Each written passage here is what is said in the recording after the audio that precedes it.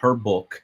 And was that do you know if that was intentional? Because when I was writing what I end up putting out, I I did internet, my internet thing, and I cite sources and all of that, but I intentionally didn't want to be influenced by someone else's thoughts, right? I kind of wanted it to be the universe is speaking to me and through me, and then whatever I end up putting out is really coming from in what I believe is the source, right?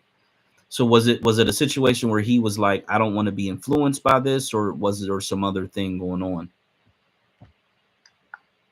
Well, from the way I understand it, Nearly Full of Jr. just never read her work. Mm. They always lectured and they always had conversations, but he never sat down and read Francis Cress Welsing's work. And I don't think that it was a case like he didn't want to be influenced. He was influenced by him Mm-hmm. and his thoughts. When Francis Cress Welsing wrote the ISIS papers, um, the the independent compensatory code concept uh, was not. I mean, the United Independent Compensatory Code concept, excuse me, was not even a book. It was just a pamphlet. I thank you for your patience here today. Nearly Fuller Jr. was writing down, suggestions. So Frances Cress Welsing wrote her book and released her book, and then helped Nearly Fuller publish his works. So I think that was just totally honest, and we gotta understand it. Frances Cress Welsing is coming from a psychologist, the reason we have to rely upon you because the press point of view as far as the color concentration and the organ. And really, so I trust even reading her works over and over again. What she was describing was the mutation of albinism. And I think it just happened that way. But with their books and their philosophies and just the code, it just makes perfect logical sense according to the evidence that we're given and the evidence that we see today. So I think that was a good thing that you did, and that's why I think that you and Mr. Counterese's 1964 counterecism book goes hand in hand.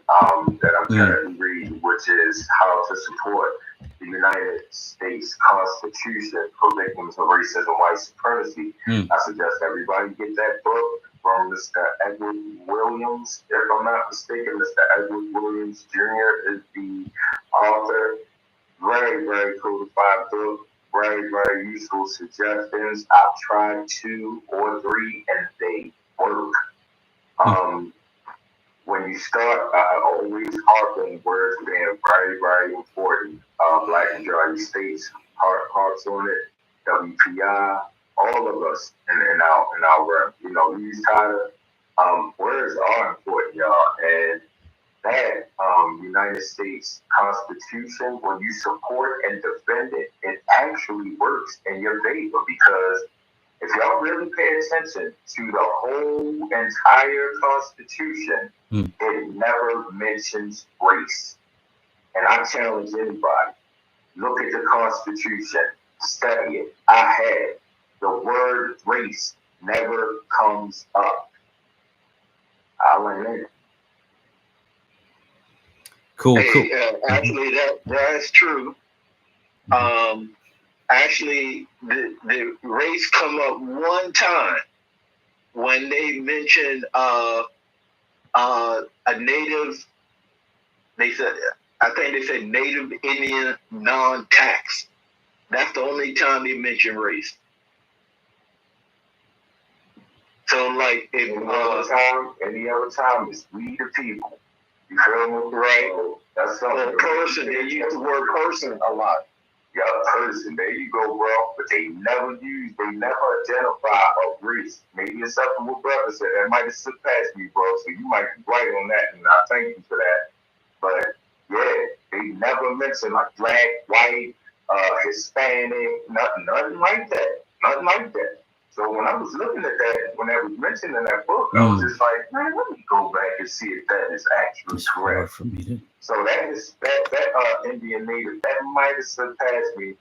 But yeah, I mean, I really had to look at that thing. You know, this white supremacists they are very sophisticated.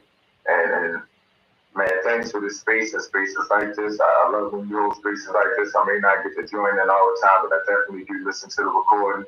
So thank all y'all for y'all BTQs and future BTQs that y'all might meet tonight. So I'm definitely tuned in. Okay, appreciate you too. I'm gonna send you something on the back channel when I get a chance. Some posts that I've done in the past, and again, it's I'm in the Matrix. God damn it. Oh man, okay.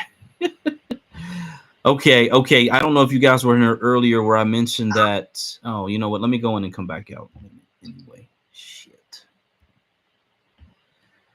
It's gonna be another one of those nights. Even though I got the Wi-Fi popping, and you know, all that good stuff. They don't care. That type before actually sound like I remember back in the early 80s, the first MTV video was Video Killed the Radio Star, and you sounded just like that guy. You sure did,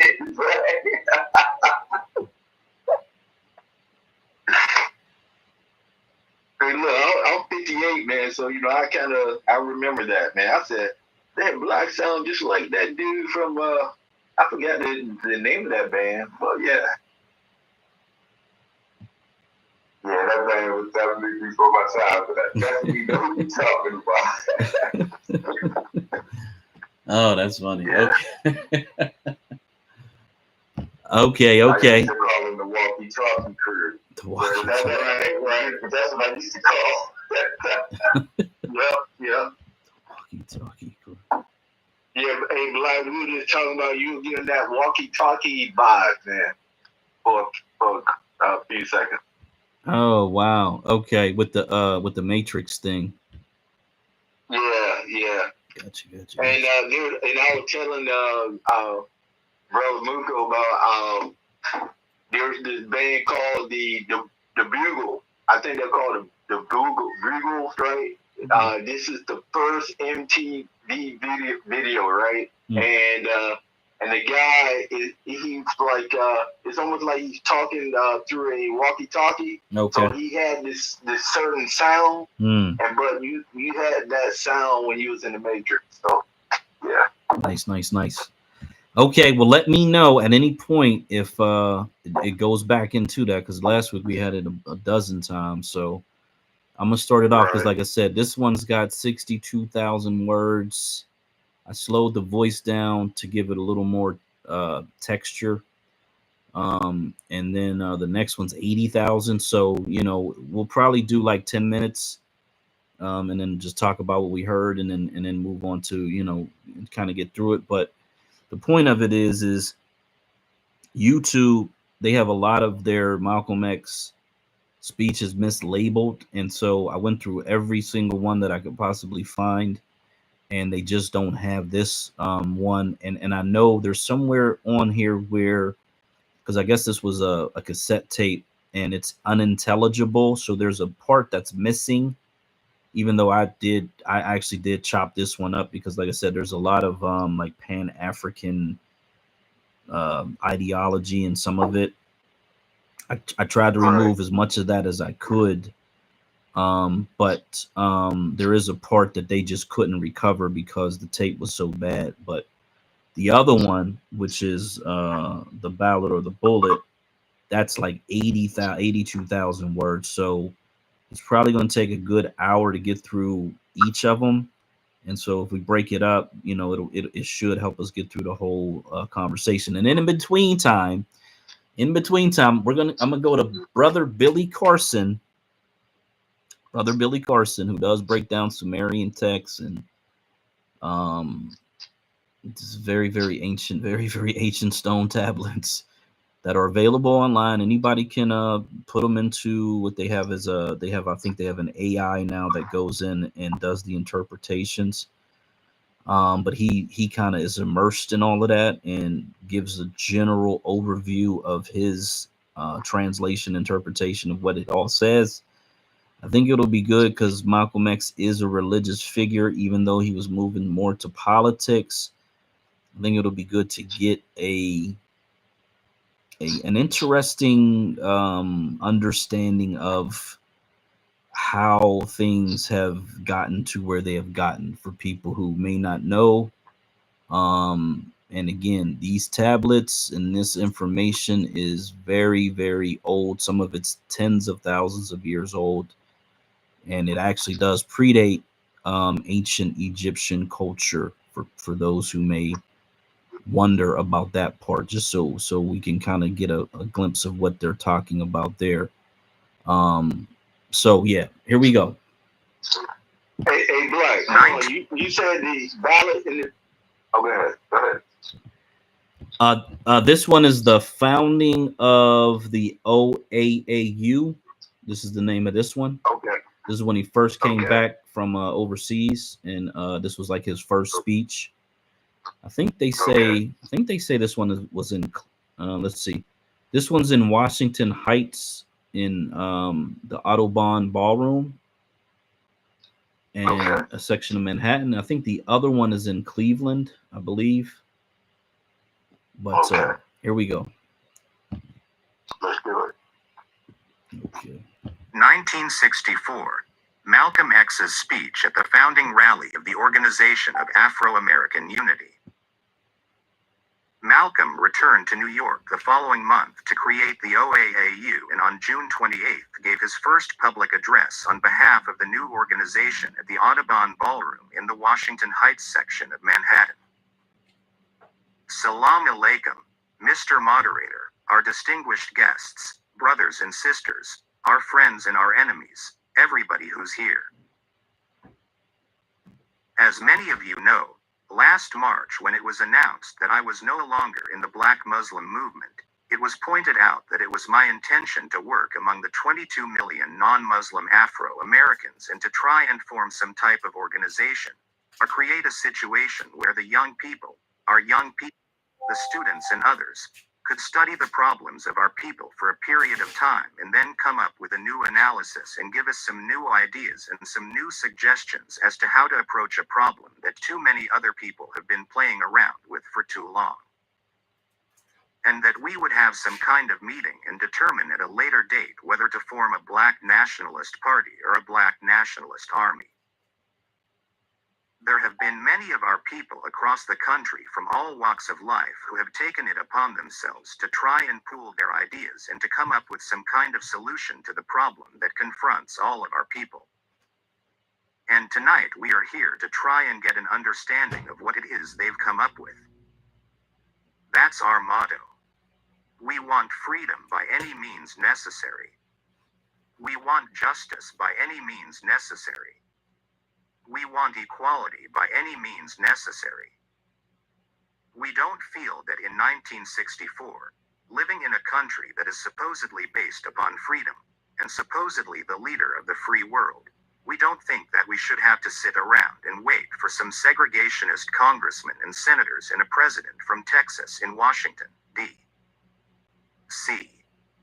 to make up their minds that our people are due now some degree of civil rights. No, we want it now or we don't think anybody should have it. We, the members of the Organization of Afro-American Unity, gathered together in Harlem, New York, convinced that it is the inalienable right of all our people to control our own destiny. Conscious of the fact that freedom, equality, Justice and dignity are central objectives for the achievement of the legitimate aspirations of the people of African descent here in the Western Hemisphere. We will endeavor to build a bridge of understanding and create the basis for Afro-American unity. Conscious of our responsibility to harness the natural and human resources of our people for their total advancement in all spheres of human endeavor. Inspired by our common determination to promote understanding among our people and cooperation in all matters pertaining to their survival and advancement, we will support the aspirations of our people for brotherhood and solidarity in a larger unity transcending all organizational differences. Convinced that, in order to translate this determination into a dynamic force in the cause of human progress, conditions of peace and security must be established and maintained. And by conditions of peace and security, we mean, we have to eliminate the barking of the police dogs, we have to eliminate the police clubs, we have to eliminate the water hoses, we have to eliminate all of these things that have become so characteristic of the American so-called dream. These have to be eliminated. Then we will be living in a condition of peace and security. We can never have peace and security as long as one black man in this country is being bitten by a police dog. No one in the country has peace and security. Dedicated to the unification of all people of African descent in this hemisphere and to the utilization of that unity to bring into being the organizational structure that will project the black people's contributions to the world. In essence, what it is saying is, instead of you and me running around here seeking allies in our struggle for freedom in the Irish neighborhood or the Jewish neighborhood or the Italian neighborhood, we need to seek some allies among people who look something like we do. It's time now for you and me to stop running away from the wolf right into the arms of the fox, looking for some kind of help. That's a drag. To self-defense. Since self-preservation is the first law of nature, we assert the Afro-Americans' right to self-defense. The Constitution of the United States of America clearly affirms the right of every American citizen to bear arms. And as Americans, we will not give up a single right guaranteed under the Constitution. The history of unpunished violence against our people clearly indicates that we must be prepared to defend ourselves, or we will continue to be a defenseless people at the mercy of a ruthless and violent racist mob. We assert that in those areas where the government is either unable or unwilling to protect the lives and property of our people, that our people are within our rights to protect themselves by whatever means necessary. I repeat, because to me this is the most important thing you need to know. I already know it.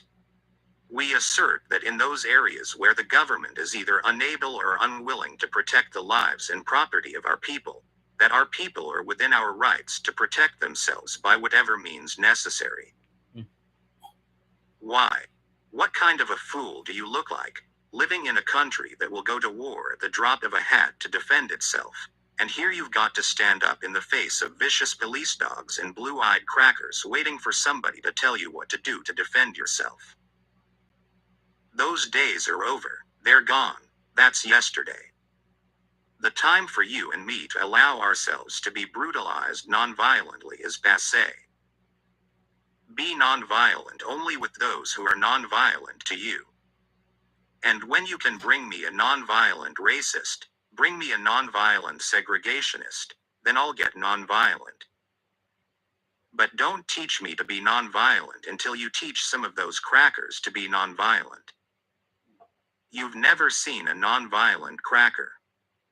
It's hard for a racist to be non-violent. It's hard for anyone intelligent to be non-violent. Everything in the universe does something when you start playing with his life, except the American Negro. He lays down and says, "Beat me, Daddy." So it says here, a man with a rifle or a club can only be stopped by a person who defends himself with a rifle or a club. That's equality. If you have a dog, I must have a dog. If you have a rifle, I must have a rifle. If you have a club, I must have a club. This is equality. If the United States government doesn't want you and me to get rifles, then take the rifles away from those racists. If they don't want you and me to use clubs, take the clubs away from the racists. If they don't want you and me to get violent, then stop the racists from being violent. Don't teach us nonviolence while those crackers are violent. Those days are over. Tactics based solely on morality can only succeed when you are dealing with people who are moral or a system that is moral. A man or system which oppresses a man because of his color is not moral. It is the duty of every Afro-American person and every Afro-American community throughout this country to protect its people against mass murderers, against bombers, against lynchers, against floggers, against brutalizers, and against exploiters. I might say right here that instead of the various black groups declaring war on each other, showing how militant they can be cracking each other's heads, let them go down south and crack some of those crackers' heads. Any group of people in this country that has a record of having been attacked by racists, and there's no record where they have ever given the signal to take the heads of some of those racists, why? They are insane giving the signal to take the heads of some of their ex-brothers. Or brother X's, I don't know how you put that. 3. Education. Education is an important element in the struggle for human rights.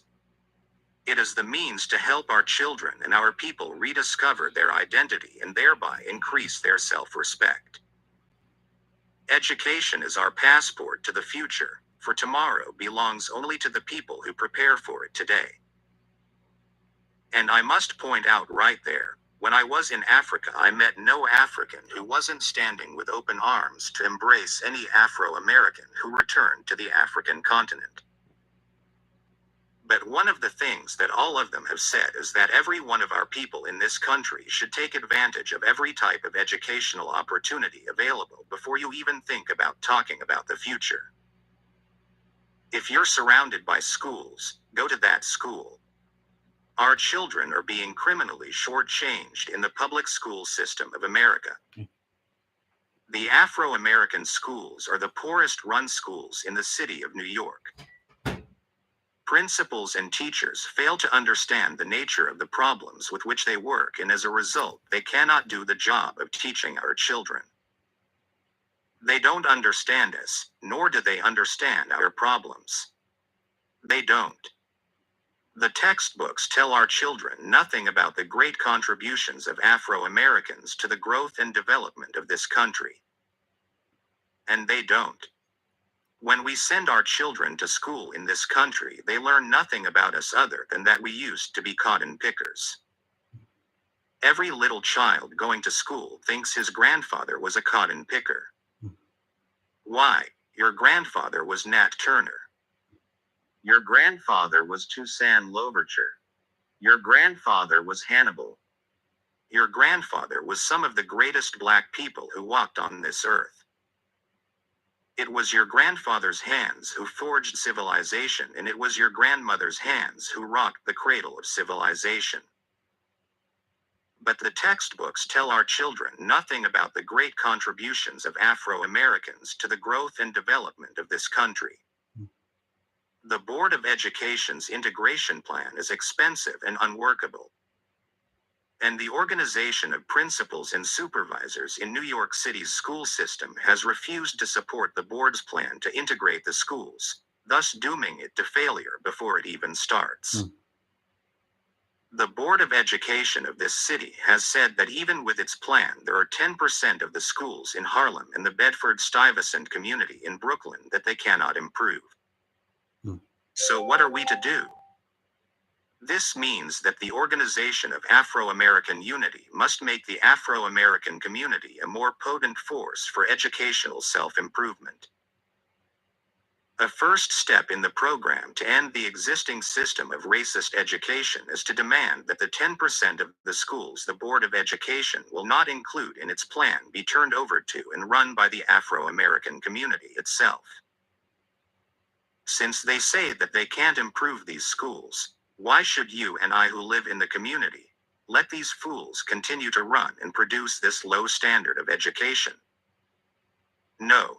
Let them turn those schools over to us. Since they say they can't handle them, nor can they correct them, let us take a whack at it. What do we want? We want Afro-American principals to head these schools. We want Afro-American teachers in these schools. Meaning we want black principals and black teachers with some textbooks about black people. We want textbooks written by Afro-Americans that are acceptable to our people before they can be used in these schools. The Organization of Afro-American Unity will select and recommend people to serve on local school boards where school policy is made and passed on to the Board of Education. And this is very important. Through these steps we will make the 10% of the schools that we take over educational showplaces that will attract the attention of people from all over the nation. Instead of them being schools turning out pupils whose academic diet is not complete, we can turn them into examples of what we can do ourselves once given an opportunity. If these proposals are not met, we will ask Afro-American parents to keep their children out of the present inferior schools they attend. And when these schools in our neighborhood are controlled by Afro-Americans, we will then return our children to them. The Organization of Afro-American Unity recognizes the tremendous importance of the complete involvement of Afro-American parents in every phase of school life. The Afro-American parent must be willing and able to go into the schools and see that the job of educating our children is done properly. This whole thing about putting all of the blame on the teacher is out the window. The parent at home has just as much responsibility to see that what's going on in that school is up to par as the teacher in their schools. So it is our intention not only to devise an education program for the children, but one also for the parents to make them aware of their responsibility where education is concerned in regard to their children. We call on all Afro-Americans around the nation to be aware that the conditions that exist in the New York City public school system are as deplorable in their days as they are here. We must unite our efforts and spread our program of self-improvement through education to every Afro-American community in America. We must establish all over the country schools of our own to train our own children to become scientists, to become mathematicians. We must realize the need for adult education and for job retraining programs that will emphasize a changing society in which automation plays the key role.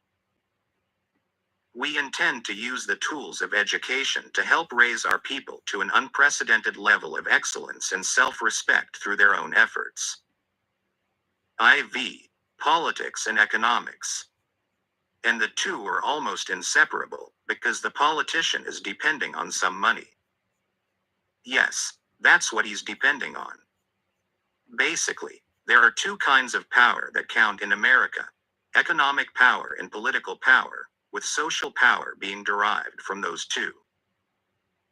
In order for the Afro-Americans to control their destiny, they must be able to control and affect the decisions which control their destiny: economic, political, and social. This can only be done through organization. The Organization of Afro-American Unity will organize the Afro-American community block by block to make the community aware of its power and its potential. We will start immediately a voter registration drive to make every unregistered voter in the Afro-American community an independent voter. Okay, I'm gonna stop there. That's 14,000 words into it. And so, you know, he kind of goes into the education in the schools, and we got to control the schools, and the parents got to get involved. He starts to go into the politics. I'm actually back it up here a little bit so that we can start it right there, because I think this is again where it gets a little more different than just talking about religion and or the problems that are affecting Black Americans. It actually goes into the solutions for the problems that affect and afflict Black America. He talked about these black groups that were more than willing to attack each other instead of actually attacking the crackers, as he said. Now, this is in 1964, right? So, what has changed, right? Like, literally, what has changed? Um, the thing that when I kind of skimmed through it, I'm like, well, damn, the things that he's talking about and addressing are the same things that we face today. And even in the Twitter sphere, it's name banging and gang banging and whatever else about terms and whatever. Sometimes it's region, sometimes it's gender, sometimes it's age. It's all these reasons that we come up with to attack each other instead of actually attacking the source of all the problems, the sole responsible party for all the problems, the people who control everything and who have organized and established and set everything up in a way to keep us constantly, butting heads against each other. Um, so there was a lot that was said there, just about the whole African American or Afro American organization that he wanted to establish and set up, and how to get it organized and get the people educated and get the people on board with it. Um, this is a very different speech from any of his past speeches, to be quite honest, where he might have addressed police brutality or other issues such as that. And so, again, I'm gonna stand on the fact that I think that his audience likely for the first time was hearing him speak in this manner, in this way.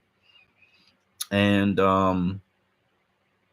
I believe the people who listened to it, because like he said, he pointed out his enemies in the audience. And I don't think he was joking about that. I think he was really serious and just being cognizant of the fact that yes, there were enemies in the audience, whether for the government or other entities, that he wanted to acknowledge their existence, but that he was going to lay it out, and they were going to hear something completely different coming out of his mouth. You got it, brother Moko.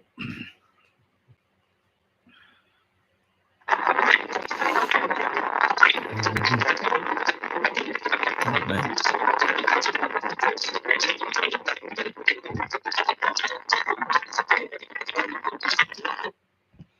Yeah, I'm not sure if you were talking because I can't hear it at all. It just sounds real crazy. Yeah, I'm gonna drop you and bring you back up because I don't know what it is. I don't know if it's the Matrix or it sounds like you're in a wind tunnel. Let's do the remove and bring you back up. I don't think I've ever heard it sound quite like that.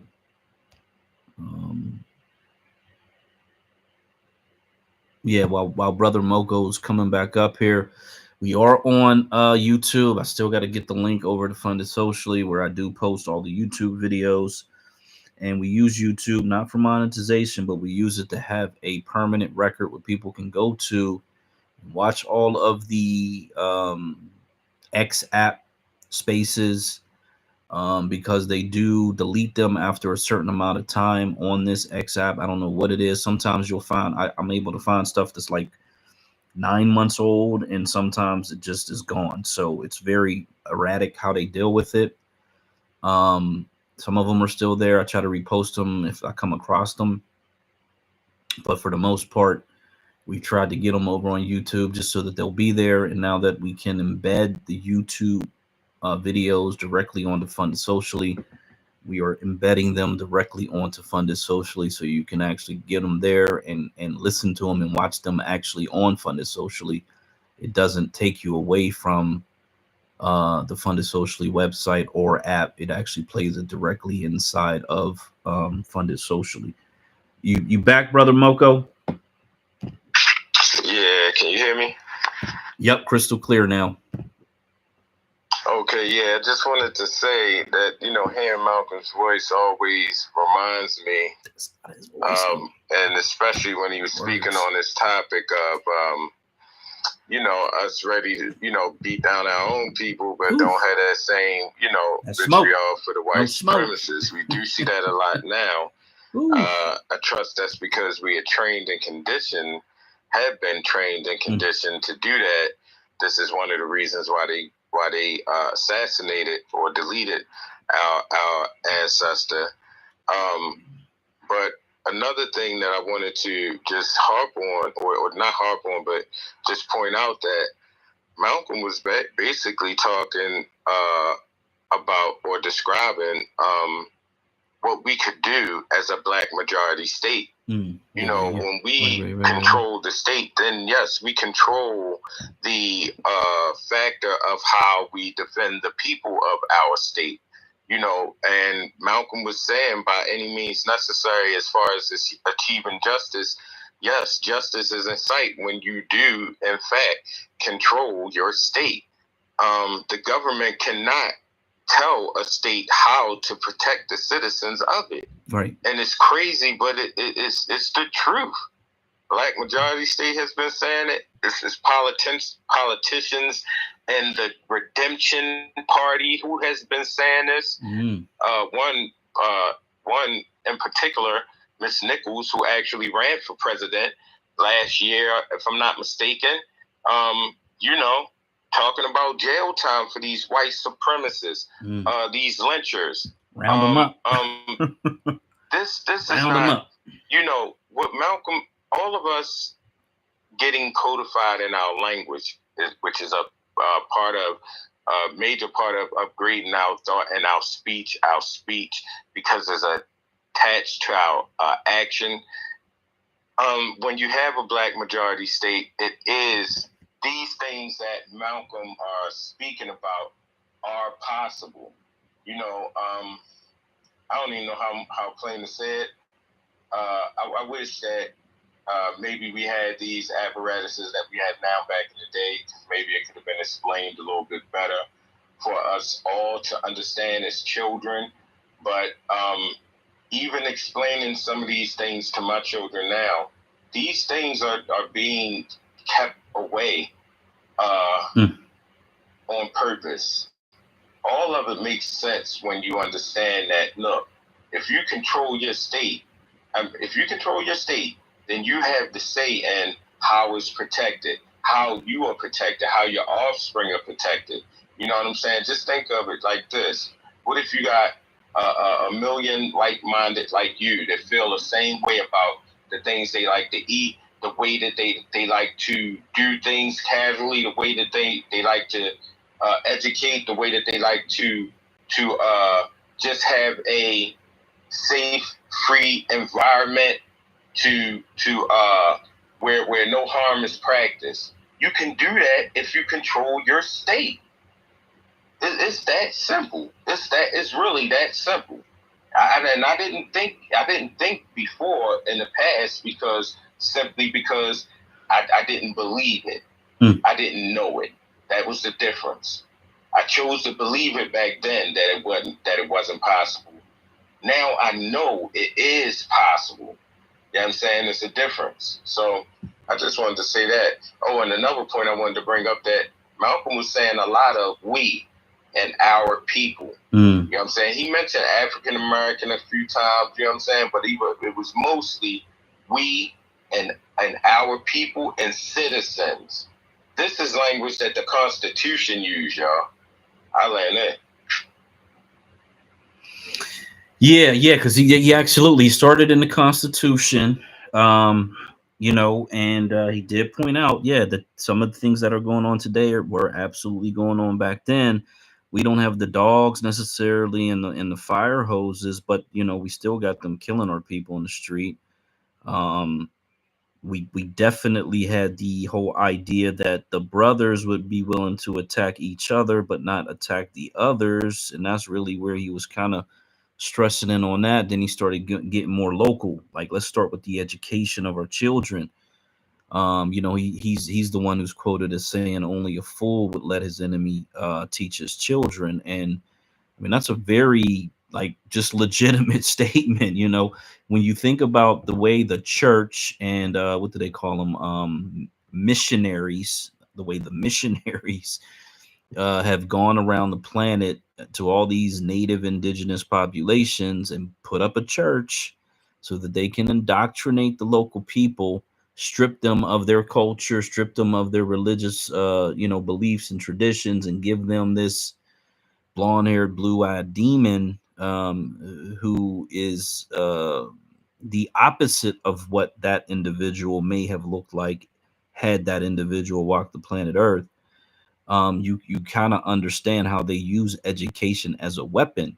So to then hand your children over to these demons in any setting, to be quite honest, is really setting your children up to be indoctrinated under the way that they want them to be indoctrinated. He really stressed the fact that there's no positive information about our history on this planet, the creators of civilization. He called women the people who rock the cradle of civilization, the mothers of civilization. So he kind of lays all that out, and then he's starting to get into more of the nuts and bolts of actual political organization and how we go about it. And so I think this is extremely an important segment coming up here, because he does start to just say, hey, this is what we got to do. It's not like, for what it's worth, it's really not rocket science. It's simply knocking on doors, holding meetings, talking to people face to face, getting people on the same page, asking questions, listening to what people have to say, trying to implement some of their concerns into what it is you want to try to solve and accomplish. And then eventually you start supporting candidates who actually understand that and are willing to implement it, and or you find candidates amongst the people that you can support and put up who are definitely going to implement these policy changes. So it's DJ, and here's shout out to DJ in space. So DJ would be an amazing recruiter of not just voters but of candidates, to be quite honest. And a lot of people make a decent living just doing that, just going out and canvassing and working for campaigns or whatever the case may be. So facts on DJ. absolutely.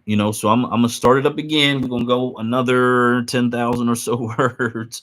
We're actually at 14,000, so that went by pretty quick. So we'll be able to get through this one and the next one. And like I said, I'm gonna throw the Billy Carson in the middle, just so we can get some of that into the chat, because I do really rock with some of, now everything. You can't agree with everything that somebody says. There's a quote that says, if we both agree on everything, then I'm useless, or what am I here for? Words to that effect. So even with Malcolm, while I support the brother wholeheartedly, there are some things that I don't necessarily agree with. And I think that's just being honest. I think if you are so in step, lockstep with an individual, and there's nothing that you disagree with and or have a different opinion on, actually I think that there's a problem in that. And I think that everything and everybody is up for scrutiny and questioning, because that's the only way that you're going to get to know yourself better, get to the truth a little bit better. And saying hello to somebody on our YouTube spot. So I don't blindly, I just can't, I don't really understand blind followers. I think it's dangerous. I think it sets up a cult type situation. And most cults, I watched this long video. I'm pretty sure I posted it on Funded Socially. It was the most disturbing, because it was all in a church. This dude had a bunch of young women. He was abusing them. It was really just way out there. But he had free reign to do whatever, because the people were so conditioned to just think that he was the voice of God, the representative of God on the planet, all of that crap. and just very, very, very, just very disturbing. Hour long, you know, diving into the inner workings of what a cult ends up being. And most of the damage was to his own daughter. As a matter of fact, if I remember correctly, yeah, the girl was his own daughter from a sexual affair that he had, and she received most of his vitriol, most of the punishment. So it's just sad. We got to be somewhat aware and be just a little conscious of not blindly following people, because people are humans, and humans are flawed, and humans make mistakes, and nobody's perfect. And I say things, sometimes I do it intentionally, to be quite honest. um but sometimes, I do say some things too that are just flawed, you know what I mean? And I'm more than willing to at least acknowledge my error, the error of my ways, and take correction and get corrected on information. Because while a lot of information is subjective and opinionated, and there's two or three or four different sides, on the stuff that is just basic data and basic black and white information. I like for that to be very, very accurate, and not play with percentages or ratios or per capita, you know, and all of that, because that's how people tend to deceive others, with those things like that there. So I'm gonna start it up again, and then we'll come back in after we get another 10 minutes or so through it. The Organization of Afro-American Unity will organize the Afro-American community block by block to make the community aware of its power and its potential. We will start immediately a voter registration drive to make every unregistered voter in the Afro-American community an independent voter. We won't organize any black man to be a Democrat or a Republican, because both of them have sold us out. Both of them have sold us out. Both parties have sold us out. Both parties are racist, and the Democratic Party is more racist than the Republican Party. I can prove it. All you've got to do is name everybody who's running the government in Washington, D.C. right now. He's a Democrat, and he's from either Georgia, Alabama, Texas, Mississippi, Florida, South Carolina, North Carolina, from one of those cracker states. And they've got more power than any white man in the North has. In fact, the president is from a cracker state. What's he talking about? Texas is a cracker state. In fact, they'll hang you quicker in Texas than they will in Mississippi. Don't you ever think that just because a cracker becomes president, he ceases being a cracker. He was a cracker before he became president, and he's a cracker while he's president. I'm going to tell it like it is. I hope you can take it like it is. We propose to support and organize political clubs, to run independent candidates for office, and to support any Afro-American already in office who answers to and is responsible to the Afro-American community. We don't support any black man who is controlled by the white power structure.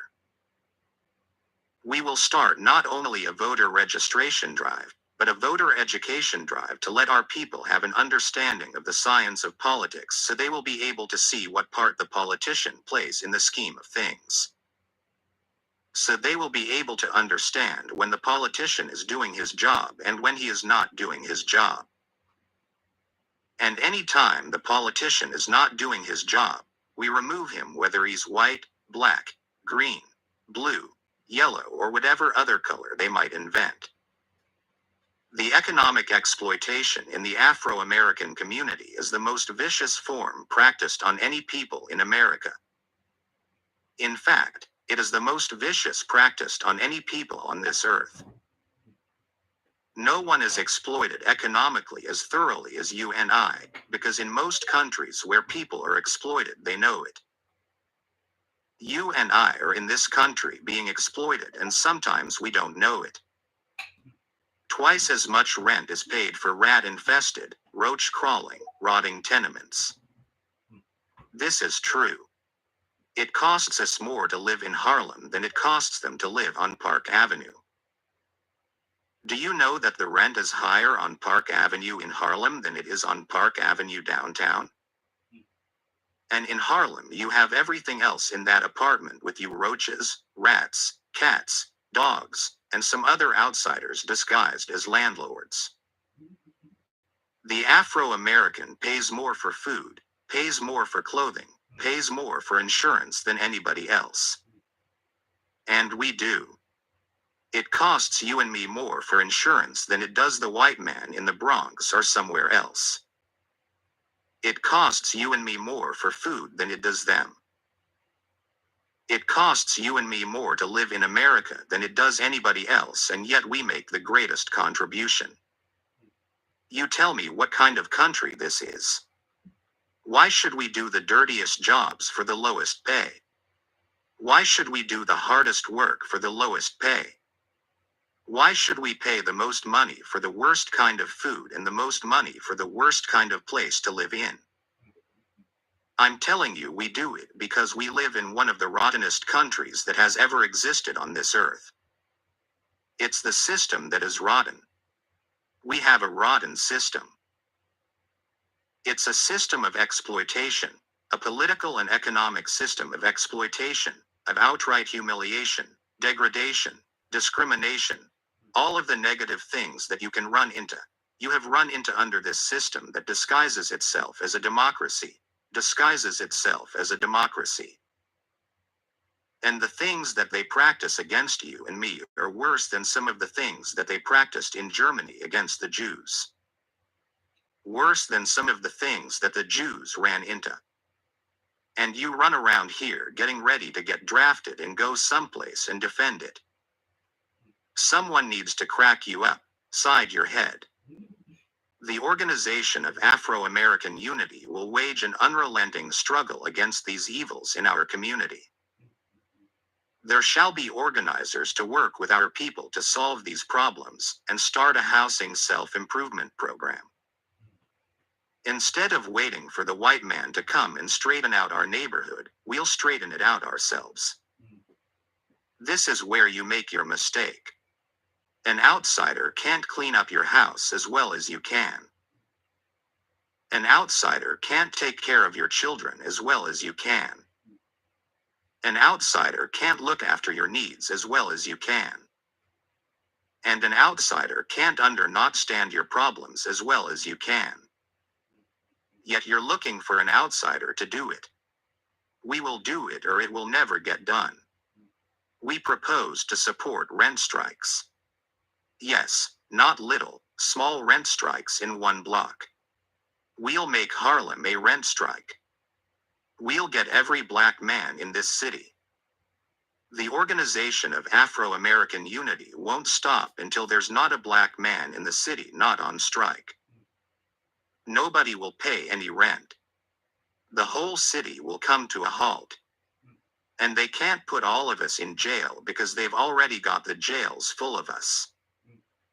Concerning our social needs, I hope I'm not frightening anyone. I should stop right here and tell you, if you're the type of person who frights, who gets scared, you should never come around us. Because we'll scare you to death. And you don't have far to go because you're half dead already. Economically, you're dead broke. Just got paid yesterday and dead broke right now. V's social. This organization is responsible only to the Afro-American people in the Afro-American community.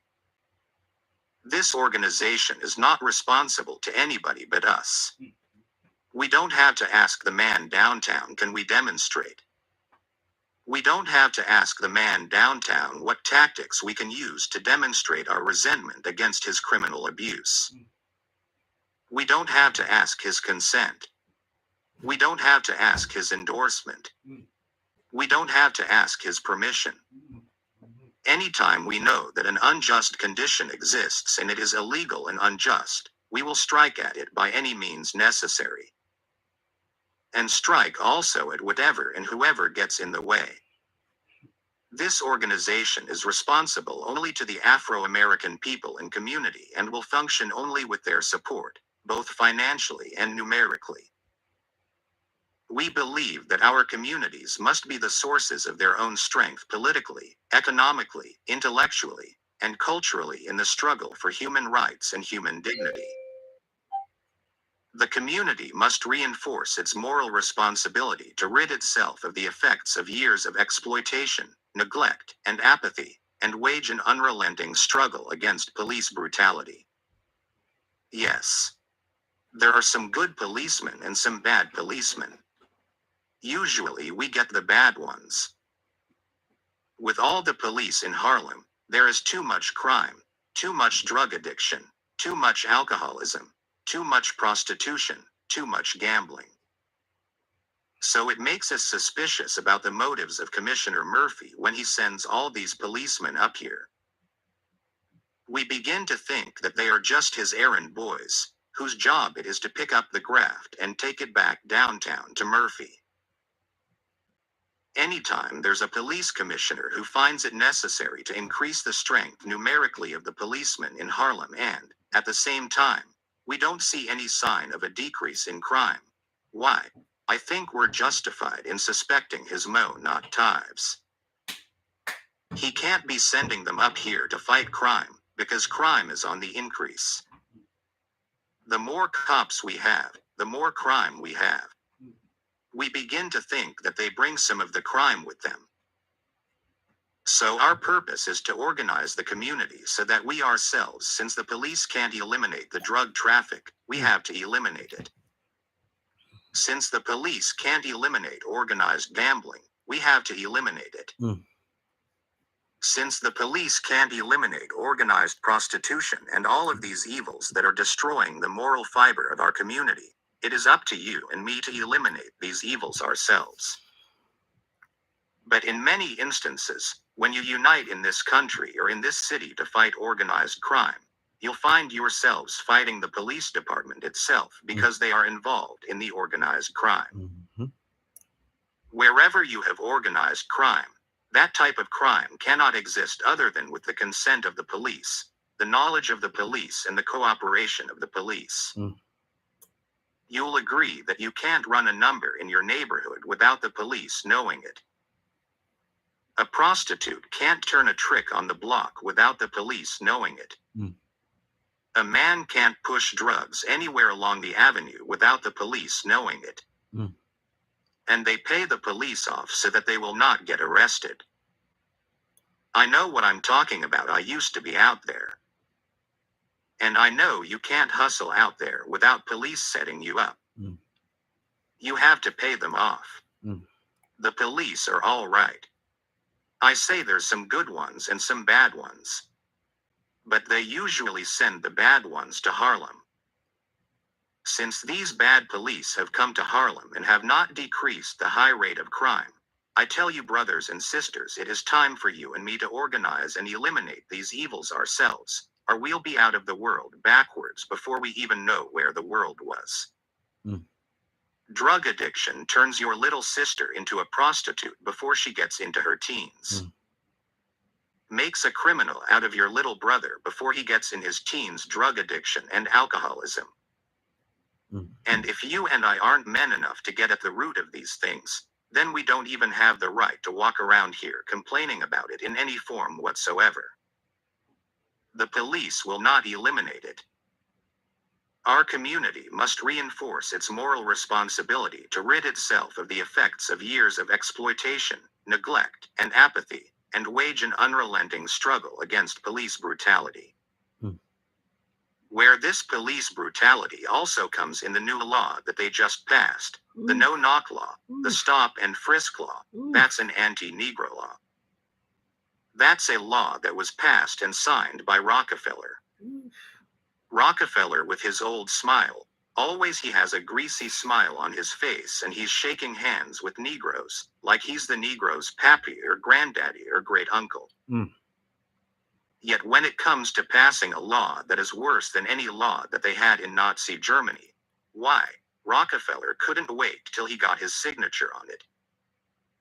And the only thing this law is designed to do is make illegal what they've been doing all the time. Mm. They've passed a law that gives them the right to knock down your door without even knocking on it.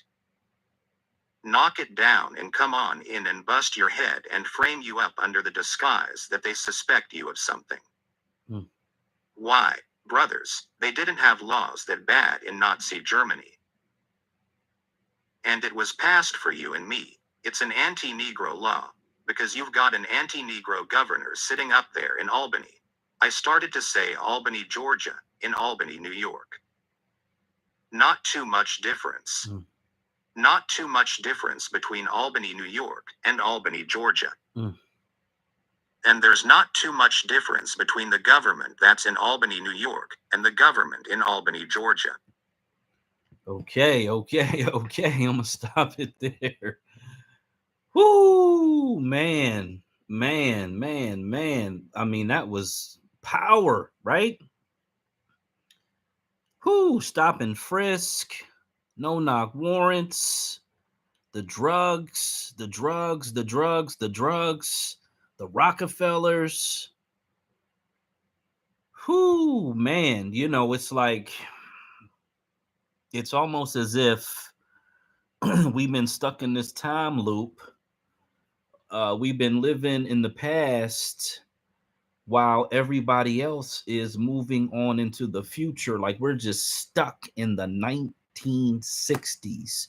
We got civil rights, and then we just got stuck right there in that time loop, in that time frame, and everything else has been zooming by us at the speed of light, and we're just stuck. I believe it was, I want to say it was New Jersey, but I know it's one of these states where they are trying to re-implement stop and frisk. Might be a southern state. And so, you know, you're kind of in this constant cycle of police brutality, police oppression. He talked about how the police either bring the crime into the community, they watch the crime happen in the community, they figure out a way to profit off the crime in the community, they allow it to happen in the community. There is self-interest, because if there's no crime, they don't have a job, number one.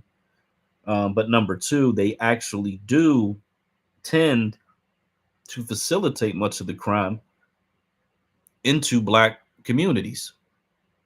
They've always had that. Okay, so on YouTube, someone says NYC stop and frisk is being re-implemented. Now they could blame it on these violent, terroristic, illegal immigrants that they were so happy to get bust up there, that the mayor went to the border to ask questions in Espanol to figure out what do they need and what do they want.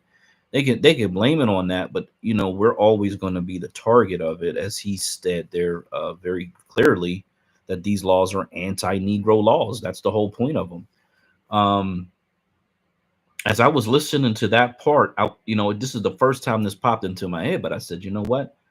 These demons had to, not only is everything he's saying, quite literally, everything he's saying is the rise politically of Black America, and really kind of taking us back to Reconstruction in the way that we think and act and move for the first time, to be quite honest. The things that he's talking about are systemic changes, and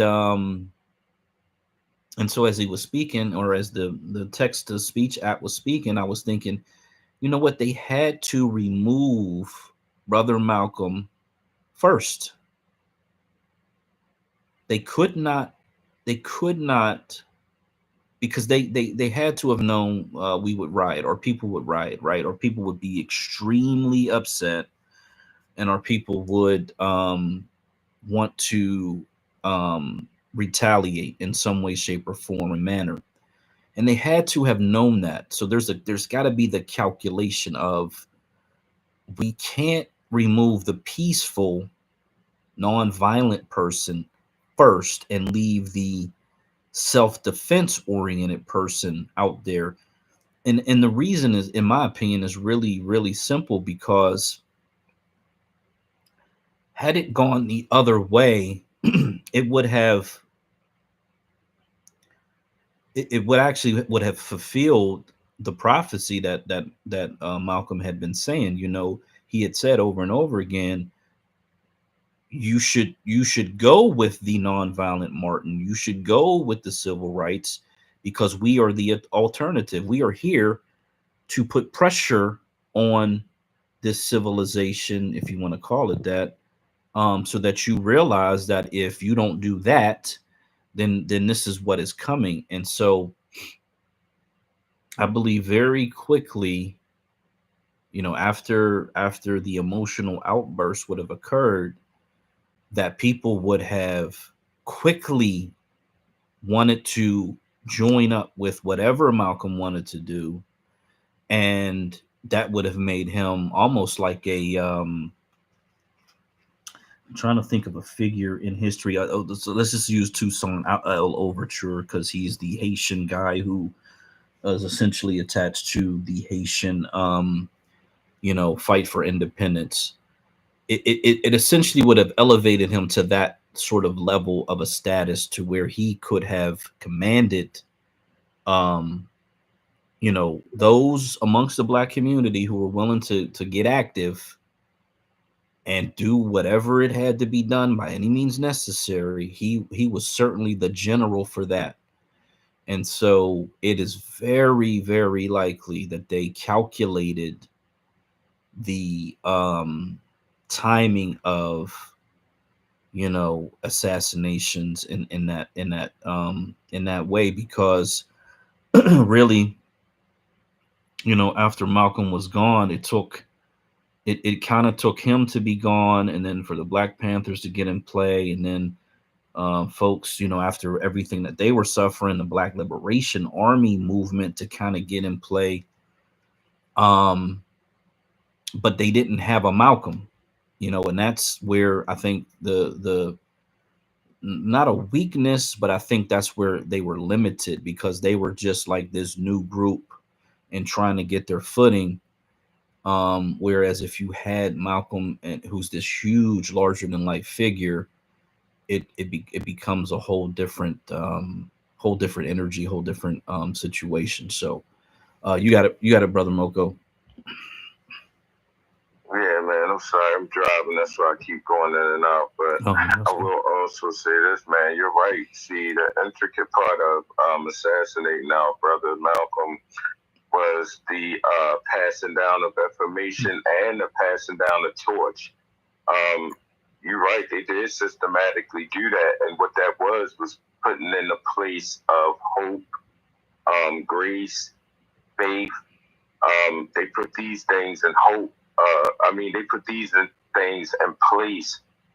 Malcolm, Martin, Edgar, the Black Panthers, all of them, that they systematically jailed and murdered. I say murdered. Even if they got addicted on drugs and died that way, all of this is systematic. And I really believe that I really trust that if Malcolm had lived, grassroots movement would have happened faster.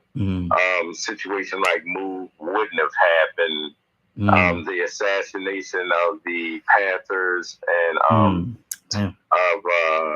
of Fred Hampton, I don't think those things would have occurred the way they occurred had some of our leaders, especially our leaders that were murdered in Chicago, all those leaders, spokesmen.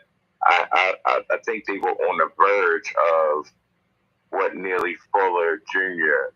and Francis Cress Welsing and others like Amos Wilson, even Khalid Muhammad. See, what Khalid was at their feet. You know what I'm saying?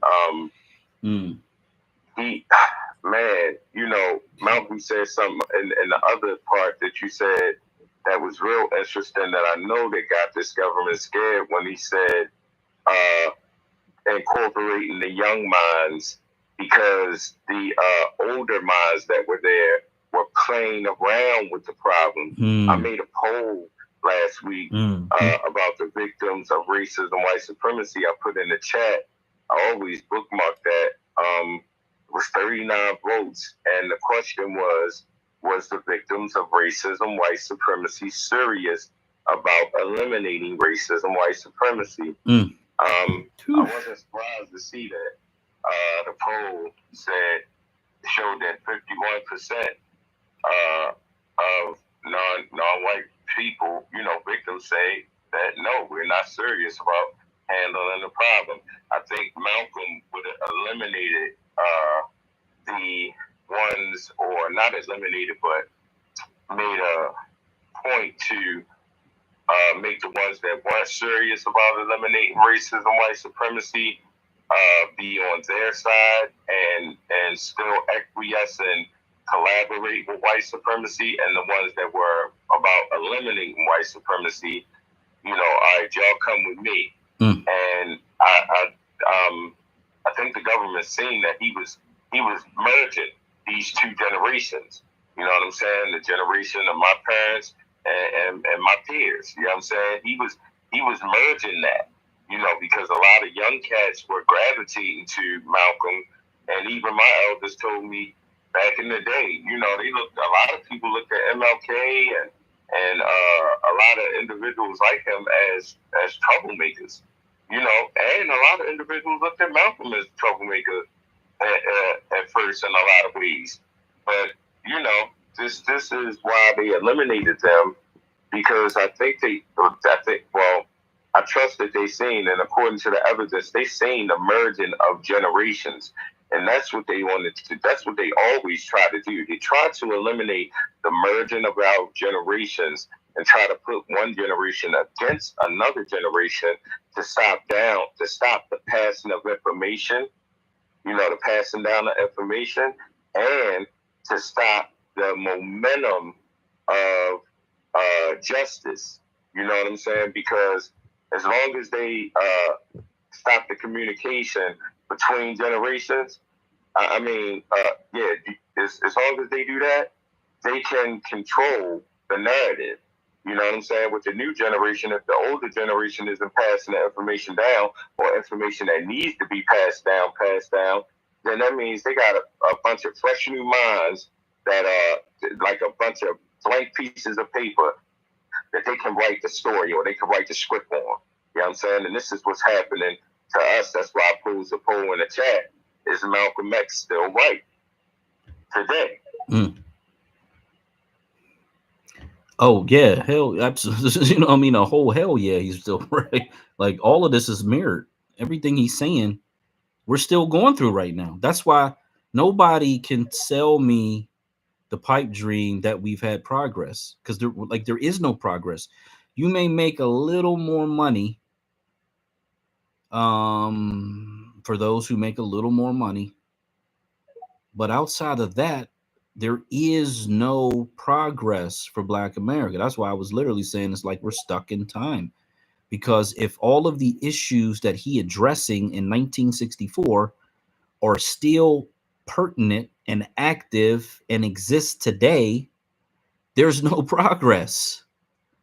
And it's not even an illusion. It's like it's really more of a delusion to think that there's been progress when there really hasn't. He talked about all those Southern political people who were in power, and they were all Dixiecrats, because the Dixiecrats still hated Black Americans. They're the ones who fought against the Civil Rights bill. To be quite honest, they're the ones who filibustered against it when it was up in Congress, and it was the Republicans, believe it or not, that actually got it passed. So those people were still against us at the time. LBJ, shout out to Miss Aon in her spaces. She kind of was covering LBJ, and it turns out that he was way more sympathetic than history gives him credit for. But outside of that, most of those people down there were vehement racist, and they just didn't care. They don't care about us then.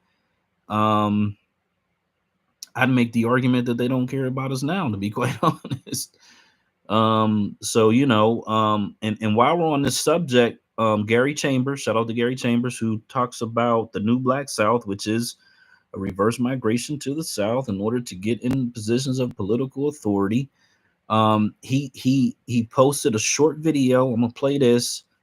During that governor's election, which I guess was, I guess it was just back in November, where he was trying to get people out to vote, trying to get people excited, get out to vote, get out to vote. So he says the new governor of Louisiana, Governor Jeff Landry, is calling a special legislative session on crime. Like a typical conservative, he isn't trying to create jobs so people have more opportunity in the 50th ranked state in America. He isn't trying to reduce healthcare costs or insurance rates first. Another thing Malcolm pointed out, that we pay more for insurance, we pay more for every damn thing, the food, the rent, everything. We pay more and we make less. It says he's targeting cities, saying he wants to make us safer, when in truth, these types of laws don't make communities safer. They cost us more tax dollars, jailing people, and not solve the problem. But it allows them to look like they did something. Newsflash, we tried that for decades and we still had high crime and high incarceration, which kills the pockets of a poor state. But y'all out here saying voting don't matter. Well, the governor is saying thank you for going to the football game and the club. He appreciates you finding every other thing more important than voting. He's leaving his first thank you card right here. Turnout was so low, he won with only 19% of registered voters. God damn, these states, man, I swear to God. These states are up for grab. We could have put a black governor in Louisiana if we just showed up to vote. And a matter of fact, there was a black guy. He's probably a Democrat, whatever, dyed in the wool, vote blue no matter who, blue demon, devil, whatever. But the reality is he could have been the governor of the state of Louisiana. Now you got this guy who's going to be tough on crime. He says, meaning the other 80% either didn't vote for him or didn't vote at all. He says, so never act like he won with a mandate. Louisiana is so underfunded by Democrats and the apathy is so high, a man can become governor winning with only 19% of registered voters. Goodness gracious. Let me play what he's saying here. I gotta kind of run back. Peace officers and some of y'all don't like the vote. You think it's dumb. Let me read you some of the things that's about to happen in Louisiana because y'all don't vote. We got a new governor. He's doing a special session on crime. Let me read you some of the laws they're about to change. Number 1, to restrict parole eligibility. Number 2, to restrict or repeal the earned rate of good time or the diminution of sentence for good behavior and earned compliance credit. Number 3, to expand the criteria for which probation and parole may be revoked for technical violations. Number 4, to require a unanimous vote of the parole board to grant parole and to increase the powers of the board. Number 5, to require electronic access to criminal records and certain records from juvenile delinquency proceedings. Let's go to number 8, to add the crime of illegal use of a weapon or dangerous instrumentalities to the listings of crimes of violence. Number 9, to increase the penalties for the crime of carjacking. Number 11, to lower the age of a person deemed to be a child for the purposes of dispositions and sentencing for the commission of delinquent acts. Lowering the age that we could put kids in jail. Number 12, to expand the list of crimes for which a child may be confined to the custody and care of the Department of Public Safety and Corrections, and to remove eligibility of modifications of certain sentences. 13, to grant immunity from liability based on certain criteria for peace officers and public entities that employ or appoint peace officers to give cops more immunity. Number 15, to specify the method of administering the sentence of death, to provide for civil and criminal liability, and to provide the confidentiality or records relating thereunto. New ways to kill people with the death penalty. Pro-life, right? Number 17, to add limitations and restrictions regarding the filing of post-conviction relief. Number 18, to authorize the carrying of concealed weapons by certain persons without the necessity of obtaining a permit. Number 19, to grant immunity from liability for persons authorized to carry concealed handguns. So for all y'all in New Orleans, Baton Rouge, Shreveport, and all of the surrounding areas who decided to opt out of the Louisiana governor's race and not vote last year, he's giving you his thank you card right here. Calling card, legislature going in session. They coming. All right, some of y'all. Yeah, so man, that is the result of not showing up to vote. Is you kind of get what you get because you didn't go out to vote and you didn't spend time to understand who this person was that you weren't even voting for. So it's one thing if you say, well, I don't know, it's a governor's race, and we still don't understand that the governor has more power over the state than the president does.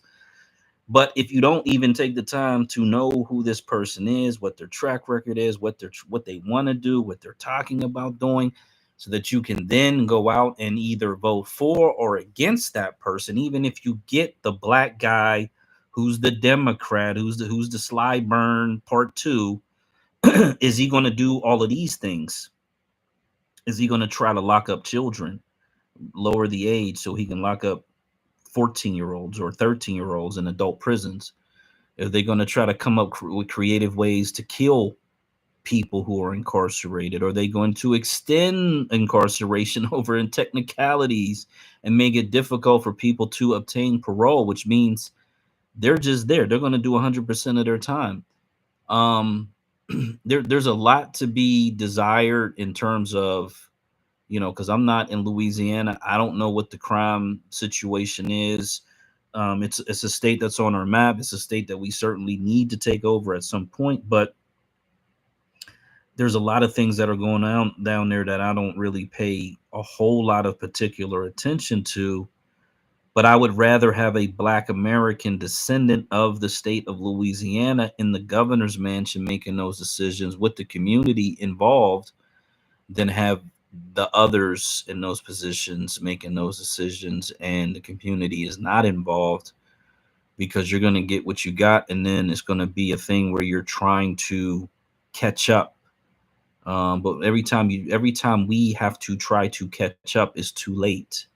It's already done. It's over. It's a wrap. And we've been in this behind catch up position, trying to catch up as the world keeps moving further and further and further and faster and faster and faster beyond us. And we're going to get to a point where we're just not going to be able to catch up anymore. And if we have to run, run, DMC, if we have to run from Minnesota to Mississippi, from Wisconsin to Mississippi or Delaware, then that's just what we have to do so that we can get some actual authority and we can write the laws that are beneficial, and we can do all the things that Brother Malcolm is telling us to do in 1964. 60 years later, we can actually start doing those things. You got it, Brother Moko. Damn it, bro. What we gonna do? What we gonna do? Yeah, man, you did know some real heavy points. In a lot of these small little towns and cities, you're right. A lot of it doesn't take anything to become mayor, become governor of these little cities and towns, and this is how these white Democrats, Republicans, it don't matter. This is how they won positions in office. You know what I'm saying? By barely even having any competition. It is definitely imperative that you know who is controlling your state. And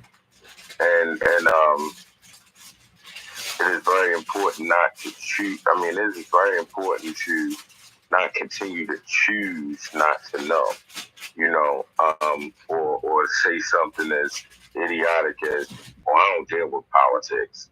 If you interact with people, if you talk to people, you deal with politics. We politicking right now, right here in this space. This is politics. Mm-hmm. So words are very important, man. And yeah, man, thanks for all these points you're hitting on Black Majority State, because you're 100% right. These are things that we just simply Some of these things are just simply things that we do not know. And what's the gorgeous thing about things that you don't know? When you have intelligencies to find the answer. You know what I'm saying? And intelligencies are body parts, okay? They're intelligencies. You have fingers to turn pages. You have eyes to see words. You have mouths to speak them. You know what I'm saying? So this is serious, you know, and serious and constructive information, constructive space. Everybody retweet out the space as well. Yeah, I'll end there. Yeah, 19% is anemic. It's like that whole voting population is on life support. And that's a statewide election. Anybody should be able to get 25 to 30% of the vote. And that's and so here's the other thing, it's an off-year election. So what we should be doing, and well, not we, because we're migrationists, or at least I'm a migrationist, so our thought process is a little different, our thought pattern is different. But for those who are integrationists and who are kind of scattered and we're going to stay and fight, what they should be doing is they should be looking at the off-year elections in their local, regional, county, statewide area and trying to figure out where they can put a candidate that can win in an off-year election. Not a midterm, and definitely not the presidential, because the presidential, you're going to get the most votes possible. It's going to be the highest turnout. The midterms is like half of what the presidential is, but these off years, the two that are in between those two, it's like sky's the limit on in terms of getting someone into office. And so those are the ones where they are vulnerable and that we could actually win if you really, really are intent on staying and fighting. Find those sweet spots where you can actually get people out to vote, because you look at the history of how people are voting in these off-year elections, you figure out what your voter total number is, how many votes you got to get, and then you look at your voter population and say, look, we got to get to 20,000 or whatever the number is, and then you go and you get 25,000 votes so that you can win that election. That is a vulnerability that's built into the system because people don't really want to vote. People are not paying attention. People think it's someone else's responsibility. Someone else will do it. Someone else will go in and vote. You know, I live in a Democrat city, so I know the Democrat's going to win. I don't have to show up and vote or whatever people think. That's when they're vulnerable. If you're someone who says stay and fight, you're an integrationist, you're not moving, and you know you're just going to kind of ride it out. I'm gonna tell you, for those who decide that they're going to ride it out, everything that Malcolm is saying, we're still experiencing now, 60 years later. I don't think, other than the fire hoses and the dogs, everything else is accurate to today.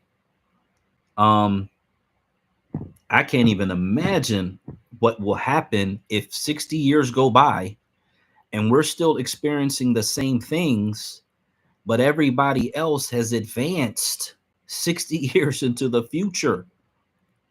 There's no way we can survive that. There's no way, you know, my granddaughter could survive that, or her grandchildren can survive that. So the diminishing returns on the stay and fight mentality is going to lead people into total destruction,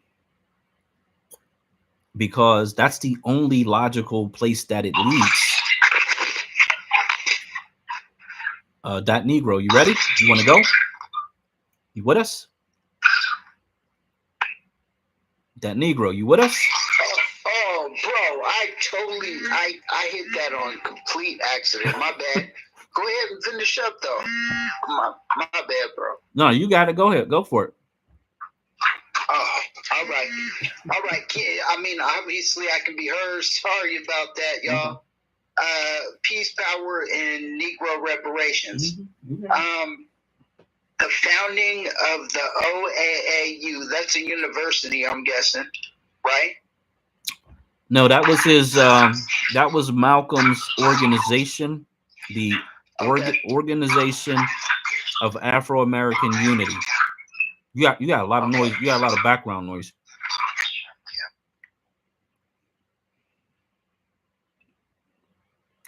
Yeah, my bad, fam. Yeah, this is kind of crazy. And the ballot of the bullet, or the ballot or the bullet. Get it? MLX. So that title definitely. I was listening. What I do with your spaces and what I was coming up here to say, brother, is thank you for recording them. Because even if we're not here, we can come back, we can listen to these, and obviously this is another session of just good business. So I was just saying thank you. We see, we hear, and 19%. Holy shit, bro. That's like saying of the whole, and they're saying of the whole registered voters. So that's less than 20%, less than 5. What would that be? That would be, less than 5% of the whole voting constituency showed up. And we could be there and do that, man. And you said, and that's in Delaware, and that's where you want to go anyways? Black majority? No, that was Louisiana governor's race. I think that was back in November. It's an off-year election, but yeah, only 20 or 19% of the registered voters showed up to vote. Damn. Well, was that one of the states where we were thinking this could be a majority state? Yeah, and Gary Chambers, who has got a little popularity, calls it the new Black South, but he also is an advocate for Black Americans returning to the state of Louisiana in order to gain control over the government systems in that state. So he was trying to get people out to vote. He was, hey, you guys got to get out to vote. You got to get out to vote. He was looking at the early, because I guess there were mail-in ballots and some early voting. And he's like, man, you guys got to come on, man, get out here and vote. And essentially nobody showed up. So wow, bro. That's that is, as they'd say, prime pickings, to say the least. Yeah, that's exactly what our people. I mean, that's almost too good to be true, bro. You telling me that 500 people together, men, women, all of us, could really turn things around in one whole county. I mean, pretty much. That's insane. Oh, yeah. Damn. Yeah, absolutely. That is actually shameful for what it's worth, because we're like 30% of the population in Louisiana. That was a statewide governor's race. There's really no excuse for our not participating in a situation where, even if the guy had to fight the state legislatures, we still would have had or could have had someone in that office that represented Black Louisiana. So that part, it's like hindsight, whatever, you kick yourself. This is going to require a lot of organization, a lot of grassroots, a lot of, talking to people and getting to know folks and getting them to know you and giving them policy that they want to vote for. But, still 19% is dreadful. What we got? Favor Joe. Wow, what's up, family? What's happening, Black Majority? I just wanted to give a little context to Louisiana voting, since I'm a New Orleans guy and I grew up on a political scene. Okay. One of the main reasons you see 19%, especially with it being an off season, you got to think about the guy who just left. The governor who just left was a Democrat, John Bell Edwards, right? He set up the situation that allows a Jeff Landry to implement all those laws and all that stuff against the population, mostly black, of course, and against the youth. Because John Bell Edwards, who claimed to be a Democrat, but gave the police all these protections, all these laws and all these rules to help them, and now Landry is coming behind him and doubling up on that. And so that's one of the reasons why the black population didn't come out for that election. They know that it's a setup. And people don't want to talk about that. Gary Chambers is a cool dude or whatever, but he's gaslighting the public with bringing all that stuff up because it's not that simple. It's not that simple as people just didn't come out to vote. They have nothing to vote for. Yeah. And people aren't going to keep coming out voting for governor, mayor, whatever, and they're not seeing or getting any results whatsoever in Louisiana. And that's just the truth. So it's not just because we don't vote down there. Because just to be honest with you, my dad ran for judge in '97. He won by the most votes in Louisiana.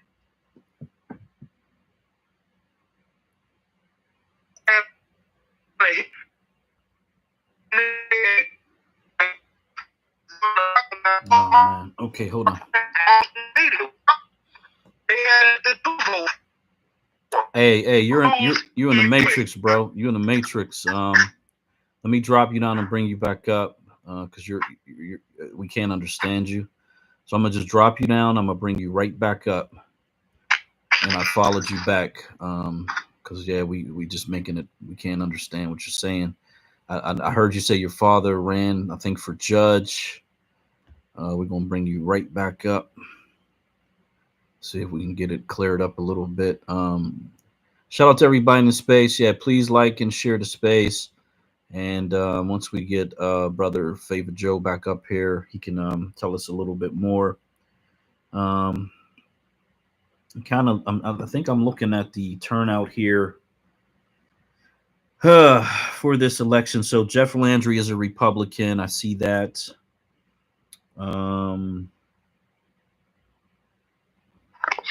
Hello, yeah, y'all can hear me better now? Yeah, yep, you're clear now. Yeah, I was coming home and the Wi-Fi reception out here is horrible. But yeah, so I was just saying, my dad won by the most votes in Louisiana history for judge, and with no money. But we went knocked on doors, and he had put his work in. Because, like, the first time he ever ran was in 72, and he only got 5 votes for whatever for school board. But by 97, he won by the most ever in history. So it's also the work you put in, you being out there. I don't even know who that black dude was who ran for governor. Okay. Never heard of him before. Sean Wilson. So that all that kind of stuff make a difference. How much work did he put in to be voted for? There's a lot to it, man. Louisiana politics is strange as hell. Anyway, it ranks up there with like that Chicago politics, very corrupt, the whole nine. But the main reason people didn't come out is because they felt they had nothing to vote for. Yeah, so that's where the apathy, and that's a part in, man, it sucks, man. Like, oh my God, it sucks so bad. Yeah, so I looked at the last guy that was there. The last guy was a Democrat. This guy's a Republican. The black guy who was a Democrat, looks like he got 275,000 votes. The Republican got 550,000 votes. And then I guess there were some people who, a bunch of different names, they might have got 1 or 2% or whatever. But yeah, I mean, this guy won pretty significantly. I'm looking at the state where they got the red counties, blue counties. You only really see, I mean, you really don't see a blue county. You see some light blue. Maybe there's one county, I guess it is considered blue here, like a lighter, darker blue. But there's only 4 counties that yeah, were. That's the other part, yeah. bro. New Orleans, Baton Rouge, Shreveport.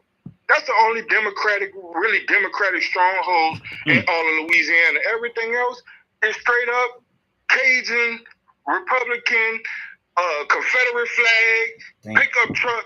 The whole 9. Wow. Whew. Oh my God, man.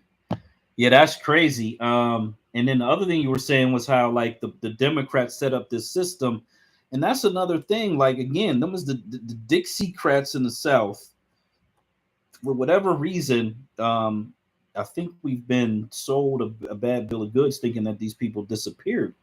I don't think they disappeared at all. I don't think that they're liberal at all in the way that we would think of. I was in a space, when was that? Maybe that was last week, where we were going back and forth with a guy about the meaning of progressive.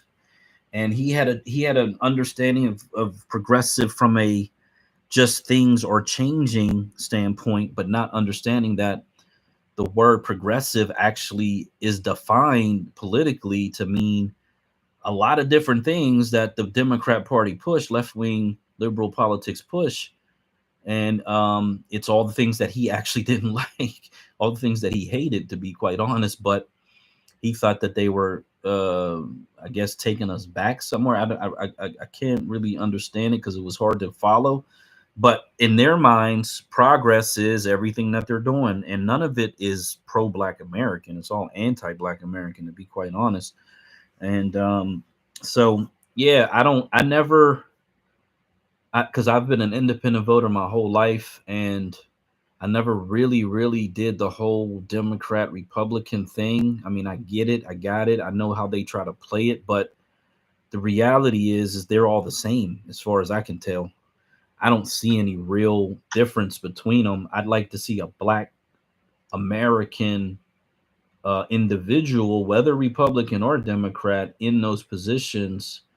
But like you said, if you didn't know the guy, and I think I only saw one video of the guy, I think he was like in a park talking to some people, but it wasn't as if he was elevated to any type of, regular status where we were seeing videos or anything from the guy. I think it was like a week before they voted, and so I did repost. Yeah, where's the Gary Chambers video with him?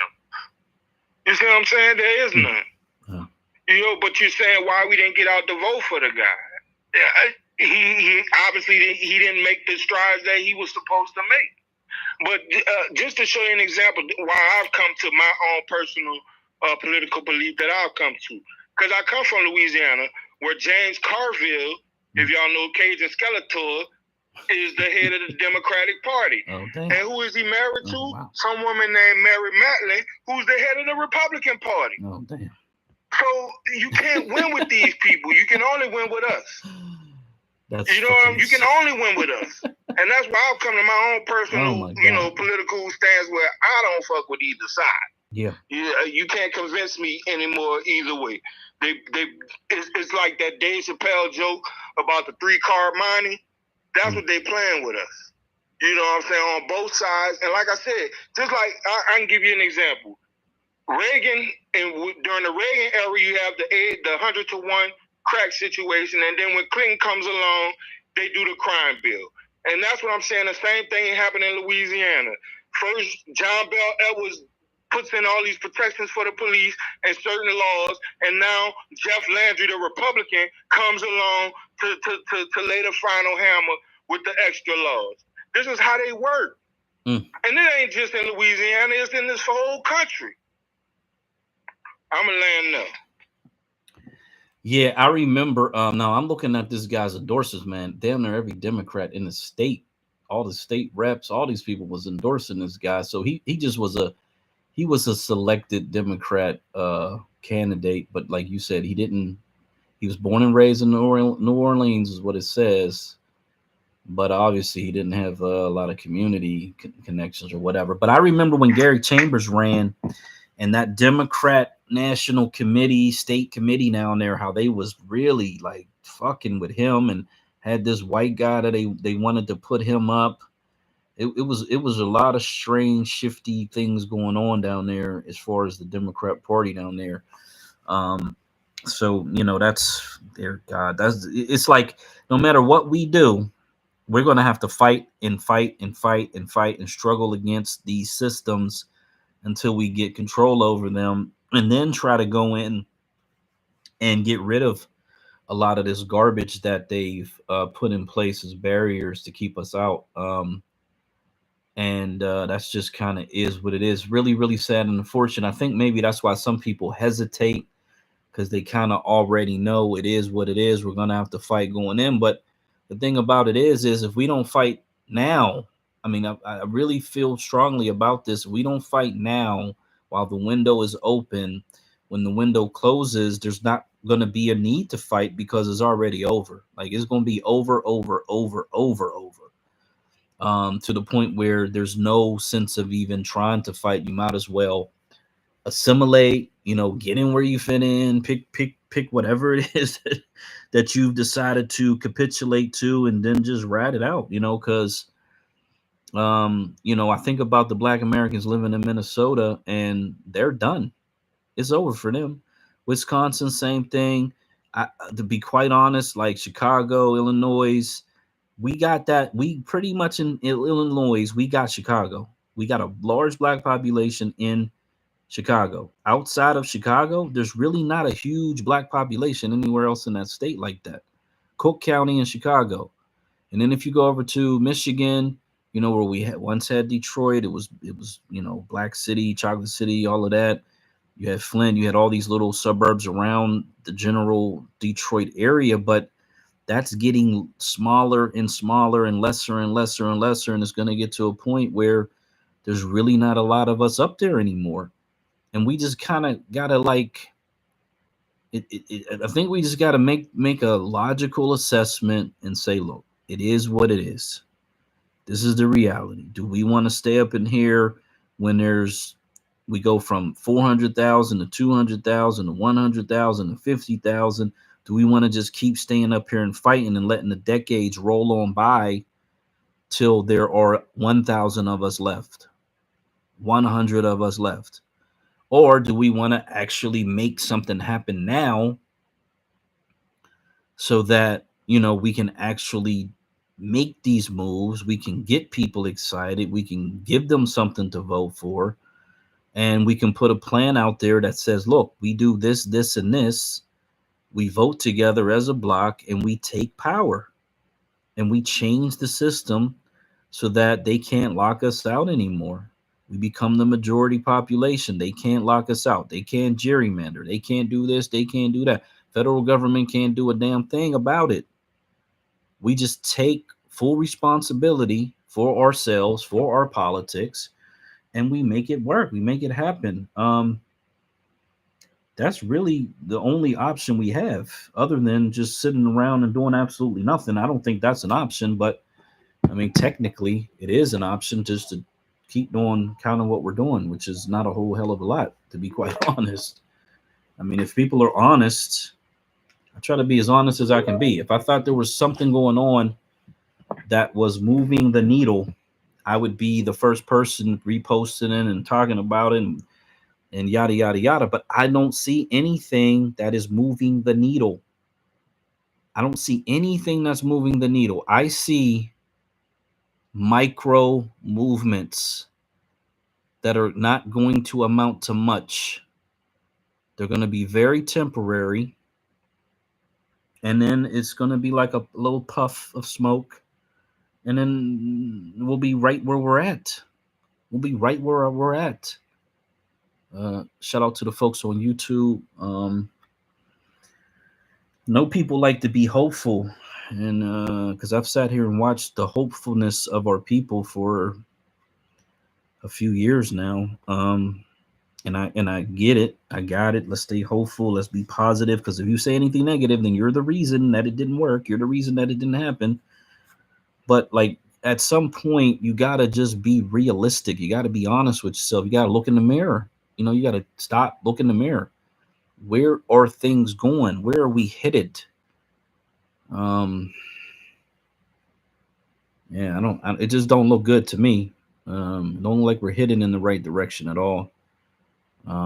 Louisiana is a great state. It's going to take a lot of people to get in that position because, like he said, you got 4 counties of Democrat areas, black areas, quote unquote, and then the rest of it's all hillbillies. And we got to move into all these other counties. That's a big endeavor. Mississippi's much closer Delaware is certainly much closer. Arkansas is much closer, and so I think it's kind of important that we stick to the more efficient states with the lower numbers necessary. We can get some of those off-year elections. We can certainly get some of these midterm elections, and then be in position for the next presidential election in 2028. To try to get the governor's mansion, governor's mansion, and most of the state house seats. That's a 4-year window. That's something that in Delaware, especially starting soon, now even, we could likely accomplish that in that state, and Mississippi too. I don't think Mississippi's that far off because you got the black guy who ran for state attorney general. He's running for U.S. Senate. He's got a really good shot of winning if he had another 100,000 votes. And I think we got a matter of fact, I think even the black guy who ran for governor in Arkansas, I think that was a fairly close race. I'd have to look it up real quick.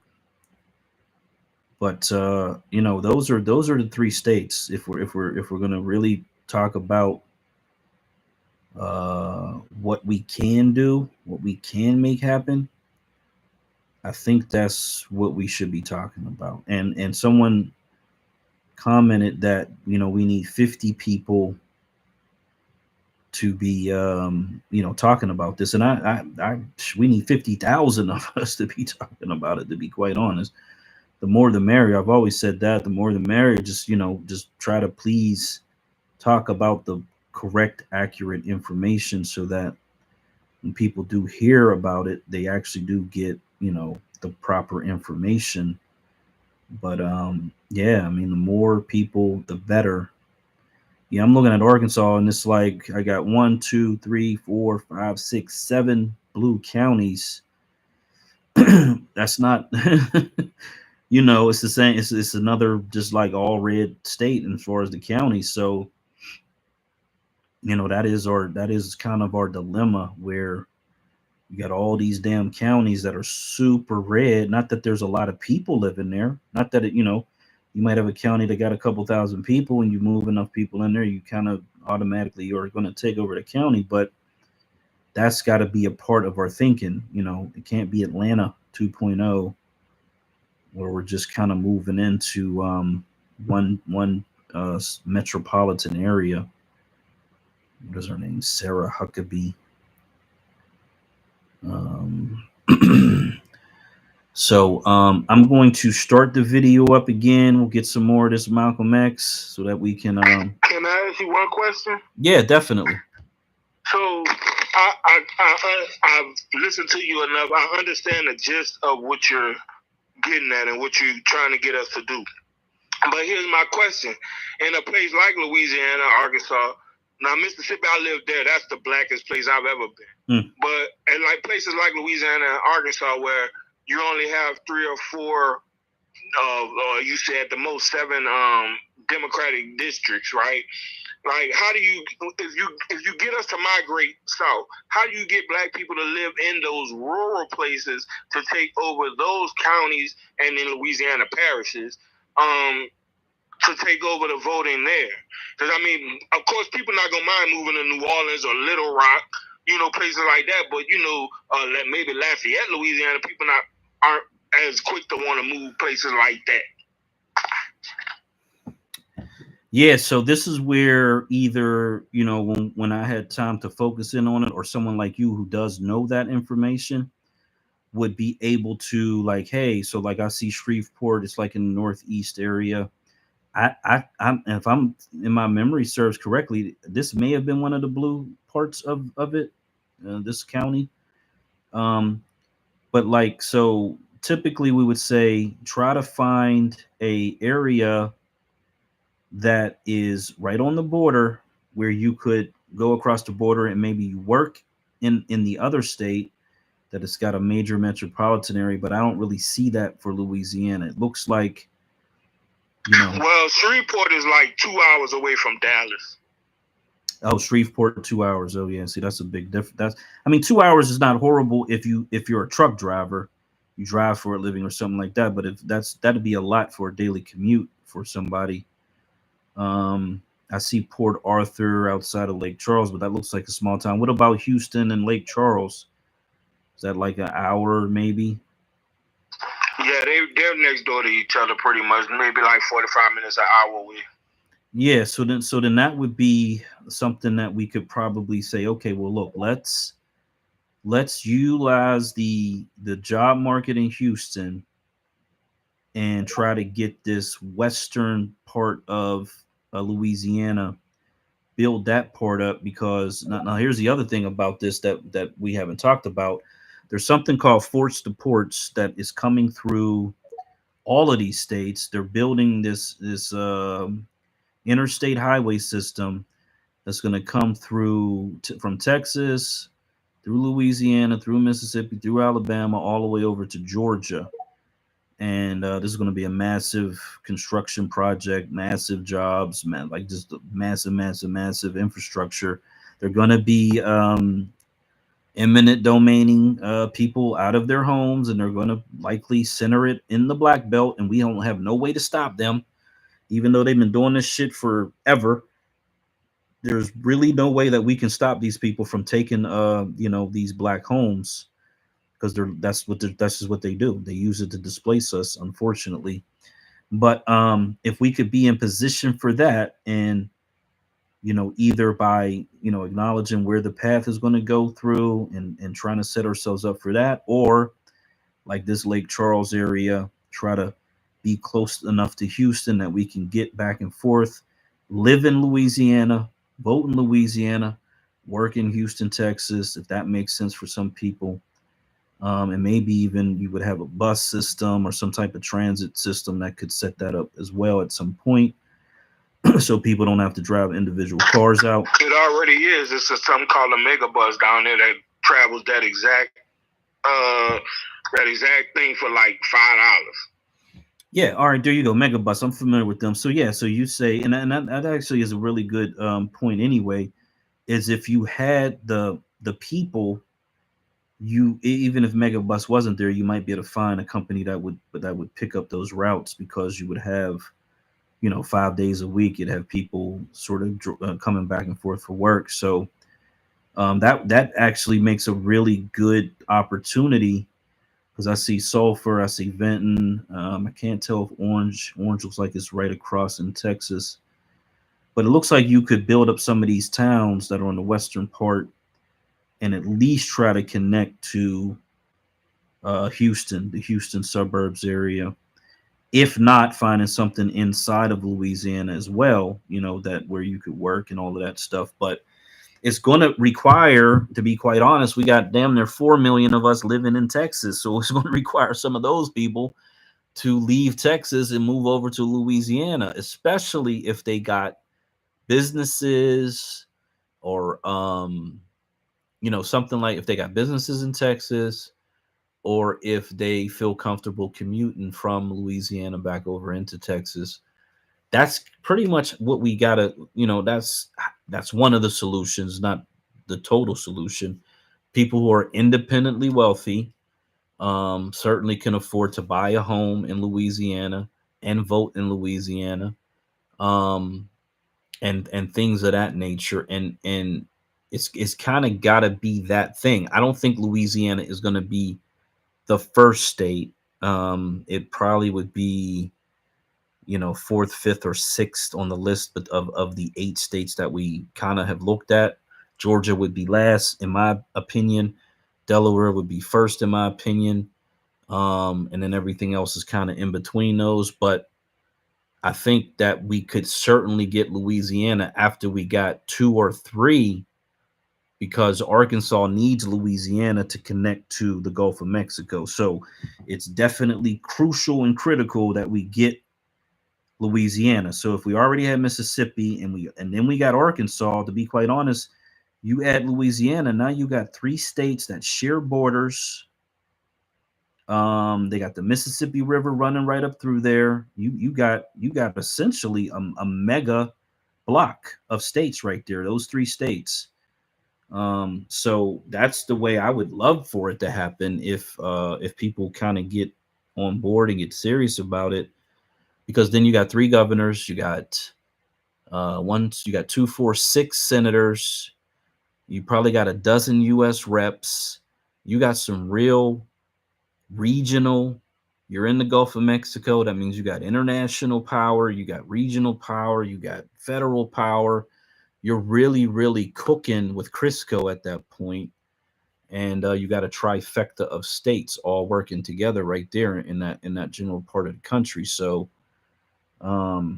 yeah, I think Mississippi and Arkansas would feed that hunger to get us into taking over Louisiana. So, yeah, that's the way I would see it. So, let's get back to the video. Oh, let me say this. So, Chris Jones, brother, who I believe worked for NASA, he ran in Arkansas. He got 320,000 votes. Sarah Huckabee got 570,000 votes. So that's about 250,000. So in a statewide election, let's even go 300,000 in Arkansas, you're 300,000 votes away from electing a black governor in the state of Arkansas. That's not a huge number. Like, that's not insurmountable. You know, it's like 0.5% of our population, or whatever, 1% of our population. So we could get Arkansas. We can get the governor's mansion in Arkansas. Getting the majority of seats in the state Senate and the state House requires us to move into all these different counties, and that's a little more extensive. So you're talking about 500,000 voters, maybe a little bit more, but still, we're like, you know, if all things were equal and we had the voters that he needed to win, which would have been, if he had 200,000, well, if he had 270,000, he would have won that race. So, I don't think there's been any other time in history other than Reconstruction where we're looking at these states and in these statewide elections we're this close to actually being able to vote our way into political authority. I think that this is a very unique window of time. And if we don't take advantage of it, there'll be future generations who will look back on it and say, what the fuck was wrong with those people? Like, what was their problem? Literally, because that's the way I would think about it if I was looking back in time. I would just question, you know, what was going on in these people's minds. So you got it, Mr. Lexus. Oh, hey, I just wanted to say hello. Thanks for having this space. And of course, you know, just listening for the few moments that I have, I completely agree. It's really a numbers game. We don't need everyone, just a few people. And you're making great points. I just want to say I completely support the black majority state. That's it. Okay, thank you so much. I'm gonna get back to the Malcolm X, the founding of the Organization of Afro-American Unity. He touched on so many points 60 years ago, and we're still dealing with the same crap today. The same exact crap, except there's no dogs being unleashed on us on a regular basis, although they still do sick the dogs on you. Let's be clear about that. They're just not using fire hoses to water cannon us in the middle of the street anymore, but they are still sicking the dogs on us. Just ask anybody. Ask the man who stabbed a canine dog in my hometown and ended up getting a sentence as if he murdered a cop, like a 20+ year sentence for that. So it still does happen. But here we go. The Afro-American community must accept the responsibility for regaining our people who have lost their place in society. We must declare an all-out war on organized crime in our community. A vice that is controlled by policemen who accept bribes and graft must be exposed. We must establish a clinic whereby one can get aid and cure for drug addiction. This is absolutely necessary. When a person is a drug addict, he's not the criminal. He's a victim of the criminal. The criminal is the man downtown who brings drug into the country. Negroes can't bring drugs into this country. You don't have any boats. You don't have any airplanes. You don't have any diplomatic immunity. It is not you who is responsible for bringing in drugs. You're just a little tool that is used by the man downtown. The man that controls the drug traffic sits in City Hall or he sits in the State House. Big shots who are respected, who function in high circles, those are the ones who control these things. And you and I will never strike at the root of it until we strike at the man downtown. The Afro-American community must accept the responsibility for regaining our people who have lost their place in society. We must declare an all-out war on organized crime in our community. A vice that is controlled by policemen who accept bribes and graft must be exposed. We must establish a clinic whereby one can get aid and cure for drug addiction. This is absolutely necessary. When a person is a drug addict, he's not the criminal. He's a victim of the criminal. The criminal is the man downtown who brings drug into the country. Negroes can't bring drugs into this country. You don't have any boats. You don't have any airplanes. You don't have any diplomatic immunity. It is not you who is responsible for bringing in drugs. You're just a little tool that is used by the man downtown. The man that controls the drug traffic sits in City Hall or he sits in the State House. Big shots who are respected, who function in high circles, those are the ones who control these things.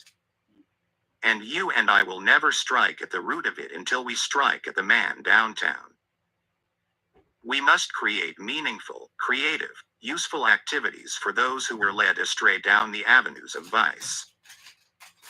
The people of the Afro-American community must be prepared to help each other in all ways possible.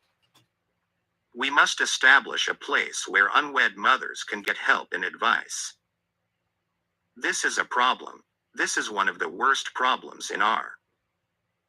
A short passage is lost here as the tape is turned. The Afro-American community must accept the responsibility for regaining our people who have lost their place in society. We must declare an all-out war on organized crime in our community. A vice that is controlled by policemen who accept bribes and graft must be exposed. We must establish a clinic whereby one can get aid and cure for drug addiction. This is absolutely necessary. When a person is a drug addict, he's not the criminal. He's a victim of the criminal. The criminal is the man downtown who brings drug into the country. Negroes can't bring drugs into this country. You don't have any boats. You don't have any airplanes. You don't have any diplomatic immunity. It is not you who is responsible for bringing in drugs. You're just a little tool that is used by the man downtown. The man that controls the drug traffic sits in City Hall or he sits in the State House. Big shots who are respected, who function in high circles, those are the ones who control these things. And you and I will never strike at the root of it until we strike at the man downtown. We must create meaningful, creative, useful activities for those who were led astray down the avenues of vice. The people of the Afro-American community must be prepared to help each other in all ways possible. We must establish a place where unwed mothers can get help and advice. This is a problem. This is one of the worst problems in our. A short passage is lost here as the tape is turned. We must set up a guardian system that will help our youth who get into trouble. Too many of our children get into trouble accidentally. And once they get into trouble, because they have no one to look out for them, they're put in some of these homes where others who are experienced at getting in trouble are. And immediately it's a bad influence on them and they never have a chance to straighten out their lives. Too many of our children have their entire lives destroyed in this manner. It is up to you and me right now to form the type of organizations wherein we can look out for the needs of all of these young people who get into trouble, especially those who get into trouble for the first time, so that we can do something to steer them back on the right path before they go too far astray. And we must provide constructive activities for our own children. We must set a good example for our children and must teach them to always be ready to accept the responsibilities that are necessary for building good communities and nations. We must teach them that their greatest responsibilities are to themselves, to their families, and to their communities.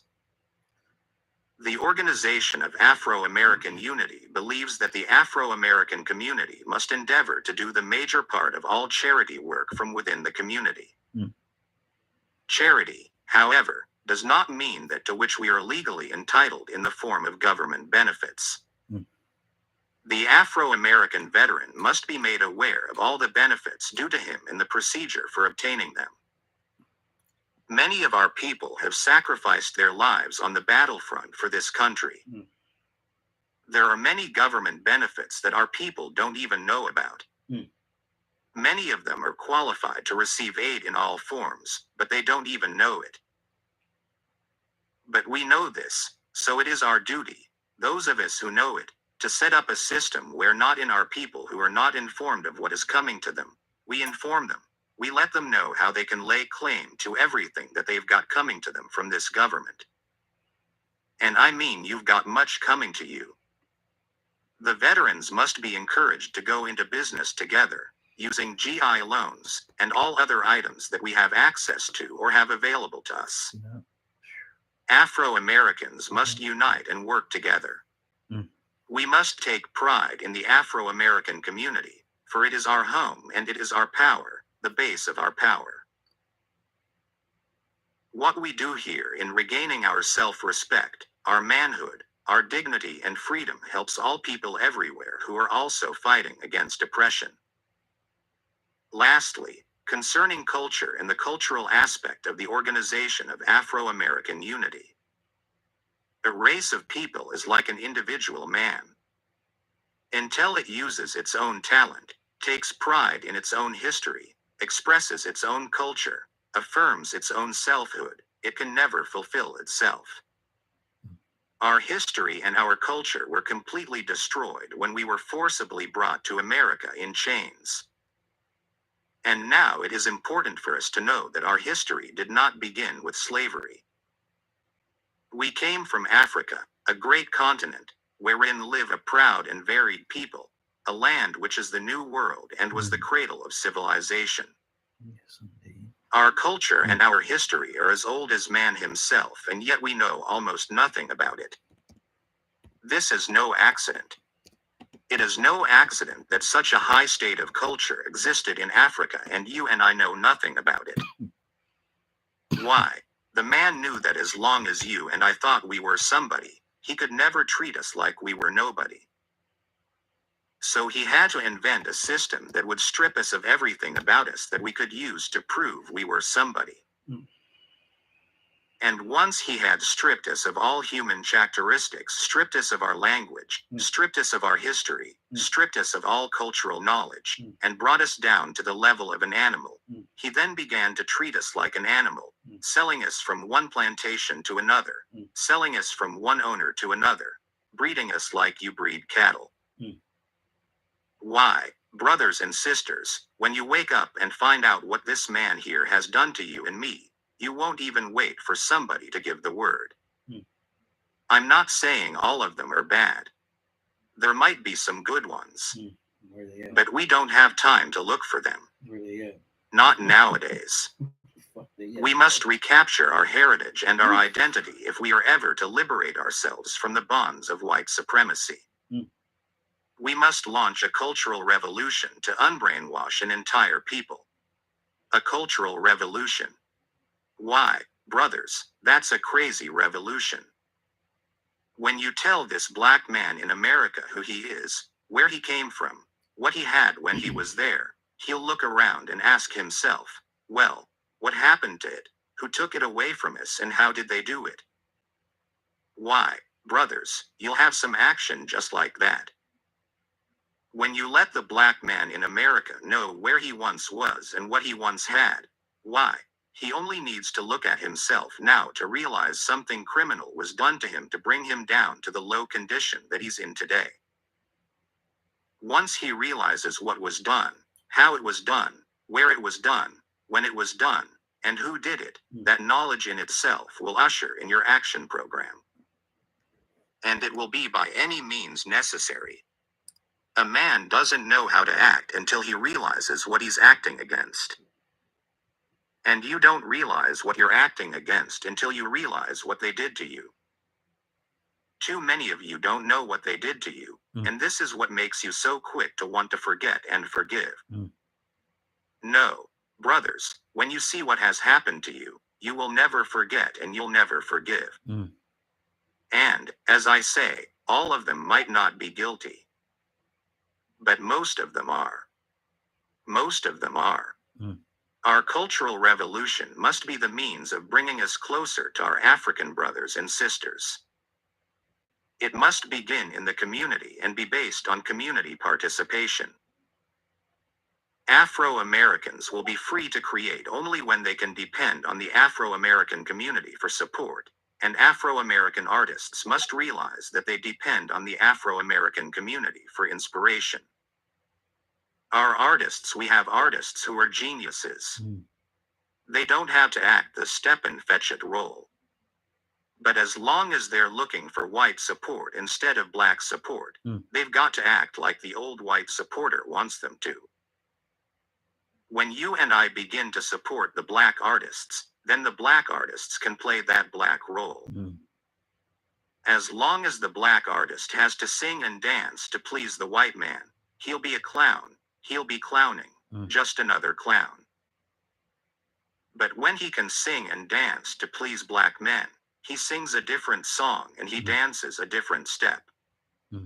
When we get together, we've got a step all our own. We have a step that nobody can do but us, because we have a reason for doing it that nobody can understand but us. We must work toward the establishment of a cultural center in Harlem, which will include people of all ages and will conduct workshops in all of the arts, such as film, creative writing, painting, theater, music, and the entire spectrum of Afro-American history. This cultural revolution will be the journey to our rediscovery of ourselves. History is a people's memory, and without a memory, man is demoted to the level of the lower animals. When you have no knowledge of your history, you're just another animal. In fact, you're a Negro. Something that's nothing. The only black man on earth who is called a Negro is one who has no knoll, not edge of his history. The only black man on earth who is called a Negro is one who doesn't know where he came from. That's the one in America. They don't call Africans Negroes. Why? I had a white man tell me the other day, he's not a Negro. Here the man was black as night, and the white man told me, he's not a Negro, he's an African. I said, well, listen to him. I knew he wasn't, but I wanted to pull old Whitey out, you know. But it shows you that they know this. You are Negro because you don't know who you are. You don't know what you are. You don't know where you are, and you don't know how you got here. But as soon as you wake up and find out the positive answer to all these things, you cease being a Negro. You become somebody. Armed with the knowledge of our past, we can with confidence charter a course for our future. Culture is an indispensable weapon in the freedom struggle. We must take hold of it and forge the future with the past. And to quote a passage from Then We Heard the Thunder by John Killens, it says, he was a dedicated patriot. Dignity was his country, manhood was his gov not earnment, and freedom was his land. Old John Killens.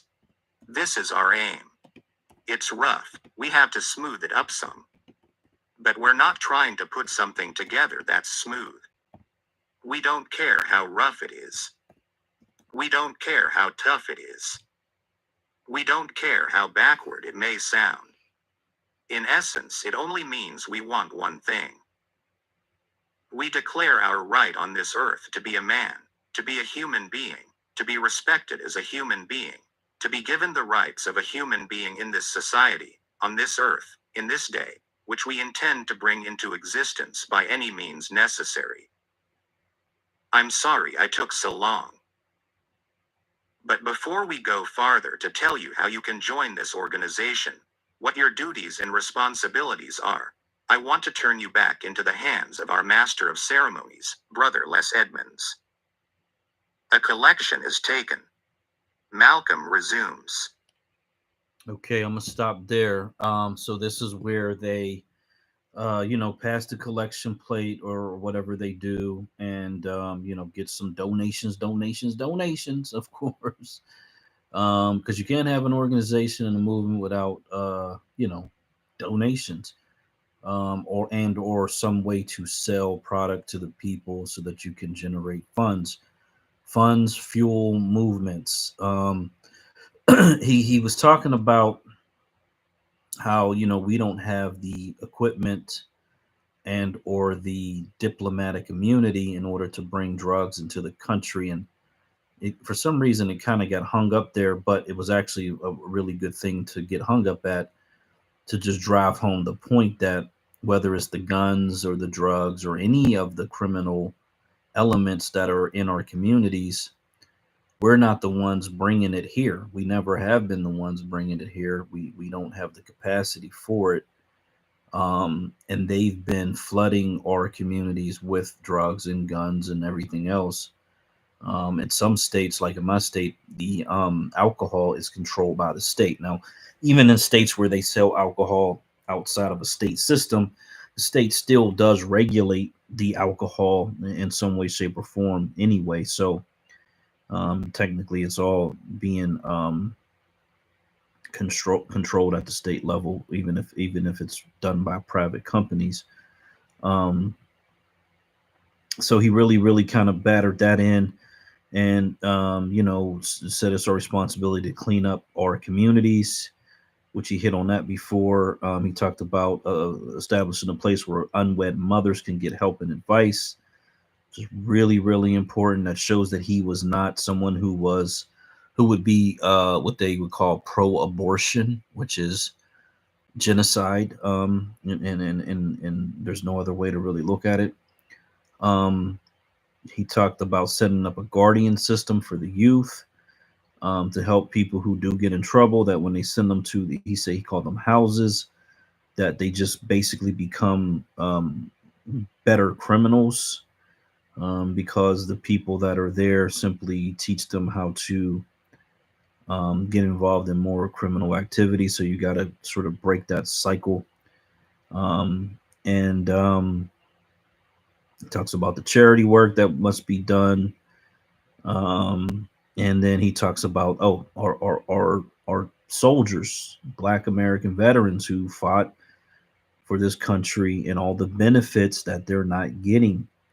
Now, we've tried to set up a couple of these Black veteran DM groups and or communities, and initially what we found out is that there is this issue where Black American veterans have a hard time getting their proper benefits.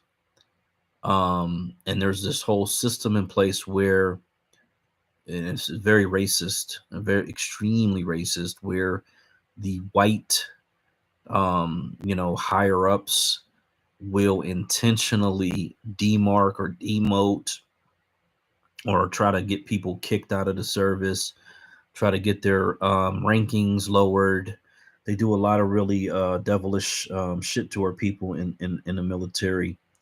And they're very stingy with the benefits, how they flow to our people.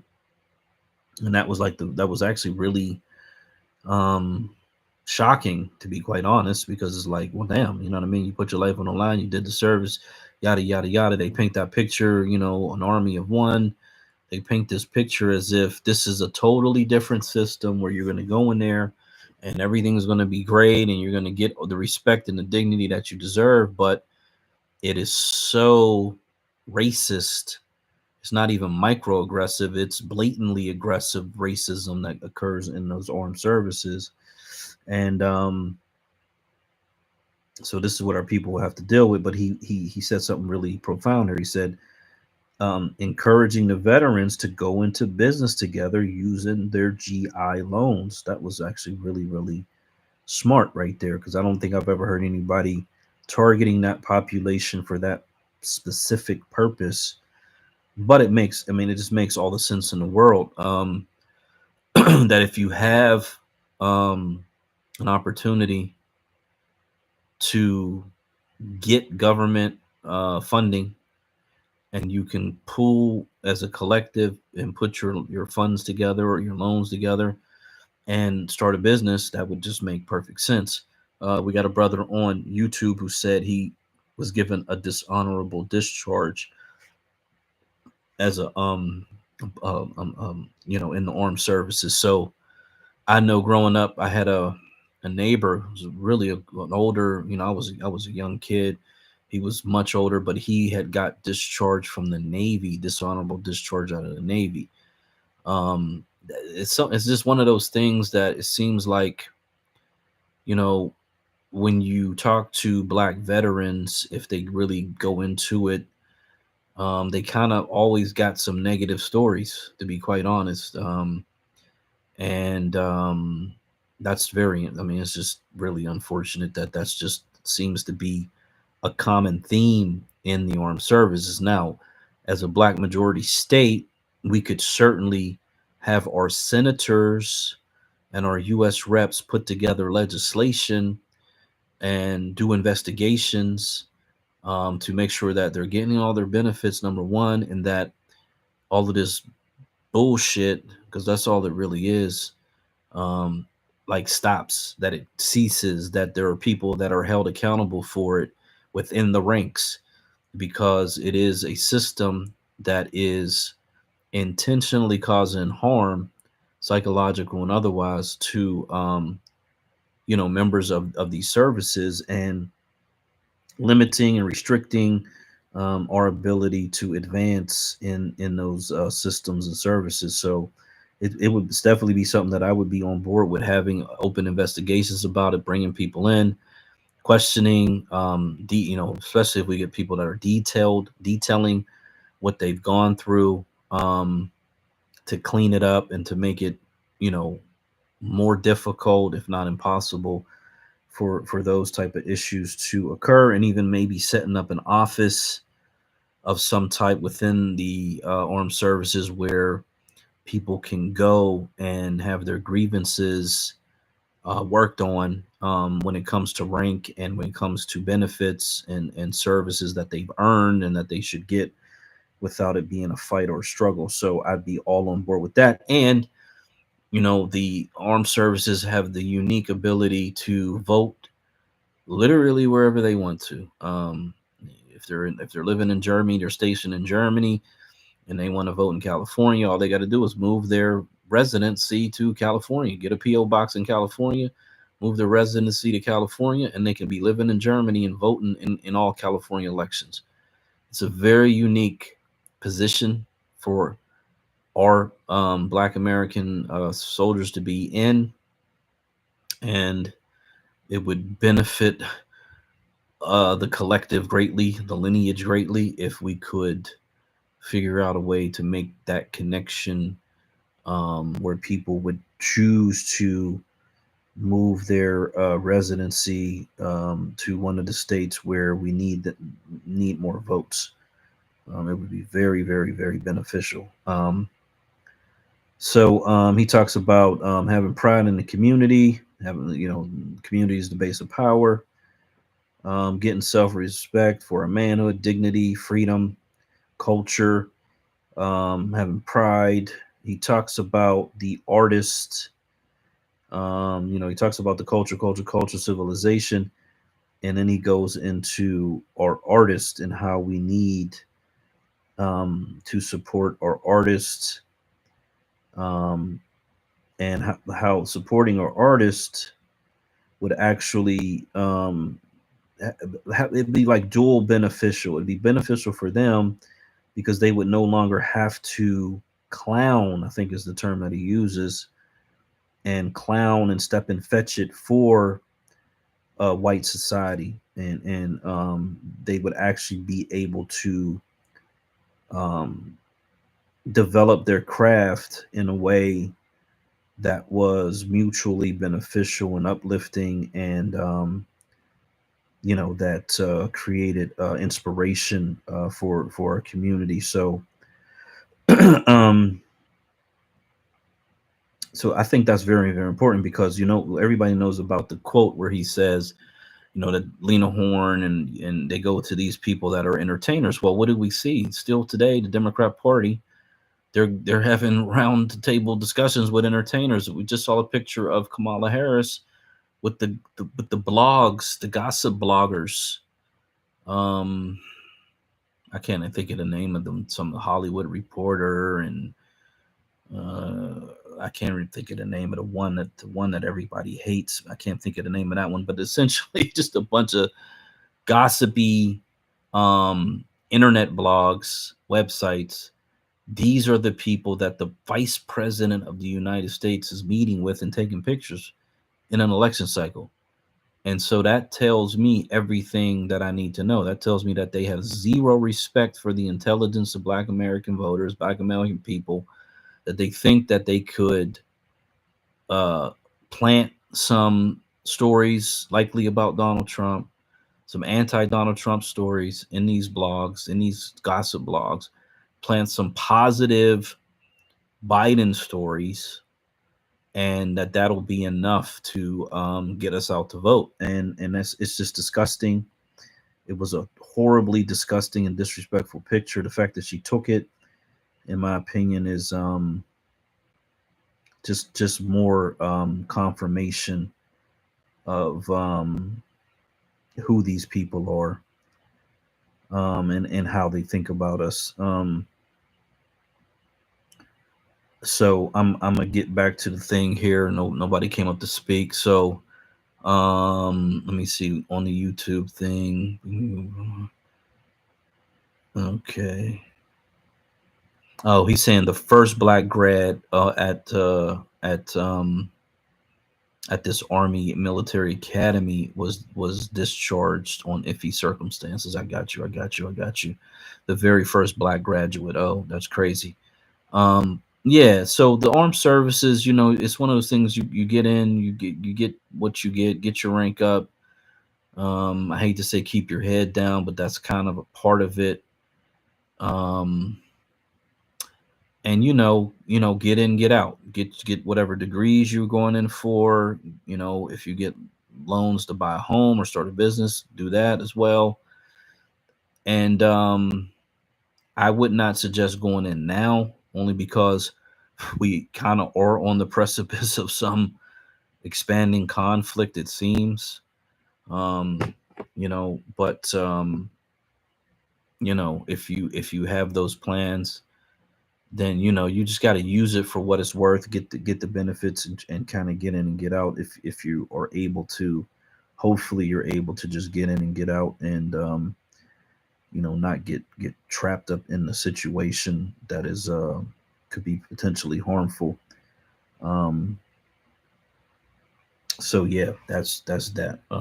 Salute to all of our Black American armed forces members, veterans, and everyone else who may make that decision to join up in the future. So I'm started here. I think this is where we left off.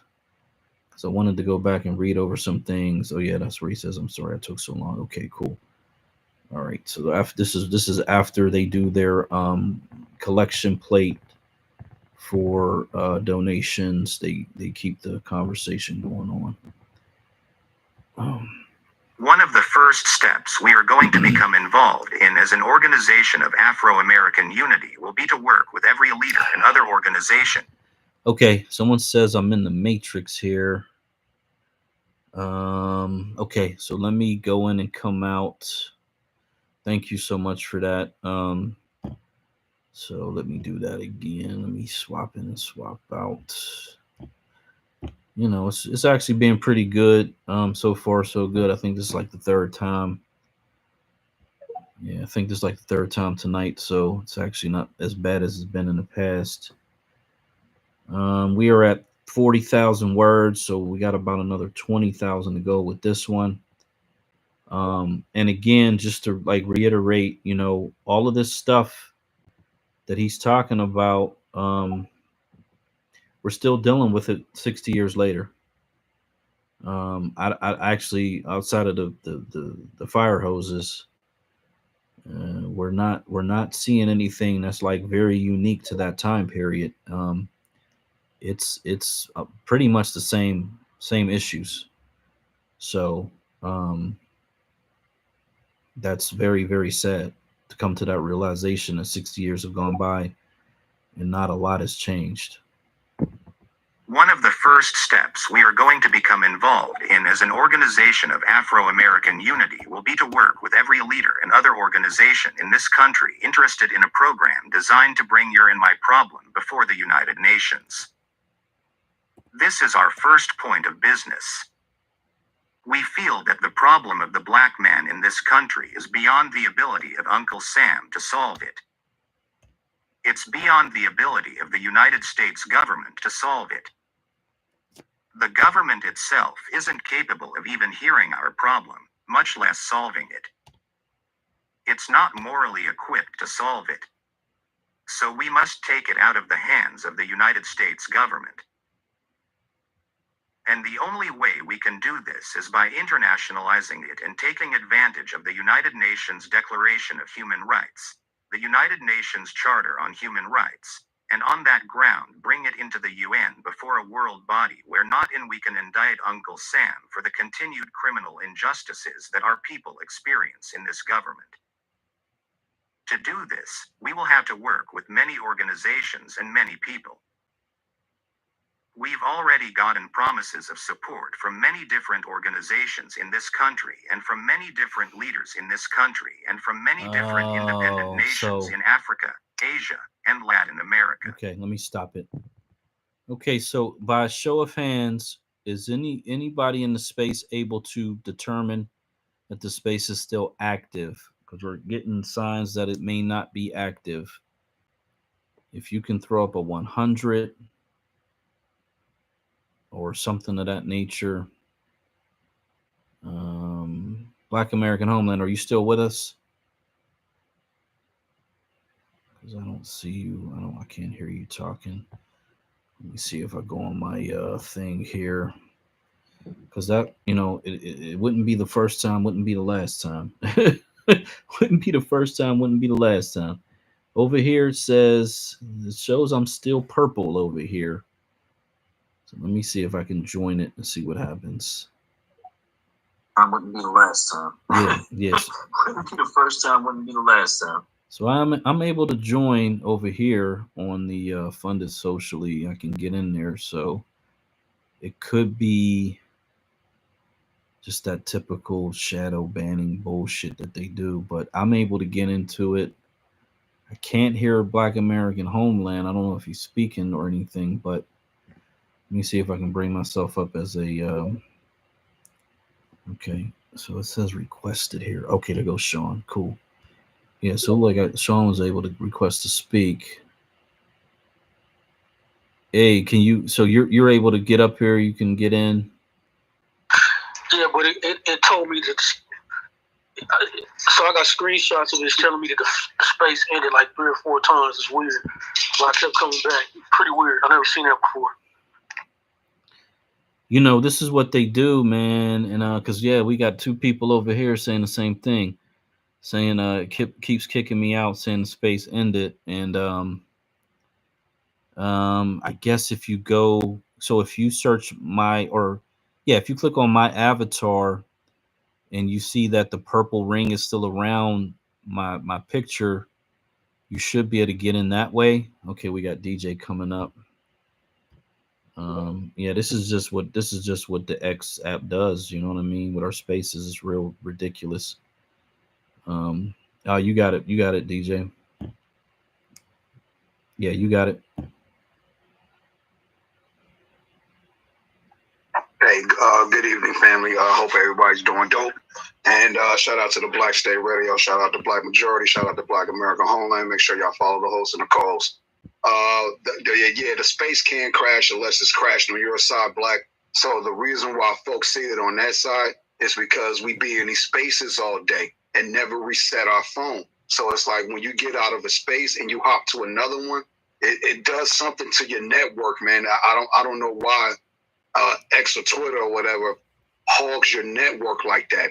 But it's not them solely. It's every app that does it. But considering that most of us are up here on a microphone or just sitting in a room, it depends, man. You know where you're at the moment. Your Wi-Fi could be janky. Check your Wi-Fi, but it ain't black majority for sure. Because I'm watching him on a YouTube, and I'm also streaming it on the funded socially as well. So I hear it on the YouTube. I obviously hear it on the X. I'm over here too as well. So update your phones, y'all. That's it. Check for updates and restart your phone. Close all other apps out and just leave X open. That's it. And get on the Wi-Fi if you got Wi-Fi. There you go. Hey, you were able to embed it over there? Because that's the one thing I haven't had a chance to do yet. Yeah. It's over there. Oh, man, I appreciate it. I'm in, where am I at? Your Great King State videos on social.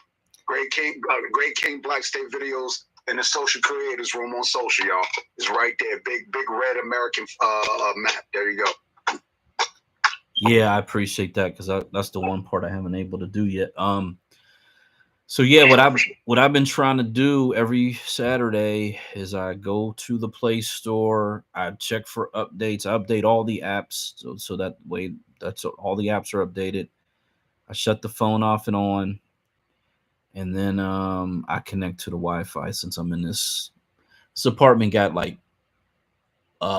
those concrete blocks as the ceiling. At first I thought it was like just styrofoam, but then when you tap it, it's like, damn, these are real bricks. So I don't know what that's about, but it just and I'm actually on the first floor right up against the window, but for some reason the signal is a little weird with just the cell phone, but with the Wi-Fi it's like no issue. The reason for that is concrete bricks is not enough of a solid structure to stop an invisible cellular signal.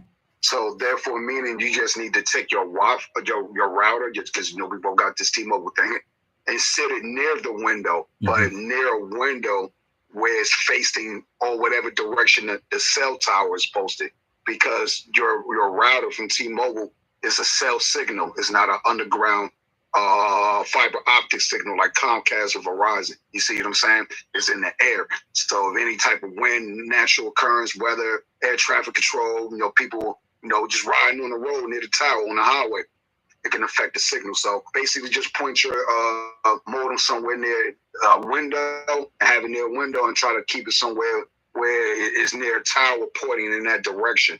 But this is why you got to get a separate router, so that way you ain't even got to worry about that. But I'll tell you later. Go ahead. Okay, that's what's up. So this is a part of the conversation where Brother Malcolm does get a little Pan-African-y, but not even Pan-African-y as much. He gets into the United Nations part of it. Now, I am somebody who does not believe in that whole idea that we're going to go to the United Nations and get relief, because number one, the U.S. government pretty much funds and controls the United Nations. So it's literally an arm of the United States government. But there is this organization that I found. I was in, I believe, Miss A on Space, and it is like it's not the UN, but it is like this union of nationless people. I think that's what it's. I think that's where it is. Nationless people, and ironically, DC, Washington D.C. is a member of this organization because they have that whole thing where they are a district without representation. They don't have actual representation in Congress, so they are actually a part of this organization. And there's a lot of different groups. It's like people groups. So how people have said throughout time that we are a nation within a nation.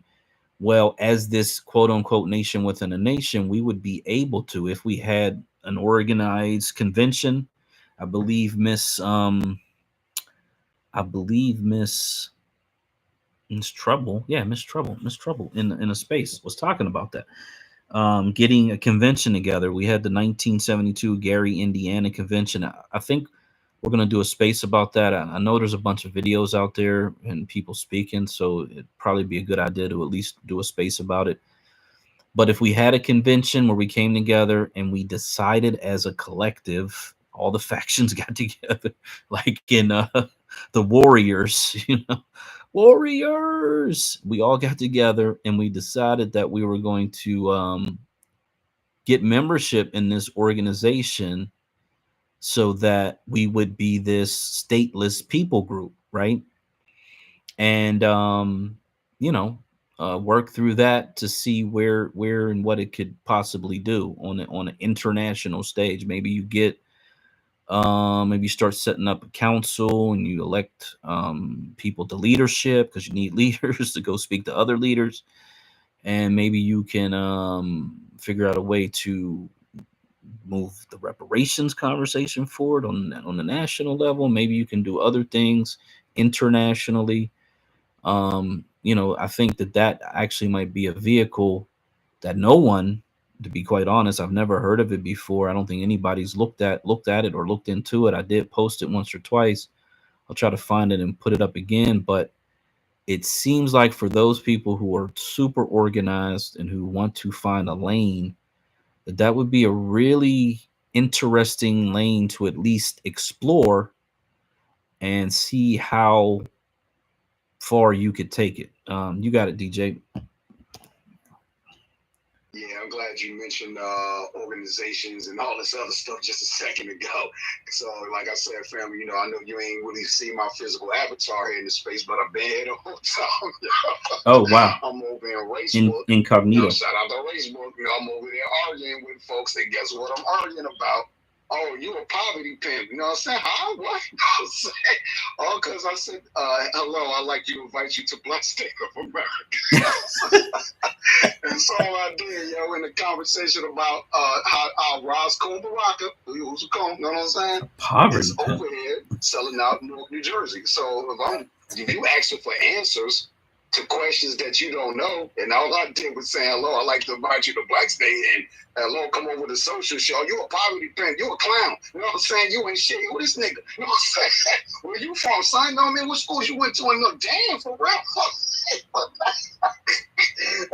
fam, I've been over here since like before 7 o'clock. I'm going back and forth, And look, this is one of my cousin's posts because she in the politics, and she know what it is. So she hit me in the DM, was like, don't argue with old boy, he a crackhead. But unfortunately, he used to be a great political advocate. The drugs got him, though. Damn. And he telling me to pull up in Westside Park like I want to go to dirty Westside. Why can't we pull up in Branchbrook a week wait, nigga, with a park clean? You know what I'm saying? I want to go to Westside, nigga, you know what I mean?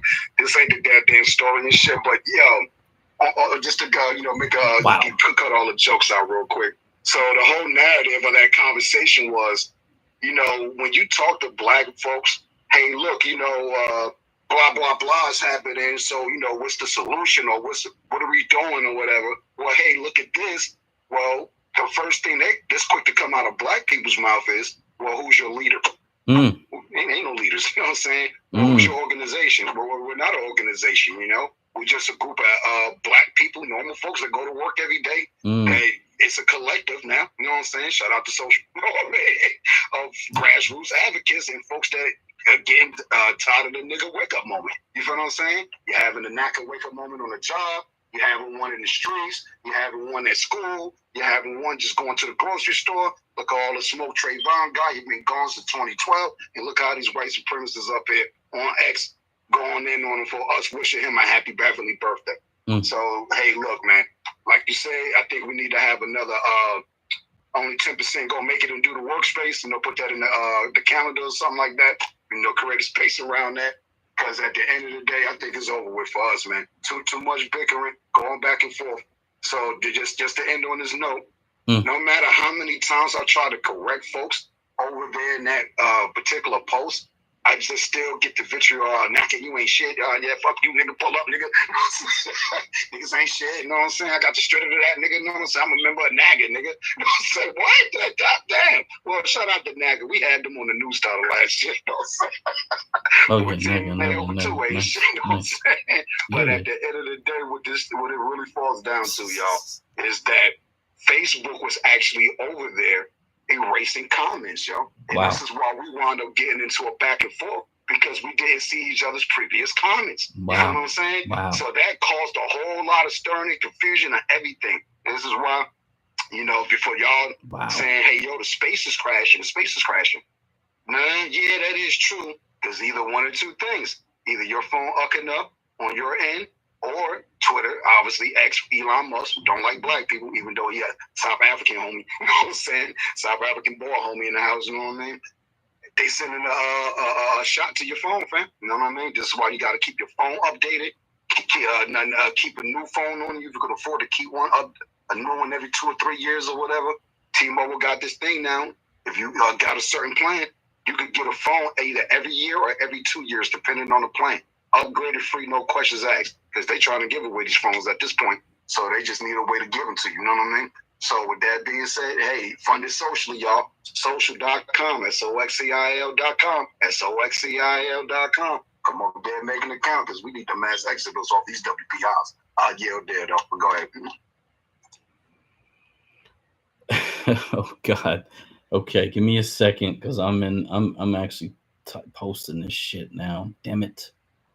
Let's see. I'll take this all out of here to get that to that. Nah, take your time, bro. I hear you. But yeah, with that being said, make sure y'all make an account on social, get in the Jumbotron. What's good, Black America Homeland? How you doing, brother? Hopefully all is well, you know what I mean? But yeah, with that being said, fam, we in for the fight of our lives. We also in an election year, and now you're starting to see even our people come out there burning holes. Oh, what y'all niggas doing? What y'all did all this time? You know what I'm saying? Damn, where was you at? We was getting smoked from the white supremacists and the tether gang. You know what I'm saying? Where were you? Where were you? On the crowded bus, yeah. Where were you? You feel me, man? This shit is real, man. But yeah, shout out to the room. What's up? What you call? What's my man right here? The TA activist. You know what I mean? Kevin Simmons was right, nigga. PJ was good. Pink Eyes was good. Black Pressure, Texas in the house, nigga. You know what I mean? Richard second. Devon was good. Sean was good. You know what I mean? Go ahead, though. Okay, I appreciate that. So this crackhead, a political crackhead, that is, man, insane.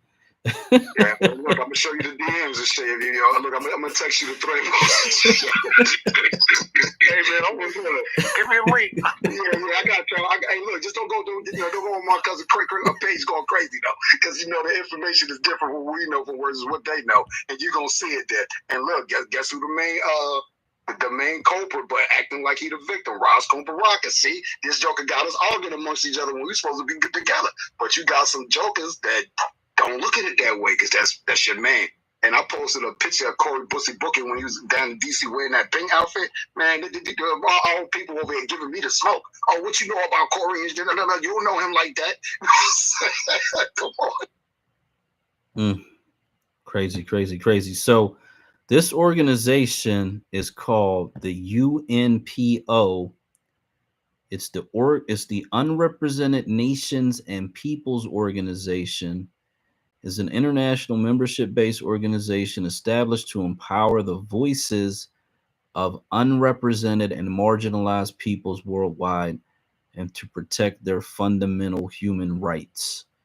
Looks like Brussels, Belgium is their location. And they got like these different groups of people all over the planet. Like I said, Washington, D.C. is a member of it. District of Columbia, rather, that's how they got it listed here. And it's based on the fact that they got taxation without representation and that they're seeking statehood excuse me, in order to correct that situation there. Now, interesting enough, talking about DC, it used to be a situation where they didn't even have a mayor. They just got a mayor, I think, in like the mid 1900s, like 1950s or somewhere in that general time frame.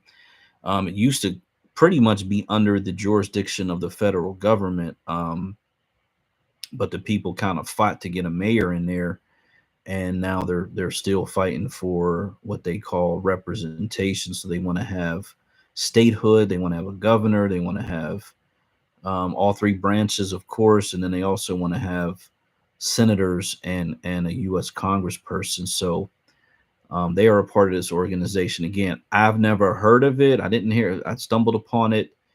If anybody is, because there was one guy who was a part of the Descendants of American Slaves, who was the organization that was founded, before ADOS, and the guy who kind of took over that organization, because I think the founder passed away. He was talking. He actually was in one of our spaces about a year or so ago, 2 years ago, and he was talking about he was going to the UN. Blah blah blah blah. We exchanged a few DMs, but again, I put no credibility in anything that involves the UN or the federal government for that matter. But he was, pretty gung ho about it. And I said, okay, cool. We'll stay in touch. Let us know your progress. And if there's anything we can do to help. But I haven't heard from the guy. There is someone who does have that flag or that symbol in their profile who does interact with the content a little bit here and there. But maybe I'll go through my DMs and try to send them this information, because I just got to assume nothing came out of that UN situation. But here's Brother Malcolm to get back to the speech. He kind of goes in on this. And again, if you're in 1964, you're thinking this is a way that you could probably make something happen.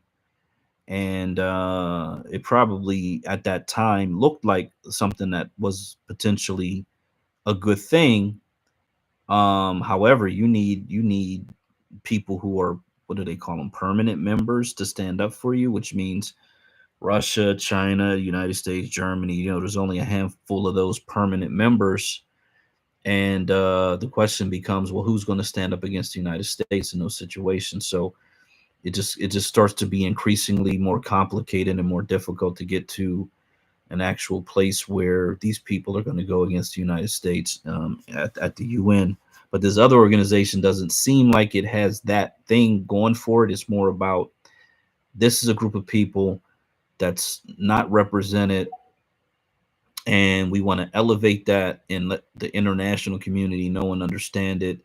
And then, whatever they do to try to work within the systems that they're able to work within, maybe they can bring some relief. I don't think it's a solution, but it may just be a way to, get organized at an international level for people who do think that that's a path to getting something. Again, I don't think, outside of us governing ourselves and having total control over everything that we can possibly have total control over, I just don't think there's some outside entity, and that includes the federal government, that's going to actually do something that's going to be sustainable, that's going to uplift us in a permanent way, that we're going to be passed down to multiple generations. I think anything outside of us will be very temporary and not sustainable at all. Is how the history has been and how I believe the history will be. But I think the window that's closing is going to be that there's going to be less opportunities for that, because as these people who come in here, they don't have any history with us. They don't care about us. They could give a damn about us. And in fact, they really want to cause us harm. So I just don't see how we're going to get anything of value out of the new Americans, that they're bringing in here. But we'll listen to this, because again, this is the brother's words, and this is where we understand where his mind was at. I think he would have evolved, because I think he would have been knocking on doors and Although they may have given lip service, I don't necessarily know that they would have actually been able to do anything of any significance. So here we go. I gotta get the volume back up. And the only way we can do this is by internationalizing it and taking advantage of the United Nations Declaration of Human Rights, the United Nations Charter on Human Rights, and on that ground bring it into the UN before a world body where not in we can indict Uncle Sam for the continued criminal injustices that our people experience in this government. To do this, we will have to work with many organizations and many people. We've already gotten promises of support from many different organizations in this country and from many different leaders in this country and from many different independent nations in Africa, Asia, and Latin America. So this is our first objective, and all we need is your support. Can we get your support for this project?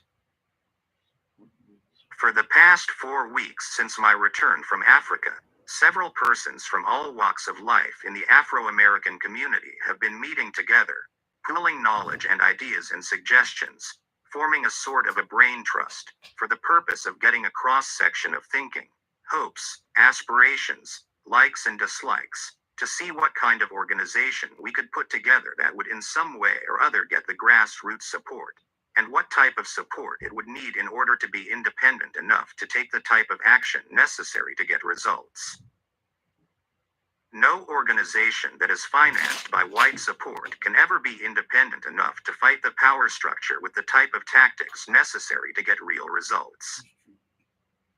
The only way we can fight the power structure, and it's the power structure that we're fighting, we're not even fighting the Southern segregationist, we're fighting a system that is run in Washington, D.C. That's the seat of the system that we're fighting. And in order to fight it, we have to be independent of it.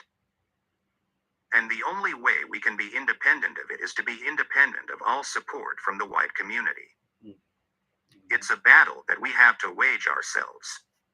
Now, if white people want to help, they can help.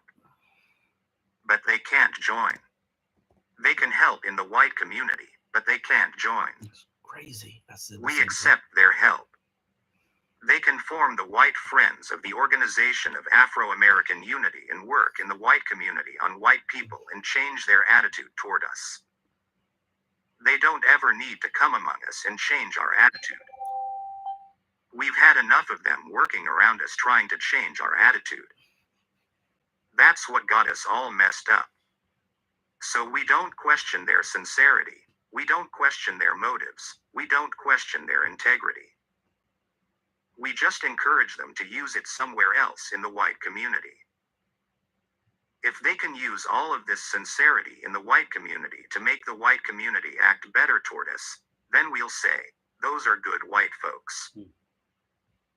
But they don't have to come around us, smiling at us and showing us all their teeth like white Uncle Toms, to try and make themselves acceptable to us. The white friends of the Organization of Afro-American Unity, let them work in the white community. The only way that this organization can be independent is if it is financed by you. It must be financed by you. Last week I told you that it would cost $1 to join it. We sat down and thought about it all week long and said that charging you $1 to join it would not make it an organization. We have set a membership joining fee, if that's the way you express it, at $2. It costs more than that, I think, to join the NAACP. By the way, you know I attended the NAACP convention Friday in Washington, D.C., which was very enlightening. And I found the people very friendly. They've got the same kind of ideas you have. They act a little different, but they've got the same kind of ideas, because they're catching the same hell we're catching. I didn't find any hostility at that convention at all. In fact, I sat and listened to them go through their business and learned a lot from it. And one of the things I learned is they only charge, I think, $2.50 a year for membership, and that's it. Well, this is one of the reasons that they have problems. Because any time you have an organization that costs $2.50 a year to belong to, it means that that organization has to turn in another direction for funds. And this is what castrates it. Because as soon as the white liberals begin to support it, they tell it what to do and what not to do. So we're going to have a $2 joining fee and ask every member to contribute $1 a week. Now, the NAACP gets $2.50 a year, that's it. And it can't ever go anywhere like that because it's always got to be putting on some kind of drive for help and will always get its help from the wrong source. And then when they get that help, they'll have to end up condemning all the enemies of their enemy in order to get some more help. No, we condemn our enemies, not the enemies of our enemies. We condemn our enemies. So what we are going to ask you to do is, if you want to become a member of the Organization of Afro-American Unity, it will cost you $2. We are going to ask you to pay a dues of $1 a week. We will have an accountant, a bookkeeping system, which will keep the members up to date as to what has come in, what has been spent, and for what. Because the secret to success in any kind of business venture, and anything that you do that you mean business, you'd better do in a business-like way. The secret to your success is keeping good records, good organized records. Since today will be the first time that we are opening the books for membership, our next meeting will be next Sunday here. And we will then have a membership. And we'll be able to announce at that time the officers of the Organization of Afro-American Unity. I'll tell you the top officer is the chairman, and that's the office I'm holding. I'm taking the responsibility of the chairman, which means I'm responsible for any mistakes that take place. Anything that goes wrong, any failures, you can rest them right upon my shoulders. So next week the officers will be announced. And this week I wanted to tell you the departments in this organization that, when you take out your membership, you can apply to work in. We have the Department of Education, the Department of Political Action. For all of you who are interested in political action, we will have a department set up by brothers and sisters who are students of political science, whose function it will be to give us a breakdown of the community of New York City. First, how many assemblymen there are and how many of those assemblymen are black. How many congressmen there are and how many of those congressmen are black. In fact, let me just read something real quick and I'll show you why it's so necessary. Just to give you an example, there are 270,000 eligible voters in the 21st Senatorial District. The 21st Senatorial District is broken down into the 11th, 7th, and 13th Assembly Districts. Each Assembly District contains 90,000 eligible voters. In the 11th Assembly District, only 29,000 out of 90,000 eligible voters exercise their voting rights. In the 7th Assembly District, only 36,000 out of the 90,000 eligible voters vote. Now, in a white Assembly District with 90,000 eligible voters, 65,000 exercise their voting rights, showing you that in the white Assembly Districts more whites vote than blacks vote in the black Assembly Districts. There's a reason for this. It is because our people aren't politically aware of what we can get by becoming politically active. So what we have to have is a program of political education to show them what they can get if they take political action that's intelligently directed. Less than 25% of the eligible voters in Harlem vote in the primary election. Therefore, they have not the right to place the candidate of their choice in office, as only those who were in the primary can run in the general election.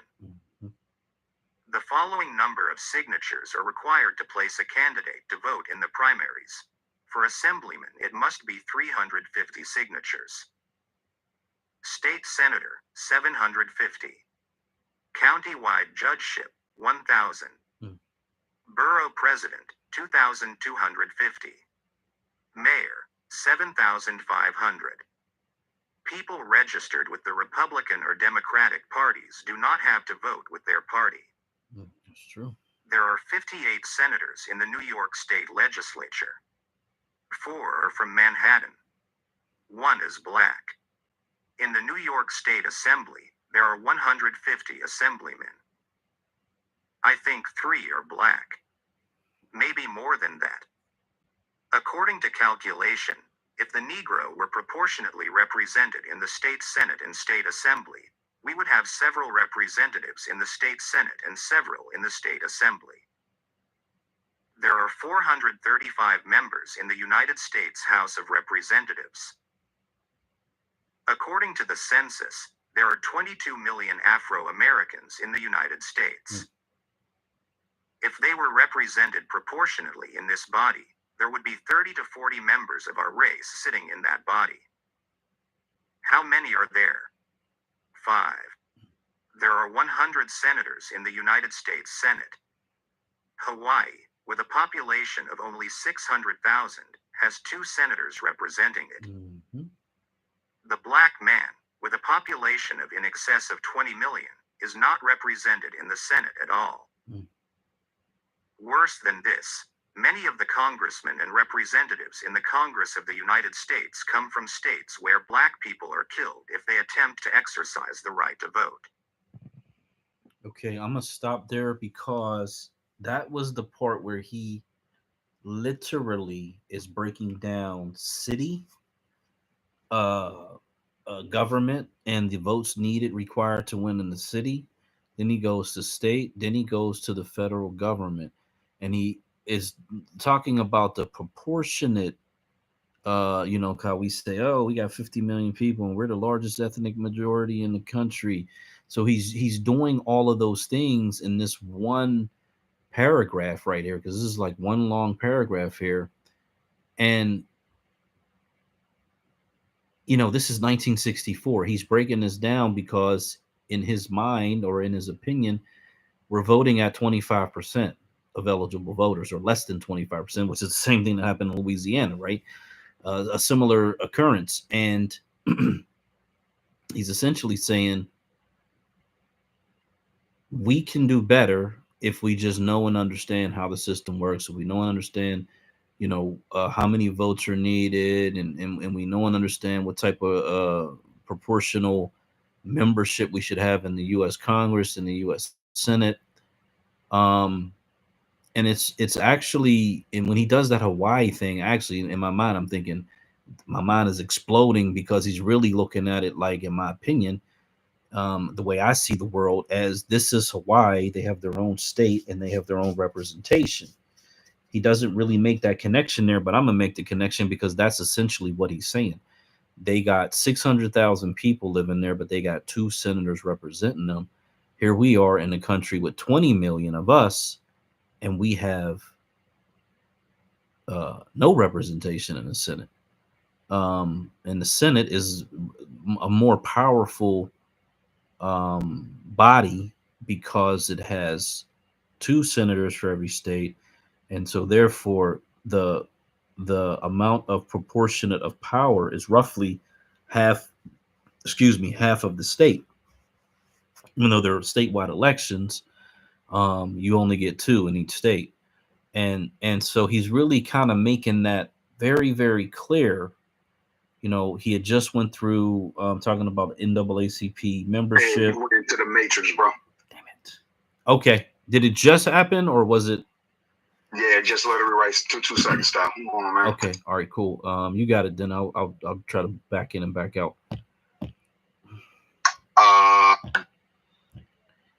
God damn it! Come on, man. Sometimes I get tired. I get sick, man. I just be wanting to talk and talk when I talk and not talk when I don't talk. You know what I was talking about with this going on over on Facebook in New Jersey, and it got to do with Newark, New Jersey. We got family in Newark. Get in the Jumbotron, top left-hand side. You'll see Bussy Cory Booker right there. So come up on social if you want the actual link to the Facebook post, because I ain't going to post it here. Cause that's fan land posts right there and shit. I can't be y'all go trolling my fan posts and shit. So be respectful if you do go over there. But obviously, that's more the reason if you want to be a little bit gossipy nosy right now, you got to make a social account. So there you go. You know what I'm saying? Get up there in the Jumbotron, top left hand side, y'all. Social, SOXCIL.com. Definitely appreciate that. So yeah, shout out to the post, and definitely if you're on Facebook or if you get on Funded Socially, check that out. I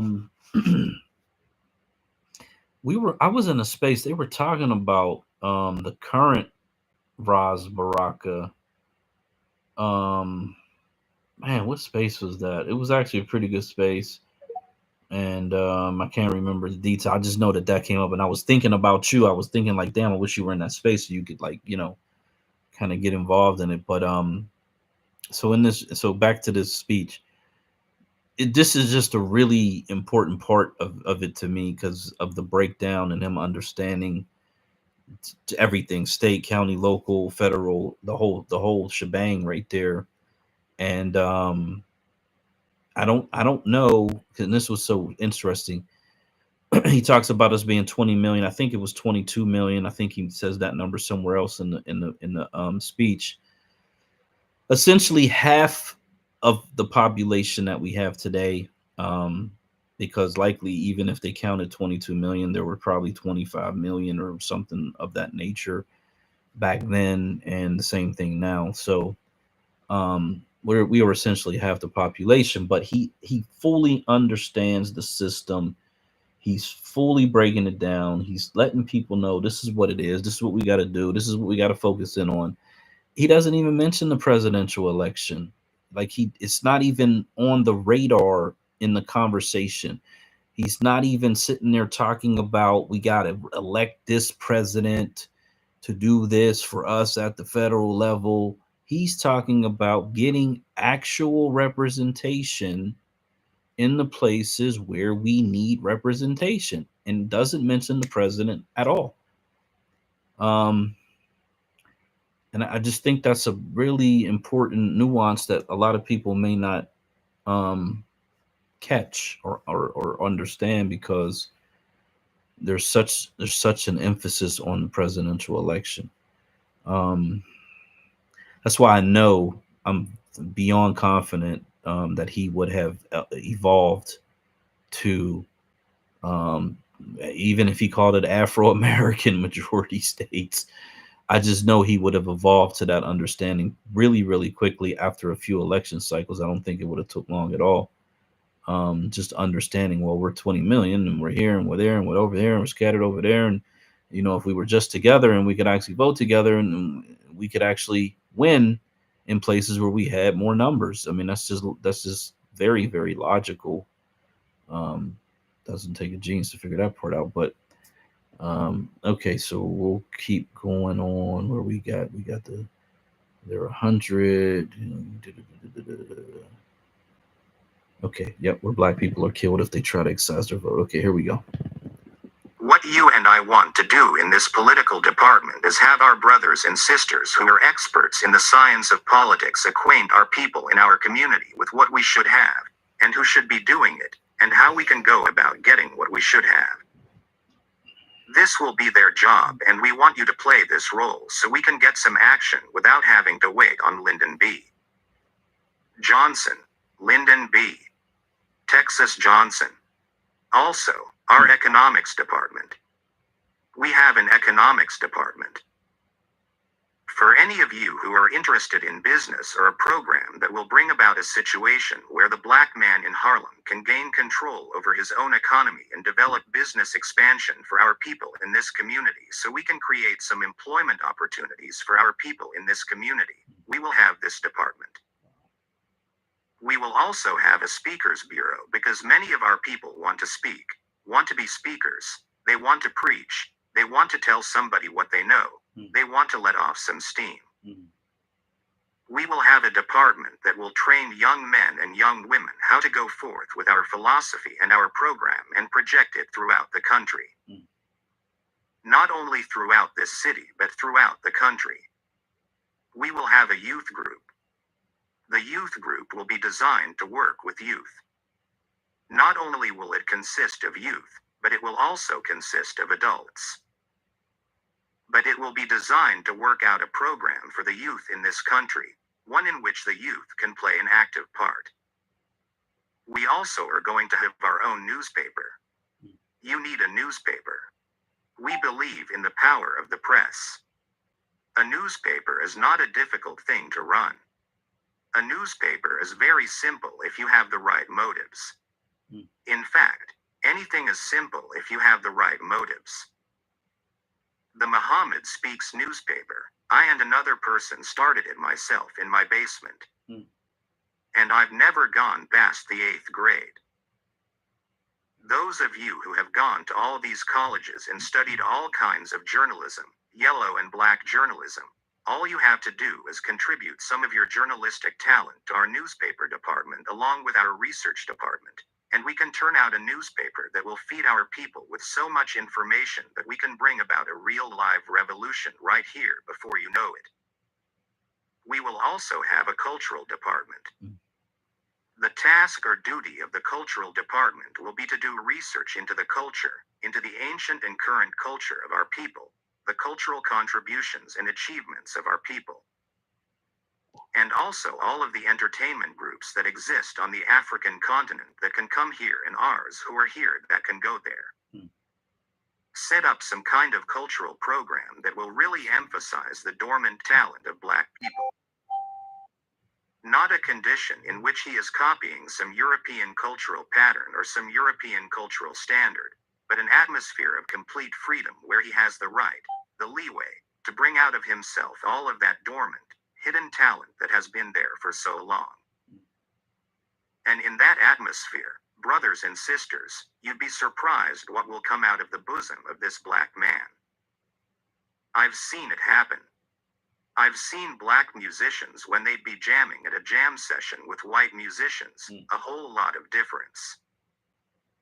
The white musician can jam if he's got some sheet music in front of him.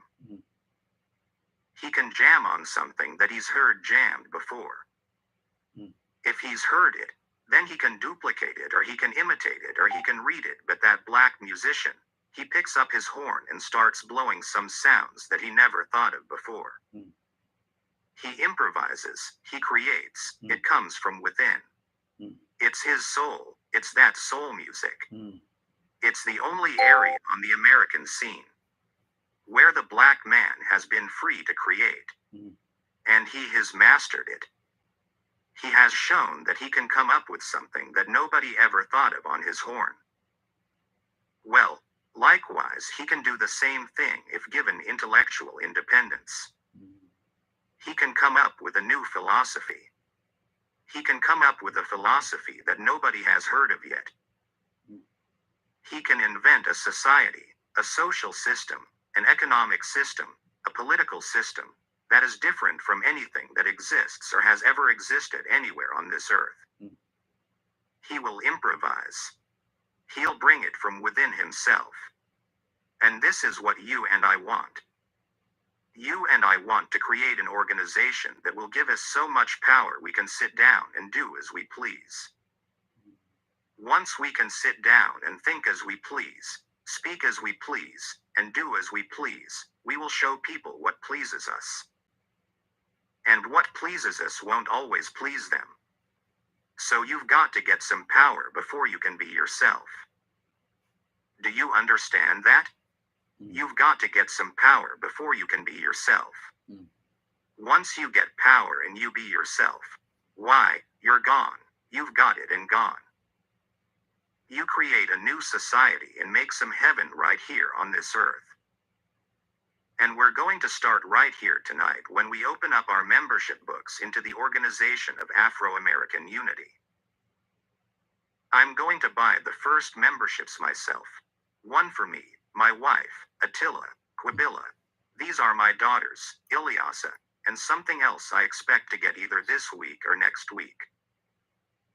As I told you before, if it's a boy, I'm going to name him Lumumba, the greatest Black man who ever walked the African continent. He didn't fear anybody. He had those people so scared they had to kill him. Mm. They couldn't buy him. They couldn't frighten him. Mm. They couldn't reach him. Mm. Why?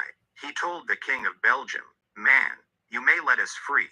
You may have given us our independence, but we can never forget these scars." The greatest speech, you should take that speech and tack it up over your door. Mm. This is what Lumumba said. You aren't giving us anything. Why? Can you take back these scars that you put on our bodies? Can you give us back the limbs that you cut off while you were here? Mm. No, you should never forget what that man did to you. And you bear the scars of the same kind of colonization and oppression not on your body, but in your brain, in your heart, Mm. in your soul, right now. Mm. So, if it's a boy, Lumumba. If it's a girl, Lumumba. Malcolm introduces several people from the platform and from the audience, then continues. If I passed over some of the rest of you, it's because my eyes aren't too good, my glasses aren't too good. But everybody here are people who are from the street who want some kind of action. Mm. We hope that we will be able to give you all the action you need. And more than likely, we'll be able to give you more than you want. We just hope that you stay with us. Our meeting will be next Sunday night right here. We want you to bring all of your friends and we'll be able to go forward. Mm. Up until now, these meetings have been sponsored by the Muslim Mosque, Inc. They've been sponsored and paid for by the Muslim Mosque, Inc. Mm. Beginning next Sunday, they will be sponsored and paid for by the Organization of Afro-American Unity. I don't know if I'm right in saying this, but for a period of time, let's you and me not be too hard on other Afro-American leaders. Mm.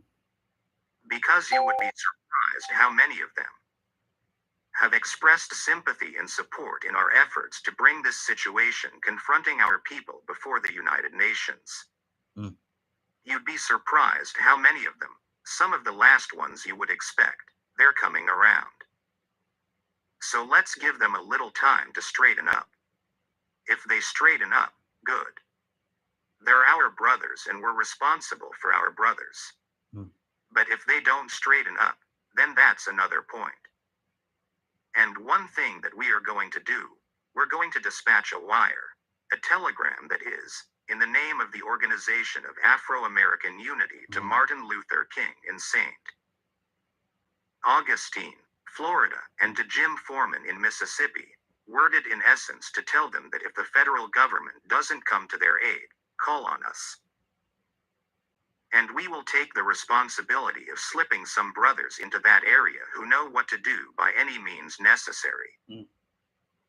I can tell you right now that my purpose is not to become involved in a fight with black Muslims, who are my brothers still. I do everything I can to avoid that because there's no benefit in it. It actually makes our enemy happy. But I do believe that the time has come for you and me to take the responsibility of forming whatever nucleus or defense group is necessary in places like Mississippi. Mm. Why? They shouldn't have to call on the federal government. That's a drag.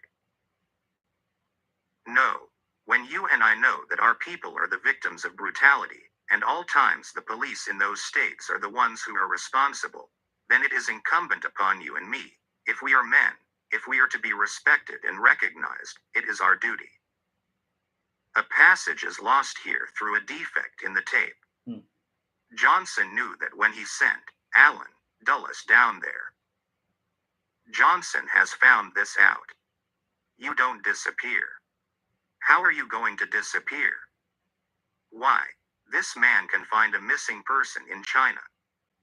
They send the CIA all the way to China and find somebody. They send the FBI anywhere and find somebody. But they can't find them whenever the criminal is white and the victim is black, then they can't find them. Let's don't wait on any more FBI to look for criminals who are shooting and brutalizing our people. Let's you and me find them. And I say that it's easy to do it. One of the best organized groups of black people in America was the Black Muslims. They've got all the machinery, don't think they haven't. And the experience where they know how to ease out in broad daylight or in dark and do whatever is necessary by any means necessary. They know how to do that. Well, I don't blame anybody for being taught how to do that. You're living in a society where you're the constant victim of brutality. You must know how to strike back. So instead of them and us wasting our shots, I should say our time and energy, on each other, what we need to do is band together and go to Mississippi. That's my closing message. If he is the leader of the Muslims and the leader of our people, then lead us against our enemies, don't lead us against each other. I thank you for your patience here tonight, and we want each and every one of you to put your name on the roll of the Organization of Afro-American Unity. The reason we have to rely upon you to let the public know where we are is because the press doesn't help us. They never announce in advance that we're going to have a meeting. So you have to spread the word over the grapevine. Thank you. Salam alaikum. Okay, that's that. That's the end of that one. So to recap, yeah, absolutely. So he talks about going to Mississippi there, and there was two parts. That was the second part where they said the tape, something in the tape, tape was damaged or something. It was lost through a defect in the tape. So who knows what he could have said? He could have said something like, "Let's migrate to Mississippi." Or who knows what, but there were two parts that were lost due to damage of the tape. But at the very end, he's talking about, if Martin Luther King Jr. needs his help, he's going to send people. We need to go to Mississippi. um, you know um, I don't know what the population was in Mississippi in 1964. I know it was very dangerous, of course, as it is even today, but much more so back then. But if you're going down there with a self-defense mentality, and you got some deacons of defense-minded individuals that are also ready, and they just are looking for reinforcements, it's like we can't run from what may be inevitable conflict with these people. At some point, we're going to have to face the inevitable, whatever that may be. I don't think that is likely. I think what's more likely is we'll move into these areas. Once our numbers get above a certain percentage, they'll start to move out, because that's what they do. And they'll be more restrictive about selling property to us. I think that's like the only real hope that they would have, is to try to keep us out of some of these counties and some of these districts. But at some point, either through leveraging the positions and the power that we already have to force them to sell, take them to court if we have to, or use straw man purchasers, which is what people have done in the past, and get the land and then do what we want with it once we have ownership over it. But there's probably going to have to be some tactics in that area. But outside of that, once we do get in position and we do have the numbers, they're likely to want to move away and to move out, if not completely out of the area, out of the state. They don't seem to be people who really, really do conflict well. They are more on the retribution side, if and that's probably not the word I want to use. They like to circle the wagons, in other words. So they're the type of people who would leave, move out, and then try to do something from a distance. That's more in their wheelhouse. It's a cowardly way, a cowardly thing, but that's what I would anticipate from those people. And so the brother, the Honorable Minister Malcolm X, laid out everything that you really need to understand about American politics in 1964, and most of it is very relevant. 99% of it is very relevant in 2024. To be quite honest, so um, he addressed, the fact that he had some.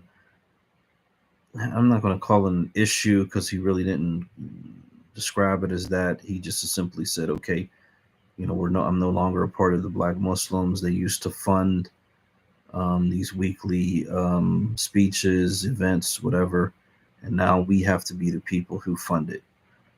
He's asking people to bring their friends and family next Sunday to the meetings. He's talking about how the press is essentially shadow banning him in 1964. And you got to get the word out through the grapevine. He actually talked about the need to have a press and how he had started a newsletter, Muhammad Speaks, even though he only had an 8th grade education, but quite literally, funded socially, which was always my intention, was or is our newsletter, is our newspaper, is our press. It is the place that we can go to and have conversations. We can inform each other with credible news stories and news sources, and we can actually build and organize on the platform. So it is very important to have a way to get the message out. The Matrix got you, bro. The Matrix got you. Okay, you got it. God damn it. Yeah, for sure. Oh, you suck. You suck. You suck. Okay. I bought the I made a one-time donation to the Prison Pipeline Fund to help our brothers and sisters that are incarcerated behind the wall. Many political prisoners are still incarcerated to this day and dying in prison and need medical attention as their elders now. Ooh. If we could send them a one-time $10 donation, that'll help out. Trust and believe me, because I've been behind the wall. A lot of our people have no one on the outside of the wall. So that's something to think about. And if you got $2 a month, you could just toss away. You don't need it the $2 because you was going to mess it up anyway. Come on and donate that $2 a month to our Black Majority Migration Fund. So that way we could get folks that are in and out of particular parts of the country, mainly those that live obviously outside of a Black state, to move back into a Black state like Mississippi, like ancestor Malcolm X is talking about. You know what I'm saying? Hey, let's go back into Mississippi. Let's go back into North and South Carolina. We're stopping this while we over here in California and stinking New Jersey. We ain't getting nothing done here. You know what I mean? But go ahead, Black, if you back though, I'm not sure. Yeah, now speaking, because we had that whole thing about Louisiana and all this legislation that the governor. Real quick, can I say what I wanted to say since I had my hand raised down and I'm thinking about it? Yeah. Just real quick. So when he was talking about the Muslims, right, and they got all the infrastructure to do X, Y, Z, A, B, C. Yes, that is true. And a lot of people join the Nation of Islam for those factors alone. And a lot of other organizations fight the Nation of Islam style. You know what I'm saying? Or the Black Panthers too. They did much of the same situation back in the 60s and the 70s. The school lunch, the changing the gun laws, all this stuff. So it's like we follow those blueprints. Dr. Anderson, yada. Maggie Anderson too. Come to think of it, you know what I mean? Our Black Year, follow our sister in Chicago. You know what I mean? But the problem is with that. On the flip side, to make it quick, a lot of those resources you cannot obtain if you're not Muslim. So, like, how does that work out for us? You see what I'm saying? Joining forces with the NOI. Now, shout out to NOI all day, every day. You know what I'm saying? A lot of my family are Muslims. You know what I'm saying? My first real government name is a Muslim name. You know what I'm saying? Country as last name. You know what I'm saying? From America. You know what I mean?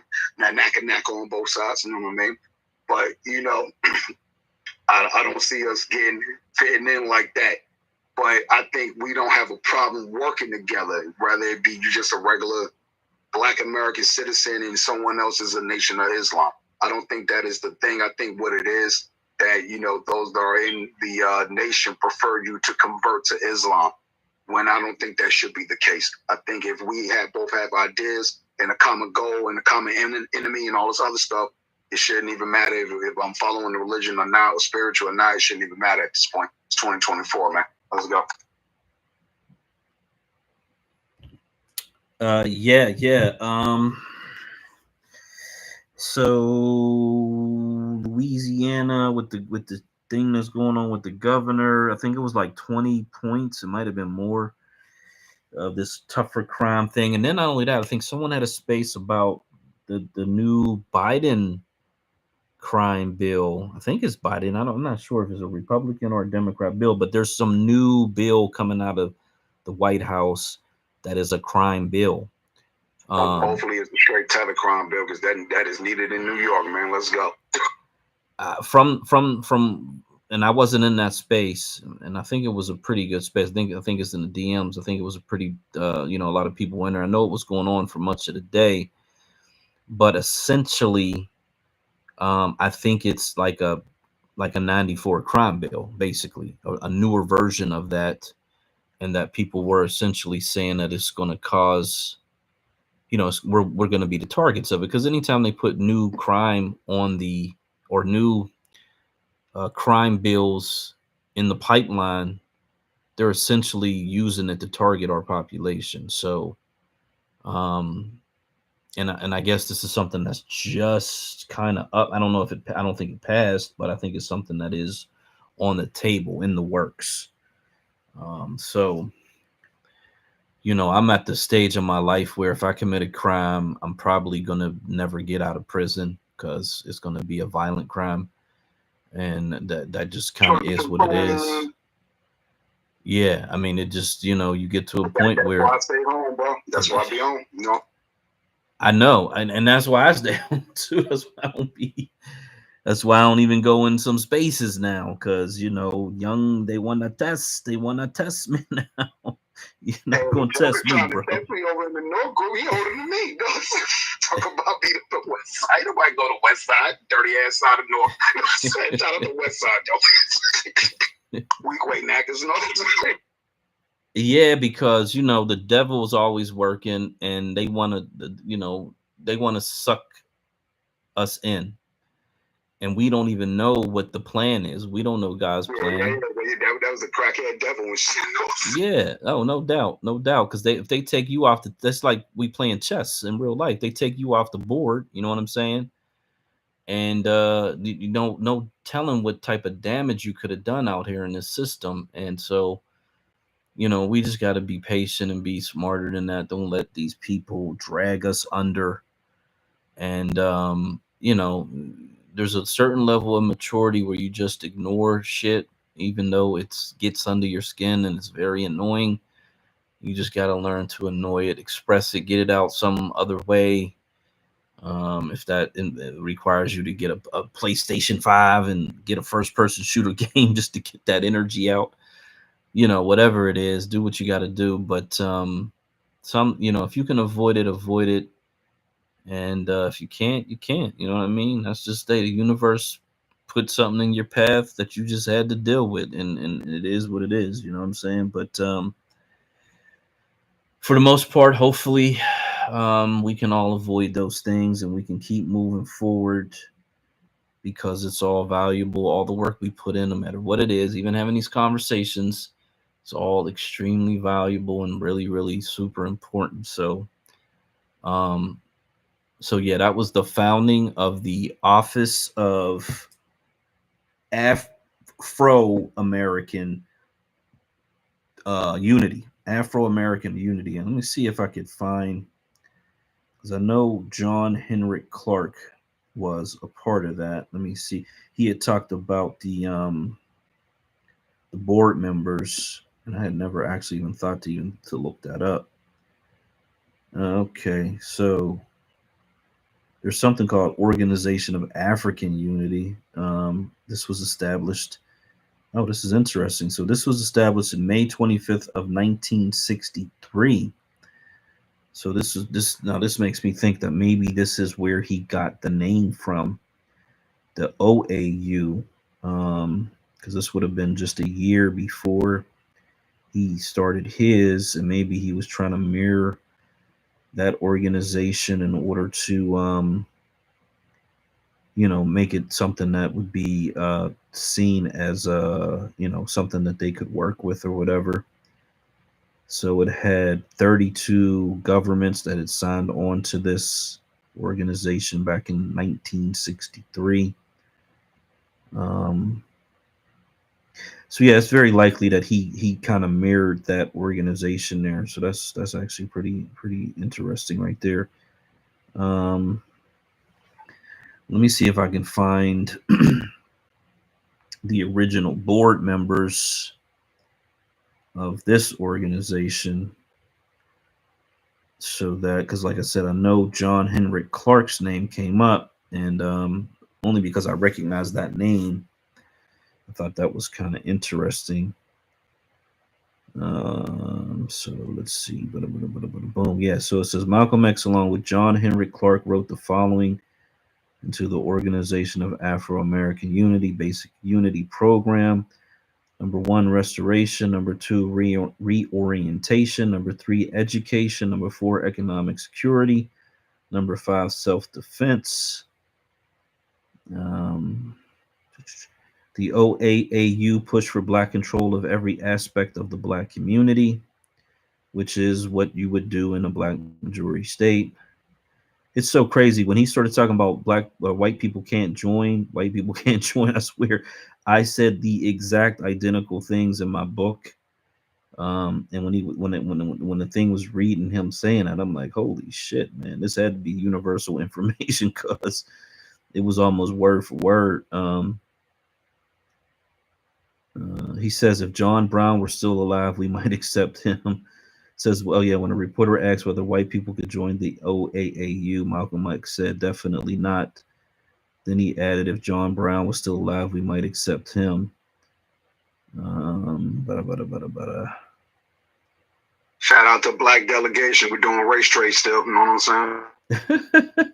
Yeah, Trey. You want to get in a racial draft? Let us know. You got any white folks out there that you want to get rid of? White folks because they like Black people? Come on, but we might draft them because we got some coons we need to slot on. Yeah, that's funny. So yeah, I mean, I saw. I'm just looking at the first page of results. And so 1964 to 1965. I'm not sure what year, or what date that the brother was unalive necessarily, but obviously, yeah, 1965. So this thing didn't really take off because they took him out, because everything he's talking about literally is a total disruption of everything at every level, of the racist white liberals and the racist white conservative control over Black American existence. He was literally talking about disrupting that in a permanent way. And so they just could not allow that to happen. And so that's unfortunate, but that's kind of what it was. Okay, so here we go. He says he had written the group's charter with John Henrik Clark, Albert Cleage, Jesse Gray, and Gloria Richardson, among others. In a memo dated July 2nd, 1964, FBI Director J. Edgar Hoover described the nascent OAAU as a threat to national security of the United States. Exactly. So bing, bing, bing. That right there is all you need to know. That's the nugget.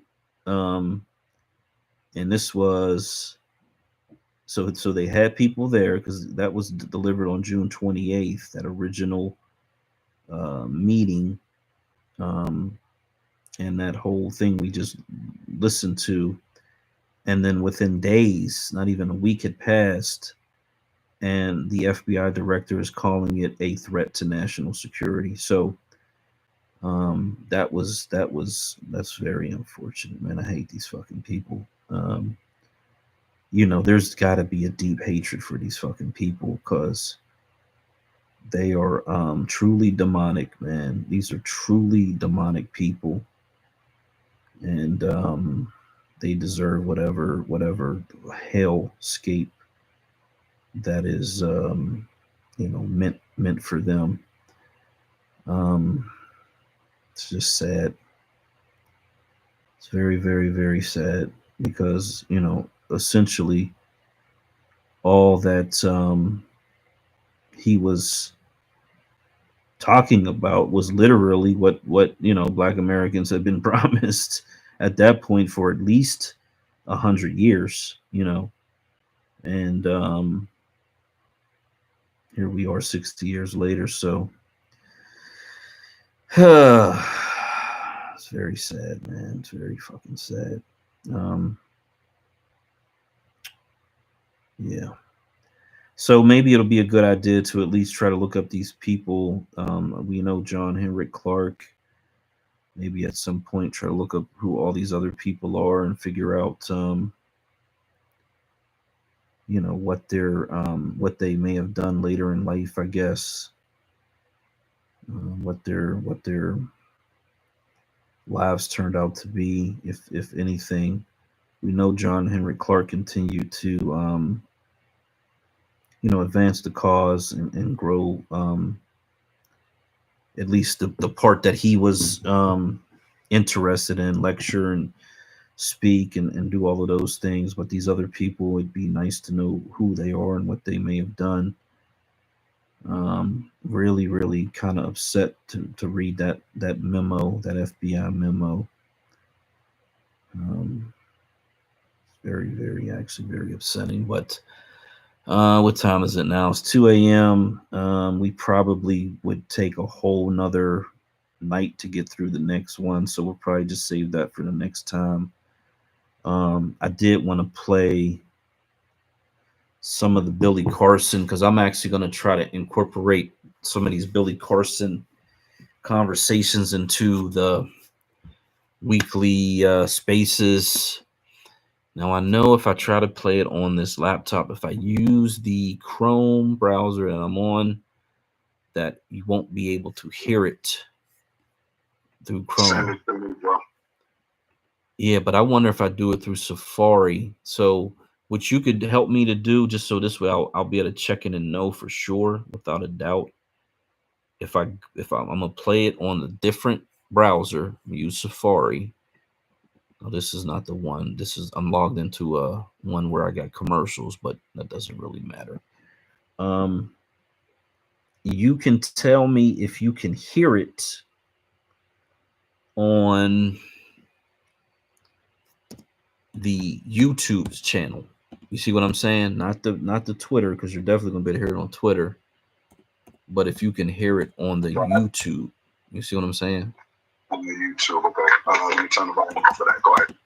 Okay, let me find it real quick. It's probably gonna play commercials because I can't really do anything on this account. This is only 6 minutes long, so alrighty, here we go. And the first rule of marketing: never do the same thing twice. I gotta do the kick of destiny. And they said they came to earth and turned mud into a kingdom. In the Bible, they call them the Anak. They have these names in all different cultures. They all show up around. Okay, what'd you say? Hold on, I think you in the Matrix because I have my volume down, but I think you're in the Matrix right now. But it does play on the YouTube though. So you are okay. Oh man, you're in the Matrix. You're in the Matrix. Go ahead, though. I'm in the Matrix. Okay, let me. On the YouTube, just start it over though. Yeah, let me go in and come out, and then I'll play it. For sure. God damn it! See how y'all do me? See what y'all do me? See how you keep. Oh yeah. I get this information out to the crackhead activists out there. You know what I'm saying? Trying to spread the love and shit. You know what I'm saying? Cocaine. You know what I mean? So yeah, share Black State of America Radio, y'all.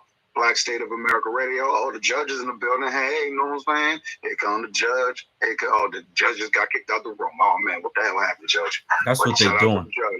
They messing with the space. People are not. Sure. People are not able to stick in the space.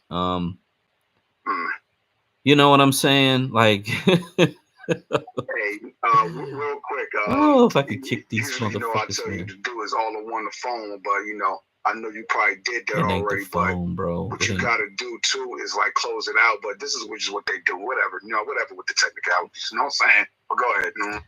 Yeah, because I mean, I'm in. You know how it is. I mean, we in spaces. You're in. I'm. These they don't fuck with none of these other spaces, man. It ain't. It just is what it is. They got some type of label on this shit to where it just is going to be what it's going to be, and we just going to ride through it and get through them. That's why we say go to the YouTube channel, go to the Funded Socially, and watch the rewind, because they're going to continue to do this. There's really nothing I can do about it. I'm not paying for Twitter or X or whatever the hell they call it. I'm not signing up to get revenue share or none of that shit from this thing. I got a lot of information on here. I'm about to get to. I think I got 118,000 posts. Now here's what's crazy. I looked at the analytics, and I want to say it was last month. I did almost 500,000. What do they call them? Interactions or whatever they call that shit, or impressions. Almost 500,000 impressions in one day. Which tells me that there must have been a post that somehow that escaped the algorithm, right? It went rogue on them and shit. Because everything else is like flatline. You know what I'm saying? But that's what's been going on. You know what I'm saying? Because like if that is an example of what it normally would be, you know what I mean? I'd probably be at fucking 100,000 follows and be in constant, hitting those high impressions and all of that. But they just won't let it happen on this account. So, I don't care. Fuck it. It is what it is. But all right, let me play this clip real quick. There's a ton of these. I just can't get enough of this shit because it just breaks down the information. Now, again, I appreciate the guy and I appreciate the information that he gives. There's some interpretations where I'm like, I'd probably go this way or I'd probably go that way a little bit, but overall, it's really good information. So here we go. According to the book of Enoch, which is one of the apocryphal books left out of the Bible, but he's important because he's mentioned in the Bible. Enoch, okay. The book of Enoch. These beings came from heaven to earth, and then they have names. They taught human beings how to technology, how to make weapons, how to even make beer and all this other crazy stuff. And then they took Enoch on a trip to the Earth's atmosphere and beyond, and he saw the Earth and the shape of the planet as a sphere, and how he saw that he was living on a giant ball, and then brought him back. Yeah, this is all in the book of Enoch. The only Bible that has the book of Enoch in it is the Ethiopian Bible. It's the only Bible in the world that actually incorporated the book of Enoch into their canonized text. The rest of the Bibles omitted the book of Enoch. And the wars of these gods can be found in the book of Deuteronomy. The wars of the gods, these are the Atlantean wars that everybody's trying to figure out what happened. It's in the book of Deuteronomy in the Bible. All the wars are right there. But you say a lot of this was omitted from the Bible, right? Yeah, but the Deuteronomy is actually in there. The Deuteronomy. And so what is the Deuteronomy? It's a book in the Bible. It's a book in the Bible, okay. The modern day Bible. Anybody can go open their Bible and go, oh, Deuteronomy, let me read this. They don't read it, especially in Bible study.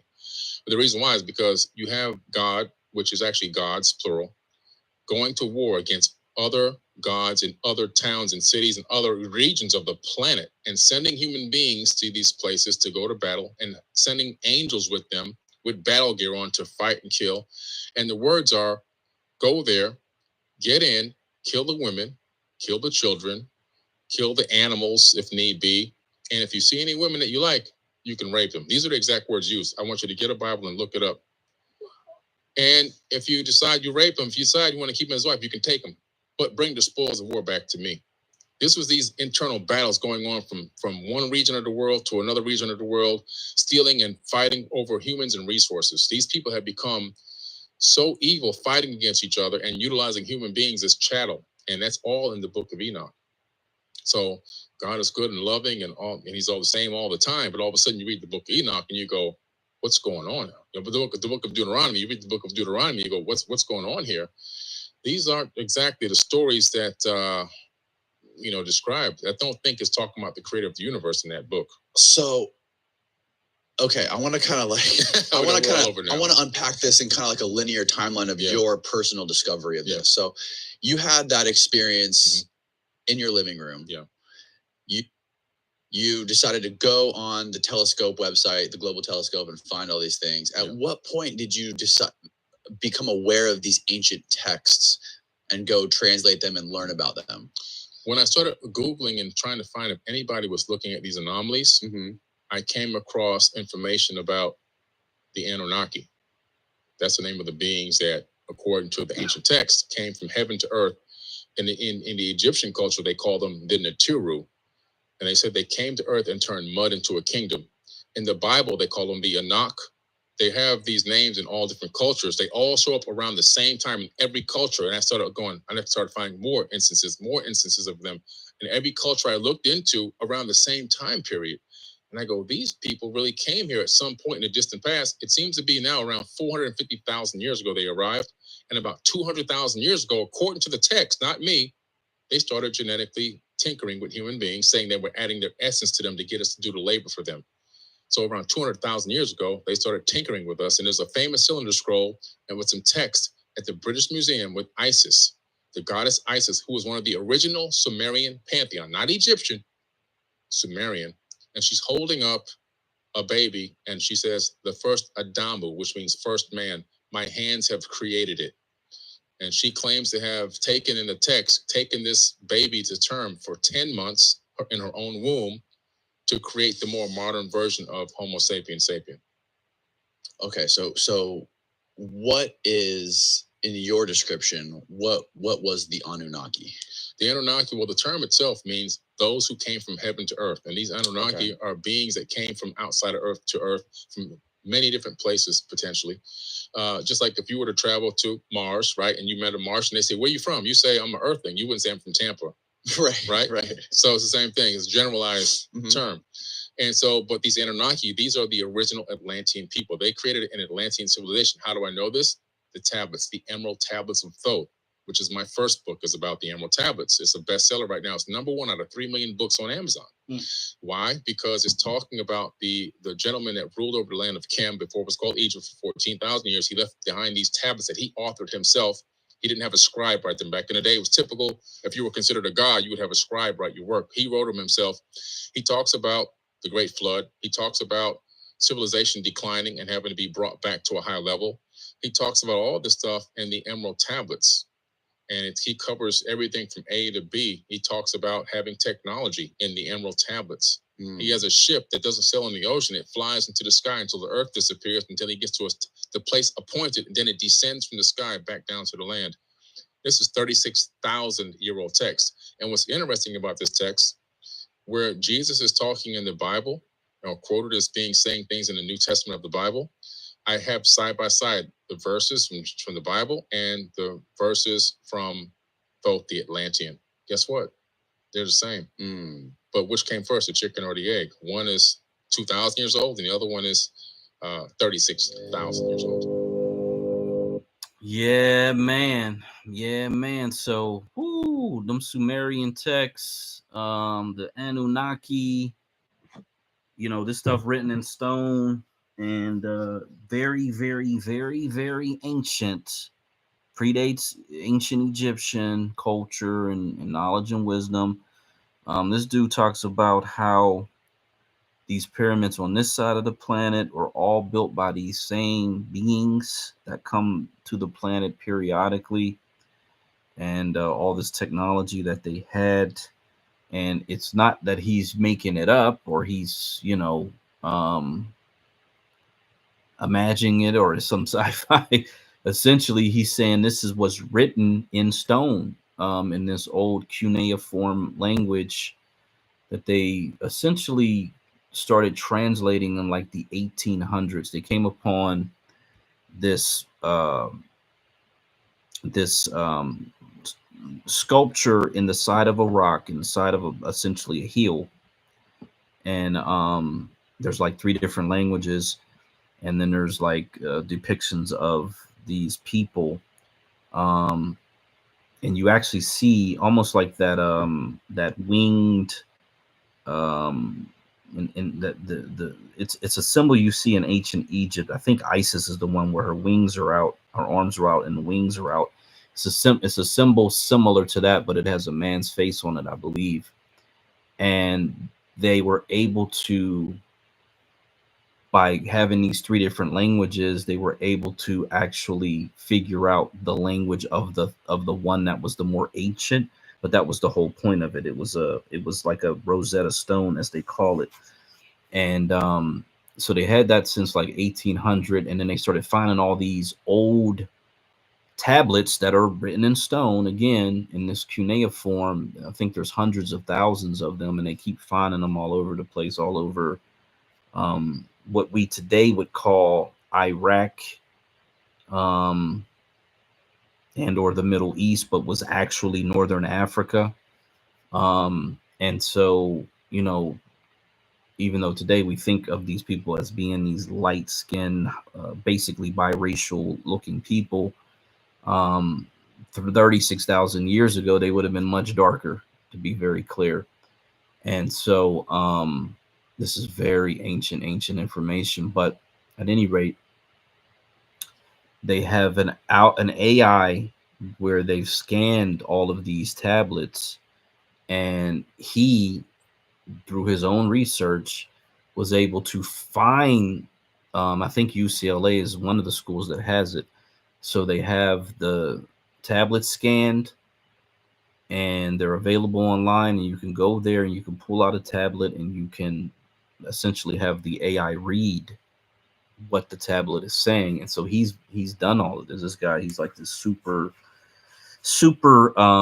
intelligent individual who just reads and reads and reads and reads, and is in love with all this information. But he tries to break it down and explain to people, and tell people what's really going on.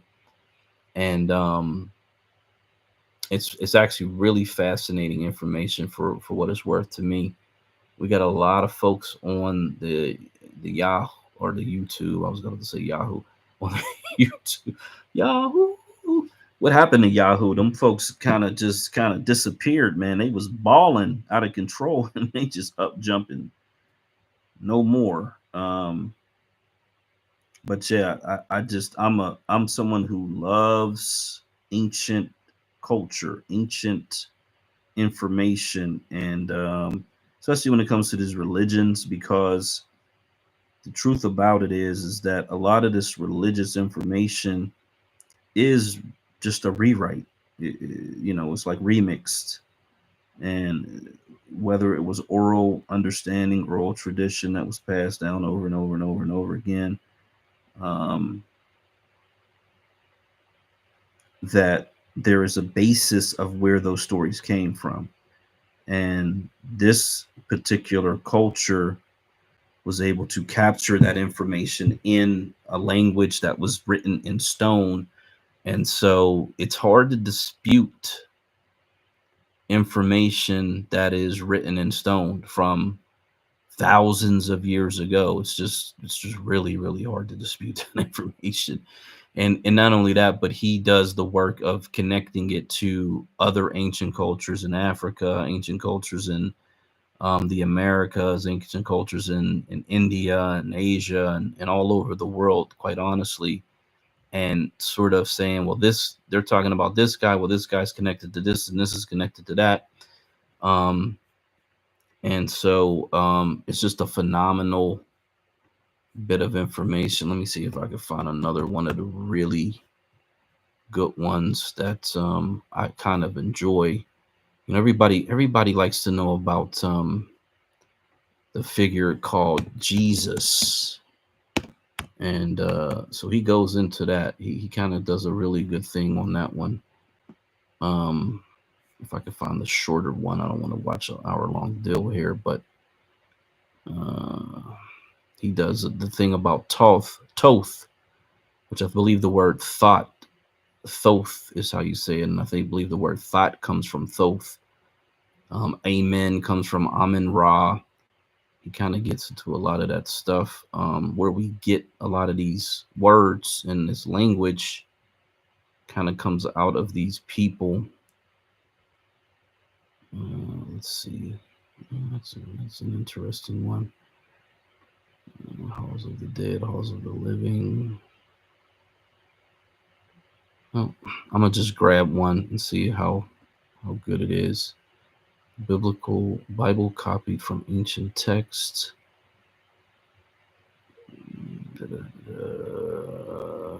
Let's go with this one.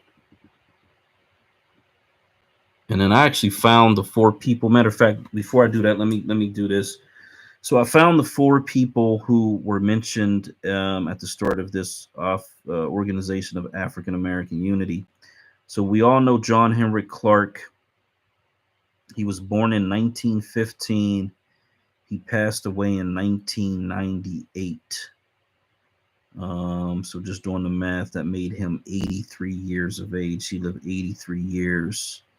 This is one of Malcolm X's contemporaries who helped him essentially lay the foundation for the Organization of Afro-American Unity. Albert Cleage Jr. I've actually seen this guy on some videos. He's a black nationalist preacher of the Christian religion. I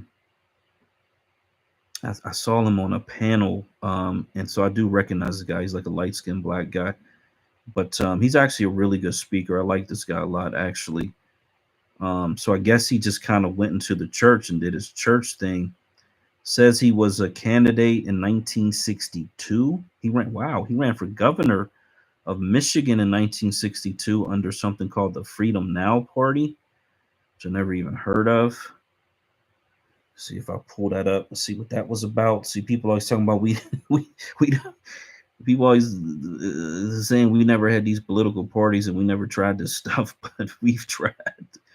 We've certainly tried, but that's actually phenomenal because that's like kind of before civil rights. Yeah, he was a candidate in the Democrat primary for U.S. Representative of Michigan, 13th District in 1966. So he ran twice, once for governor of Michigan and once for, looks like U.S. Rep. He said he argued that Jesus was a black revolutionary who sought to lead a black nation to freedom. I guess he wrote a book called The Black Messiah in 1968. So that might be an interesting book to pick up. 1968, that would have been just a few years after this organization was started and Brother Malcolm had passed, and very close to when MLK would have, well, not passed, but was executed or assassinated, and around that same time. Says he went on to found and lead the Pan-African Orthodox Church, which was a part of the Black Christian Nationalist Movement. The Nationalist Movement had around 50,000 members nationwide. So this is actually somebody who is probably be a good idea to at least kind of get an interesting look at who this person was and what they had to say, what they were into. He was born in 1911. He lived to the year 2000. So trying to do that math, what is that? 89 years, just under 90. He lived for. So he actually lived longer than the Mr. John Henrik Clarke. Then we had Jesse Gray. Jesse Gray was a Harlem individual. There's a picture of him and others displaying rats found in Harlem tenant buildings. He's actually holding a rat in his hand. And then there's looks like they have a piece of paper or something that have like three other rats kind of sitting on there. He was born in 1923 in Junica, just outside of Baton Rouge, Louisiana. He went to college, Xavier College, attended an all-black Catholic college in New Orleans. Ended up joining the Merchant Marine during World War II. He settled in New York City in 1950 and I guess got somewhat political. He led tenant strikes, and that's a matter of fact, that was in there. Tenant strikes. He was talking about that, so he incorporated that into that speech. So I guess they just had this really bad problem with rats and roaches. And during that time period, so it says in 1969, he quit his work as a tenant activist and pursued elective office. He ran for city council in 1969. He challenged Harlem Congressman Adam Clayton Powell the following year, and in 1972 he was elected to state assembly, but was defeated in 1974. At the age of 64, he died after being in a coma for several years, and so he passed in 1988. This gentleman had a fairly much shorter life. He was younger than the others, and unfortunately passed away before the others. And then you have Gloria Richardson, who's like the other last name mentioned. She was born in 1922, same time as the other brother, Jesse Gray, and she just passed away in 2021. She almost hit 100 years of age. She was a civil rights activist in Baltimore, Maryland. Says she grew up in a privileged environment. Her grandfather was one of the town's wealthiest citizens. He owned numerous properties, funeral parlor, grocery store, butcher shop. He was also the sole African American member of the Cambridge City Council. She went to Howard University at 16 and graduated with a degree in sociology in 1942. She was 20 years old when she graduated Howard University. So very young, very intelligent. She worked as a civil servant for the government during World War II. She got involved in the civil rights movement in 1961, Freedom Riders. She looks like she was involved with SNCC, Student Nonviolent Coordinating Committee. And that SNCC eventually, which is what Stokely Carmichael got involved in Black Power. And they kind of had that Black Panther logo that the Black Panthers used. So there is this connection to Malcolm, because much of what the Black Panthers were doing came out of some of these speeches, these later speeches that Malcolm had put up. A lot of this later information, this political information at least, is what they kind of gravitated to. Boom, boom, boom, Deep South, National Guard, yada, yada, yada. It says she married a freelance photographer. She kind of got out of, it looks like she kind of got out of demonstrating in 1964, summer of 1964. So this was, wow. So interesting enough, that organization started in 1964, and this is about the time that she was getting out of it. She maintained ties with the local movement, but she kind of went on and lived her life.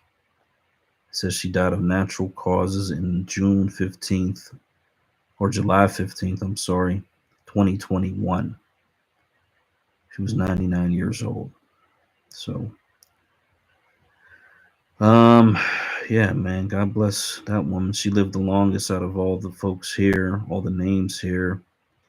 This political party, let's see, the Freedom.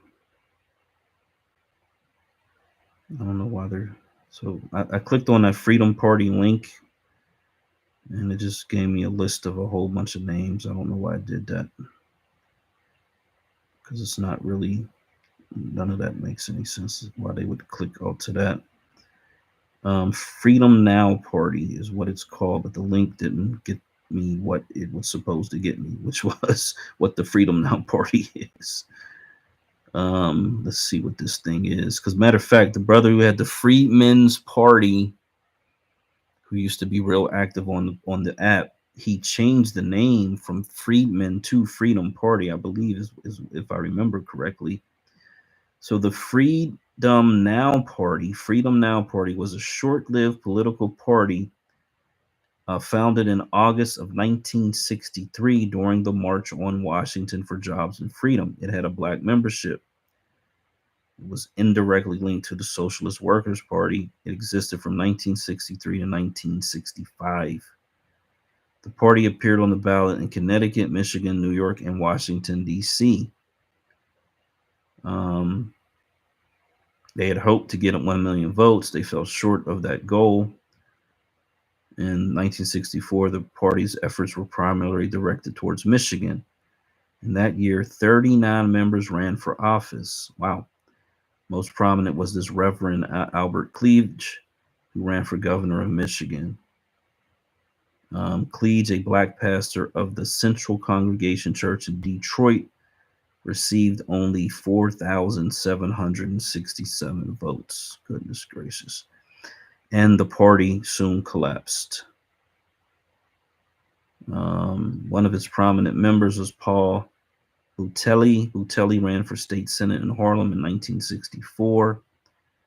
Following the collapse of the Freedom Now Party, was the Socialist Workers nominee for president in 1968. And it has a list of prominent black intellectuals and activists who were involved in the party's founding. So yeah, interesting enough that you had. Maybe why they sent me to that other thing was these people were a part of that Freedom Now Party. Maybe that's why the link took me over there, because this guy Paul Butelli might have been one of those people. So yeah, here was our attempt in the 60s. I know we had the Mississippi Democratic Party, and that might have been Mississippi Freedom Democrat Party that Fannie Lou Hamer was the leader of. And then we have this thing that was short-lived, lasted about 2 years. They ran 39 members for office in Michigan, but couldn't get people to come out to vote for it, unfortunately. And, you know, the reason is always going to be the reason is that the people are conditioned to vote Democrat. There's no way you're going to get past that. I don't care how much energy, effort, time, money you put into it. We're just not going to get past that fact. And that is just the unfortunate, sad fact, is that our people are trained to vote Democrat, or to be honest, not really vote at all. And so, you know, you're probably going to get one or the other.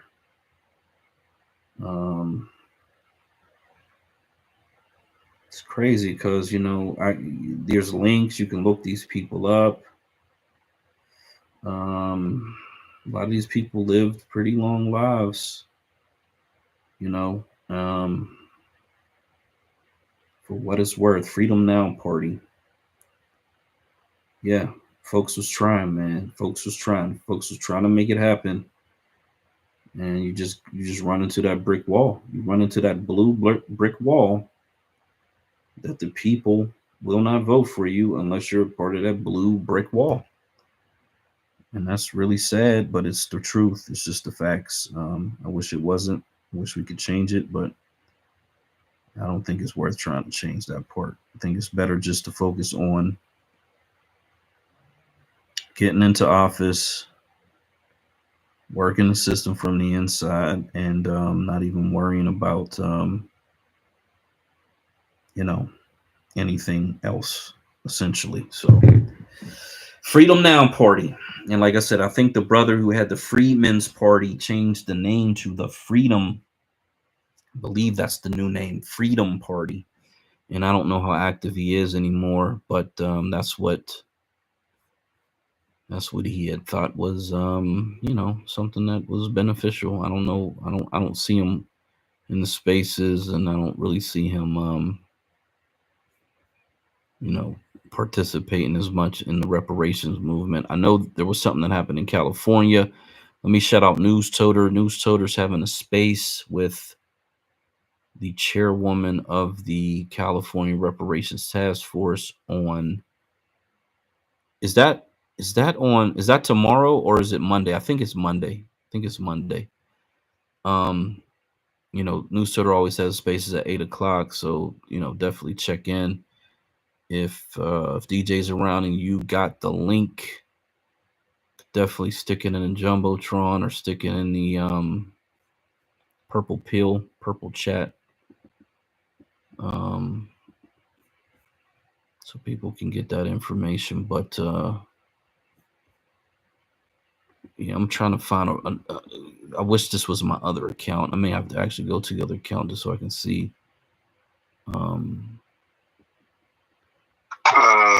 Yeah, let me go back and get the link again for News Total again, because I think I did put it down here in the chat. It's Monday, 8:00, y'all. Okay, Monday.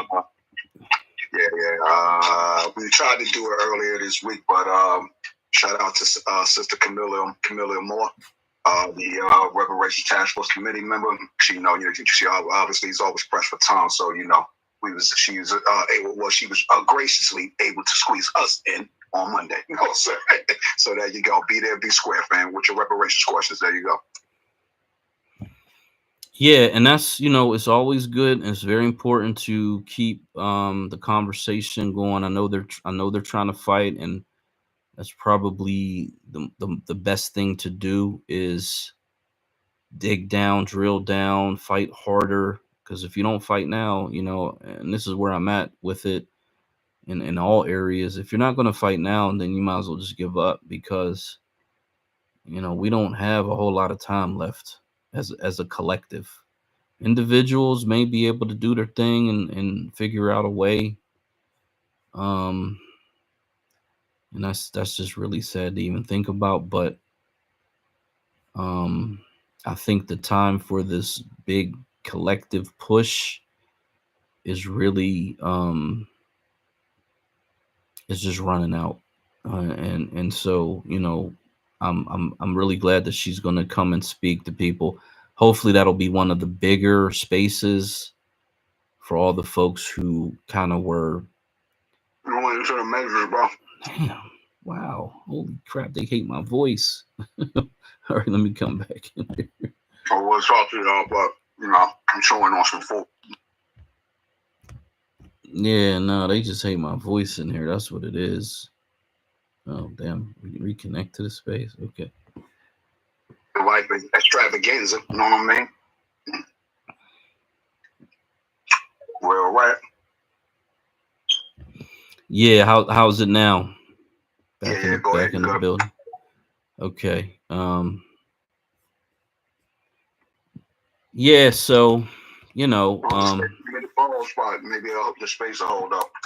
Okay, yeah, because I don't think Black American Homeland is here. He probably went into the Matrix a long ass time ago, and probably just got stuck in there. But because he hasn't talked, usually that means he's not really he's not able to talk. But sometimes they'll come back in with a different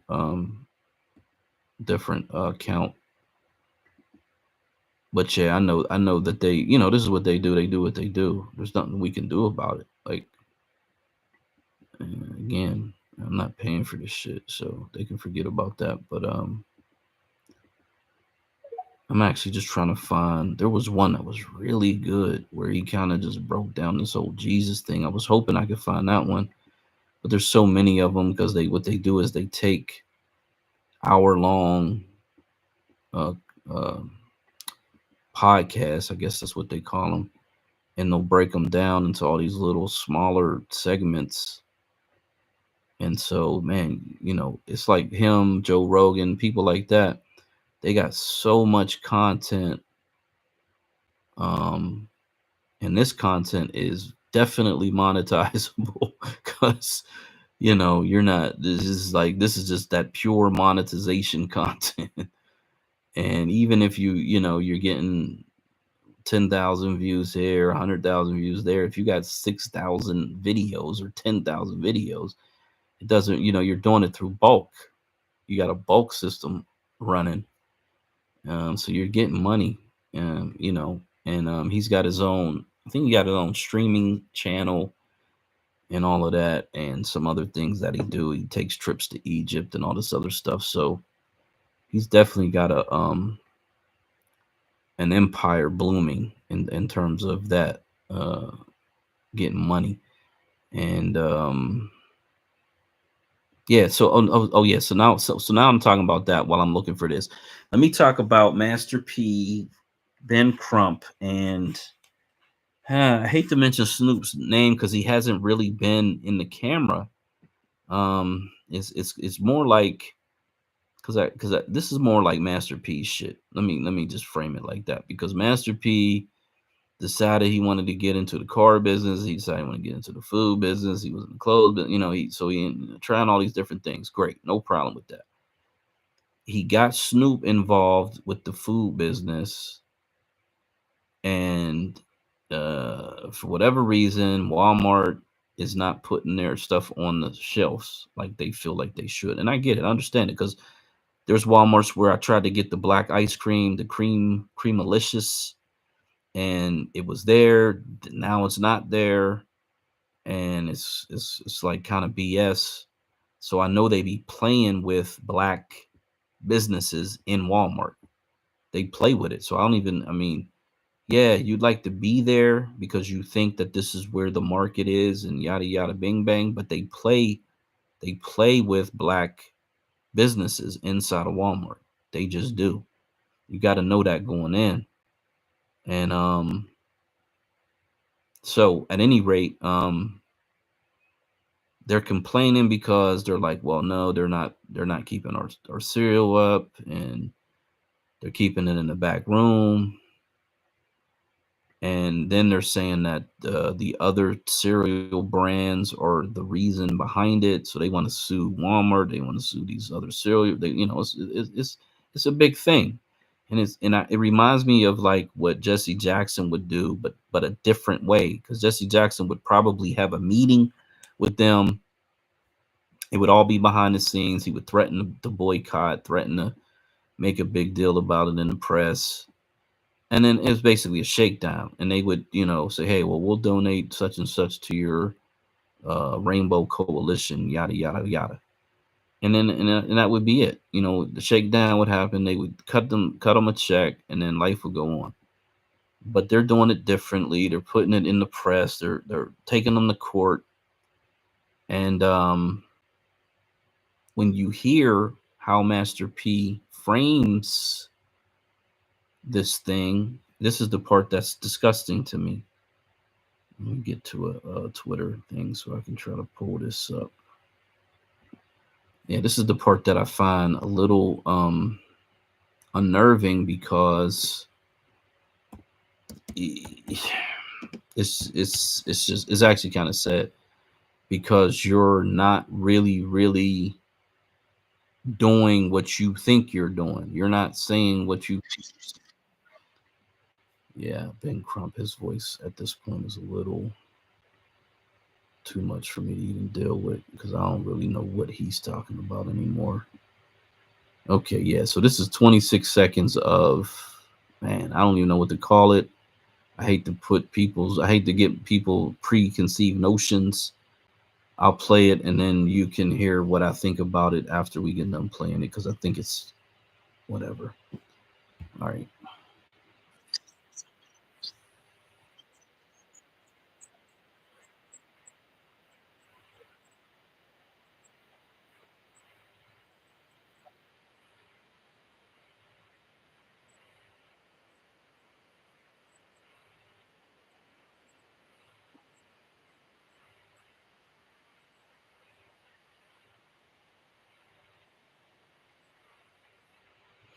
Now, if I could go back and just replay the part where Malcolm X was talking about controlling everything in the community, you know, how it's got to be us doing it for us, supporting us, black people, you know, yada yada yada, bing bing bing, and then playing this in contrast to that, where he talks about it's not about us, it's about minorities.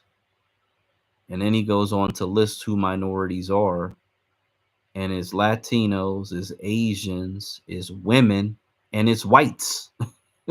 Oh, hell no. Body, you ain't body, master.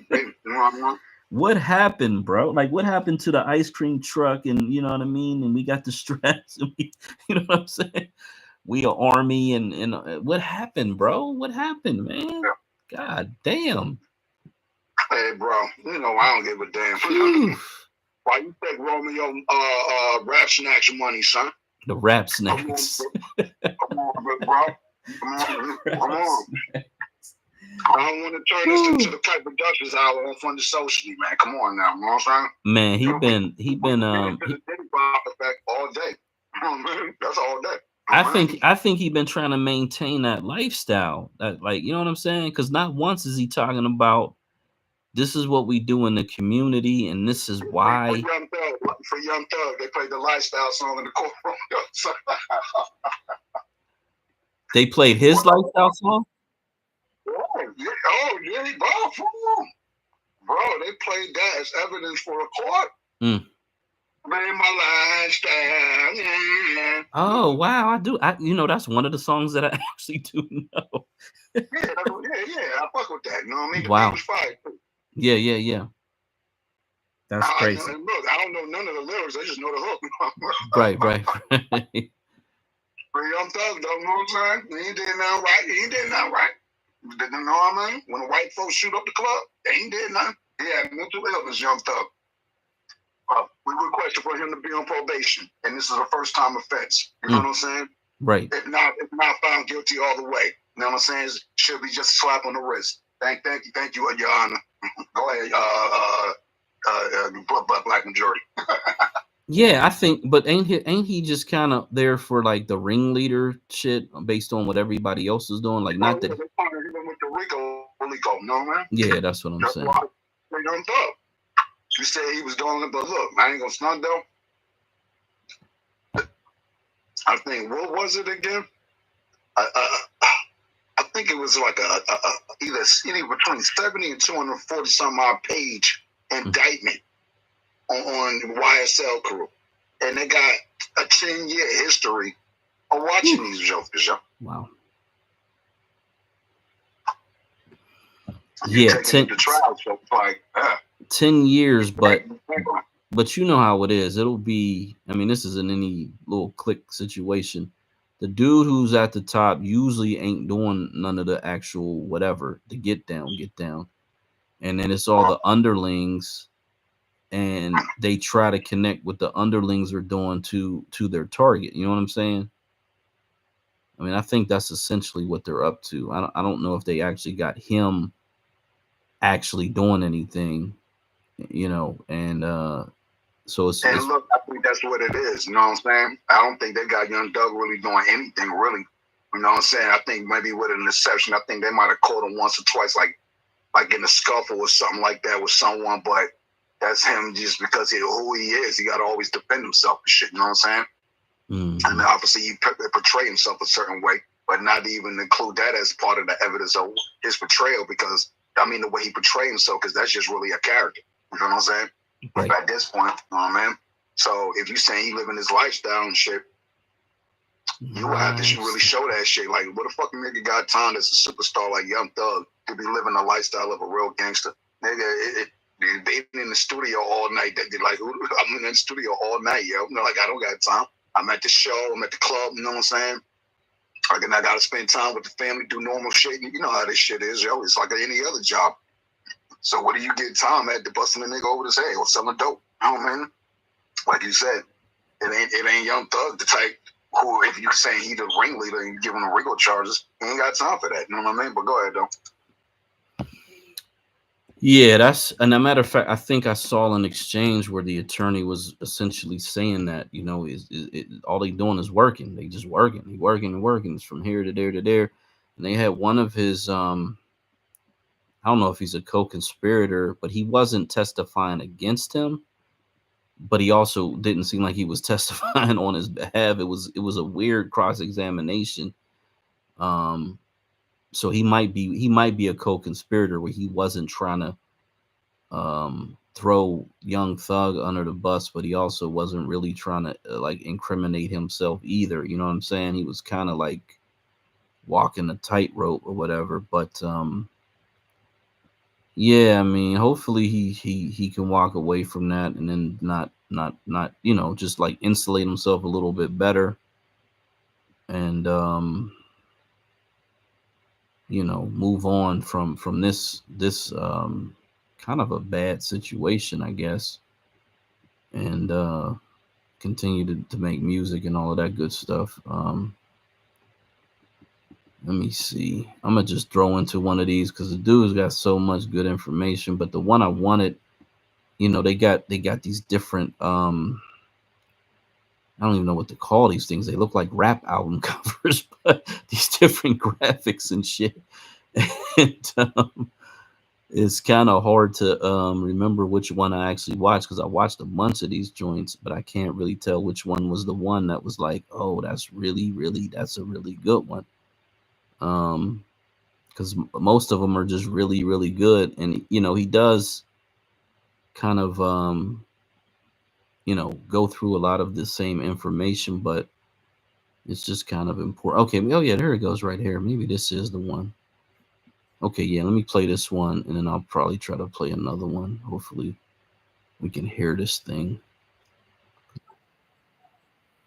Yeah, because this one is on. I'm actually playing this through. Oh, you know what I gotta do? I know what I gotta do. Emerald Tablets of Thoth. Yeah, because I don't actually want it not to play over there.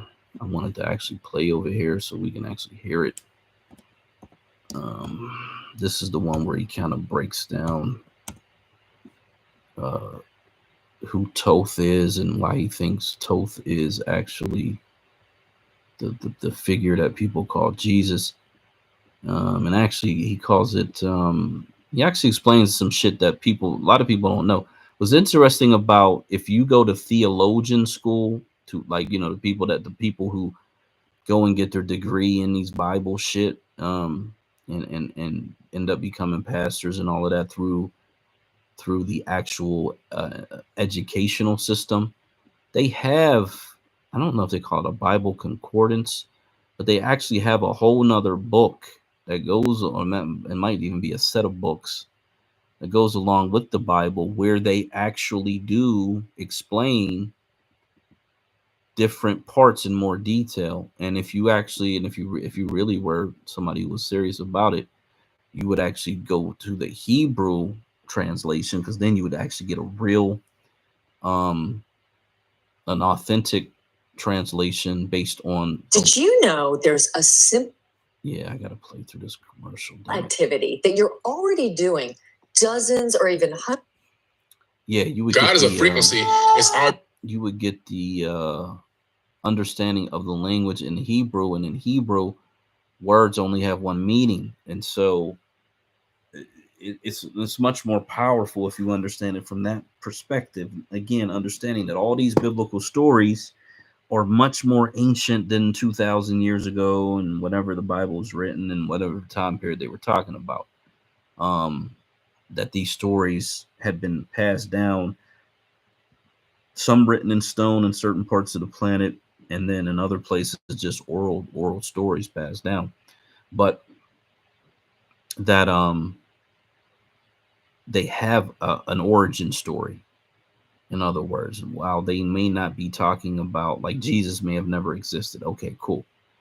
But there was somebody who did represent that particular personality, that character type, that did exist at some point in history. And that's essentially what he tries to, break down by taking these tablets and reading word for word. Like even the story of Noah with the flood, he talks about that a lot. that actually did that was documented in those stone tablets. A lot of shit in the Bible, and not just the Bible, but all these other religions as well, documented in these tablets in stone. And these stone tablets are tens, thousands, way before all these other religions. So they do have an origin story, and the question becomes, well, if these people were living and were able to carve language into stone, are they simply making up stories? Was this like their entertainment? I guess you can make that argument. Or were they actually only going to take the time to write down factual information because it was very, very important? And I'm going to err on the side that this was very important information, which is why the reason why they carved it in the side of mountains and in these stone tablets, because it was just very important information to the people who was collecting this information, and not that it was like somebody stumbled on Netflix from like 40,000 years ago or something like that. I just don't think that's what was going on. But yeah, here we go. Boom. God is a frequency. It's our job to tune in. God is not a man. You hear people say reference God as him, he. They have this illusion that there's this sky daddy with a magic wand floating around granting wishes. That just really, in my research, isn't the case. It's more of a frequency, a divine frequency that is imbued in every living thing in the entire universe. In ancient times, people were more into spirituality. When we got to one of the highest advanced civilizations, which started out in Sumer and then migrated over into the land of Kemet before it became Egypt, the tablets date back about 6,000 to 8,000 years. But those tablets we discovered were recopied from even older tablets, which going back probably about 100 to 200,000 years prior. We're talking about a deep, deep, deep antiquity of super ancient culture. Even in the Emerald tablets, when they relocated home base to the land of Kemet, in the Emerald tablets, they're 36,000-year-old texts. They rebuild the land of Kem out of the mud, which because there was a great flood. So we're talking about ancient knowledge. They said they rebuilt Kem. They didn't build it for the first time. They said they were going to bring it back up to a high level of civilization. So it was already high before the flood. We're talking about tens of thousands of years ago. And so they began to create these mystery schools at dawn of this new era, 36,000 years ago. The gentleman who started this, his name was Thoth, Thoth. And he's known as a wisdom keeper. He's known all over the entire world. And every continent I've been to, there's a depiction of him there. Even in the outback of Australia, they've got him etched into a petroglyph in the rock. He doesn't really have a bird head, but he's depicted as such because the ibis bird depicts bringing darkness to light because the beak is so long, it goes deeper down into the mud to bring sustenance up.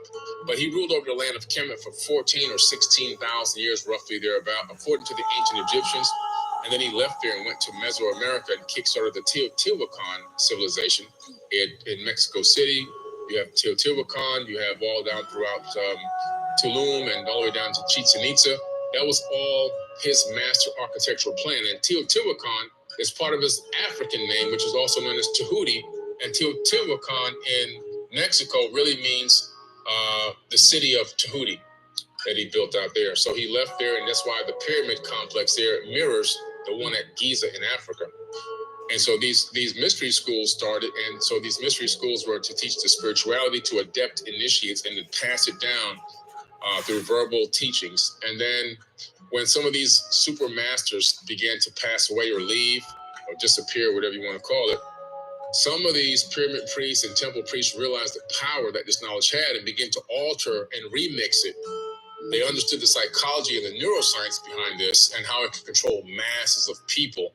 So they started to twist the scripture and twist the words and kind of utilize it for darkness instead of light. And then we're able to then put people into a box and put real controls on them and dominate them and secure them, bringing them food, bringing them sacrifices, bringing them money. The sacrifices were not for God. The sacrifices were so they can eat. If you go to Egypt, you go to all these temples, you'll find the storehouse where all the sacrifices would be put and salted and stored and hung and dried so that these people can have food to eat because they weren't going to go hunting for anything. They weren't going to grow any crops.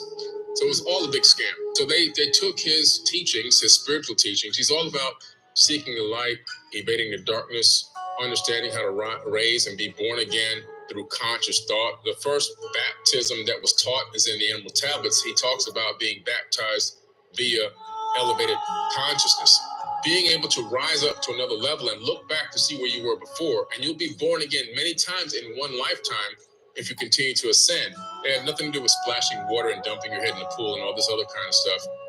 That was also another twist of the information. If you look at the Emerald Tablets, so I wrote this book called Compendium of the Emerald Tablets, which has been a bestseller worldwide for 4 years. It's now, I think, currently number one out of 3 million books in ancient civilizations. In that book, I put the New Testament where Jesus is speaking, and I put both the Atlanteans' words from the Emerald Tablets side by side.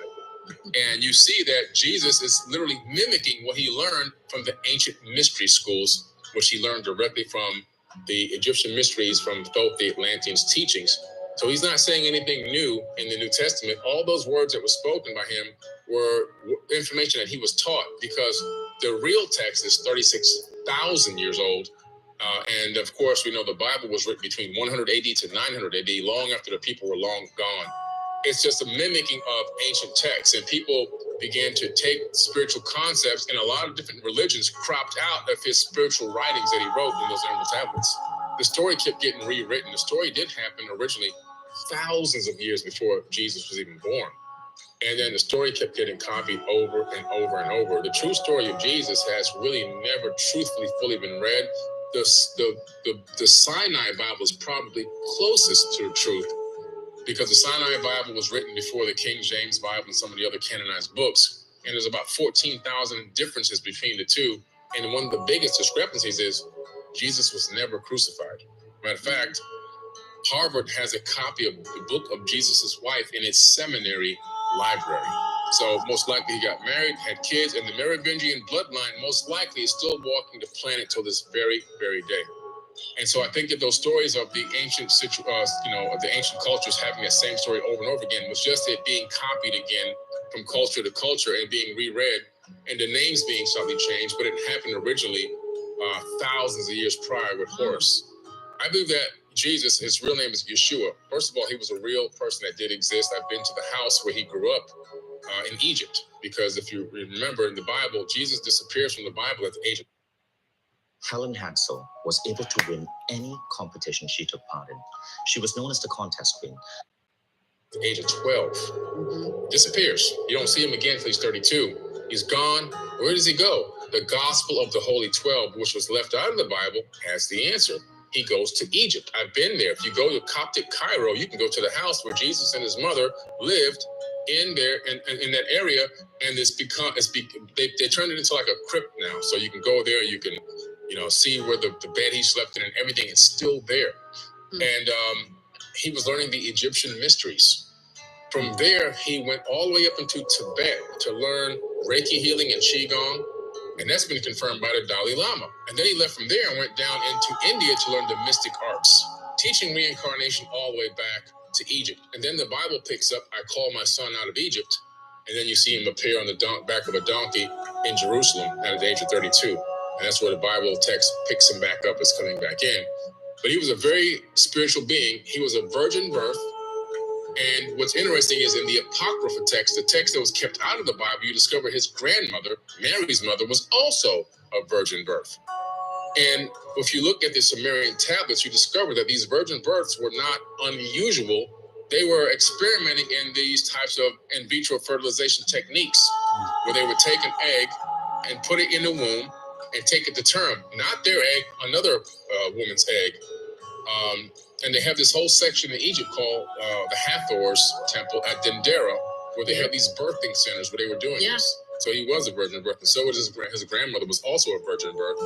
They were planted on this timeline for a specific reason by the people who control from behind the scenes, which were they called themselves the ordainers of destiny in Sumerian tablets. They believed that they had the right to control destinies on this planet.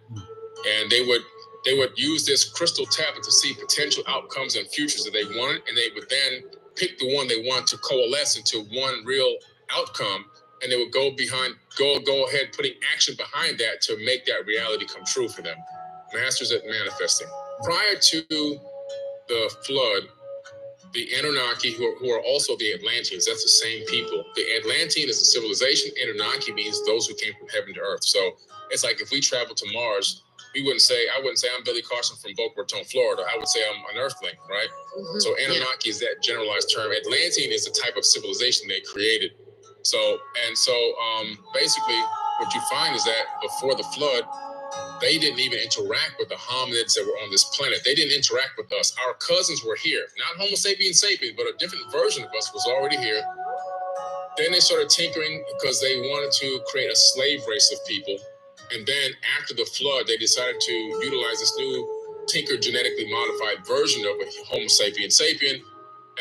And they would create leaders of these areas. Like, for example, a pharaoh would be, and the initial pharaohs would be a direct bloodline of one of these Anunnaki people. In other words, it would be half human and half Anunnaki, where the term demigod comes from in Greek and Rome and all of that. And so they would make that liaison, that bloodline liaison between them and the people. As time continued to go by and cultures and the way that the economics and the civilizations and the kingship and everything changed, they began to then, for whatever reason, handpick specific people to do specific things, and they would then create these genetically modified or bloodline people.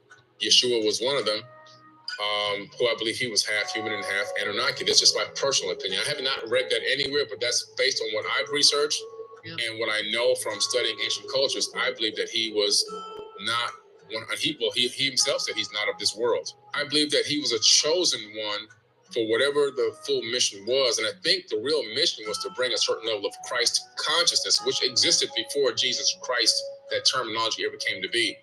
Christ consciousness is ancient. It's super ancient. And it's a certain level of consciousness that a person can get to this level where they're all knowing, all loving. They're the epitome of service to others and unconditional love for one another.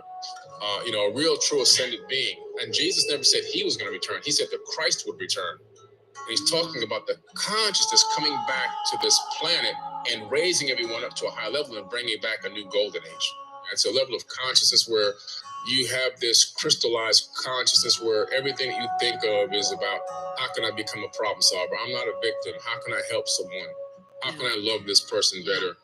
How can I solve problems before they happen? Because a genius will solve problems before they happen. So these people were high-level thinkers. They'll think into the future and think of what all the outcomes can be and then create solutions before they even need them. That kind of level of thinking, how to heal people, no suppression of medical technology and information and stuff like that, creating a true super Christ civilization.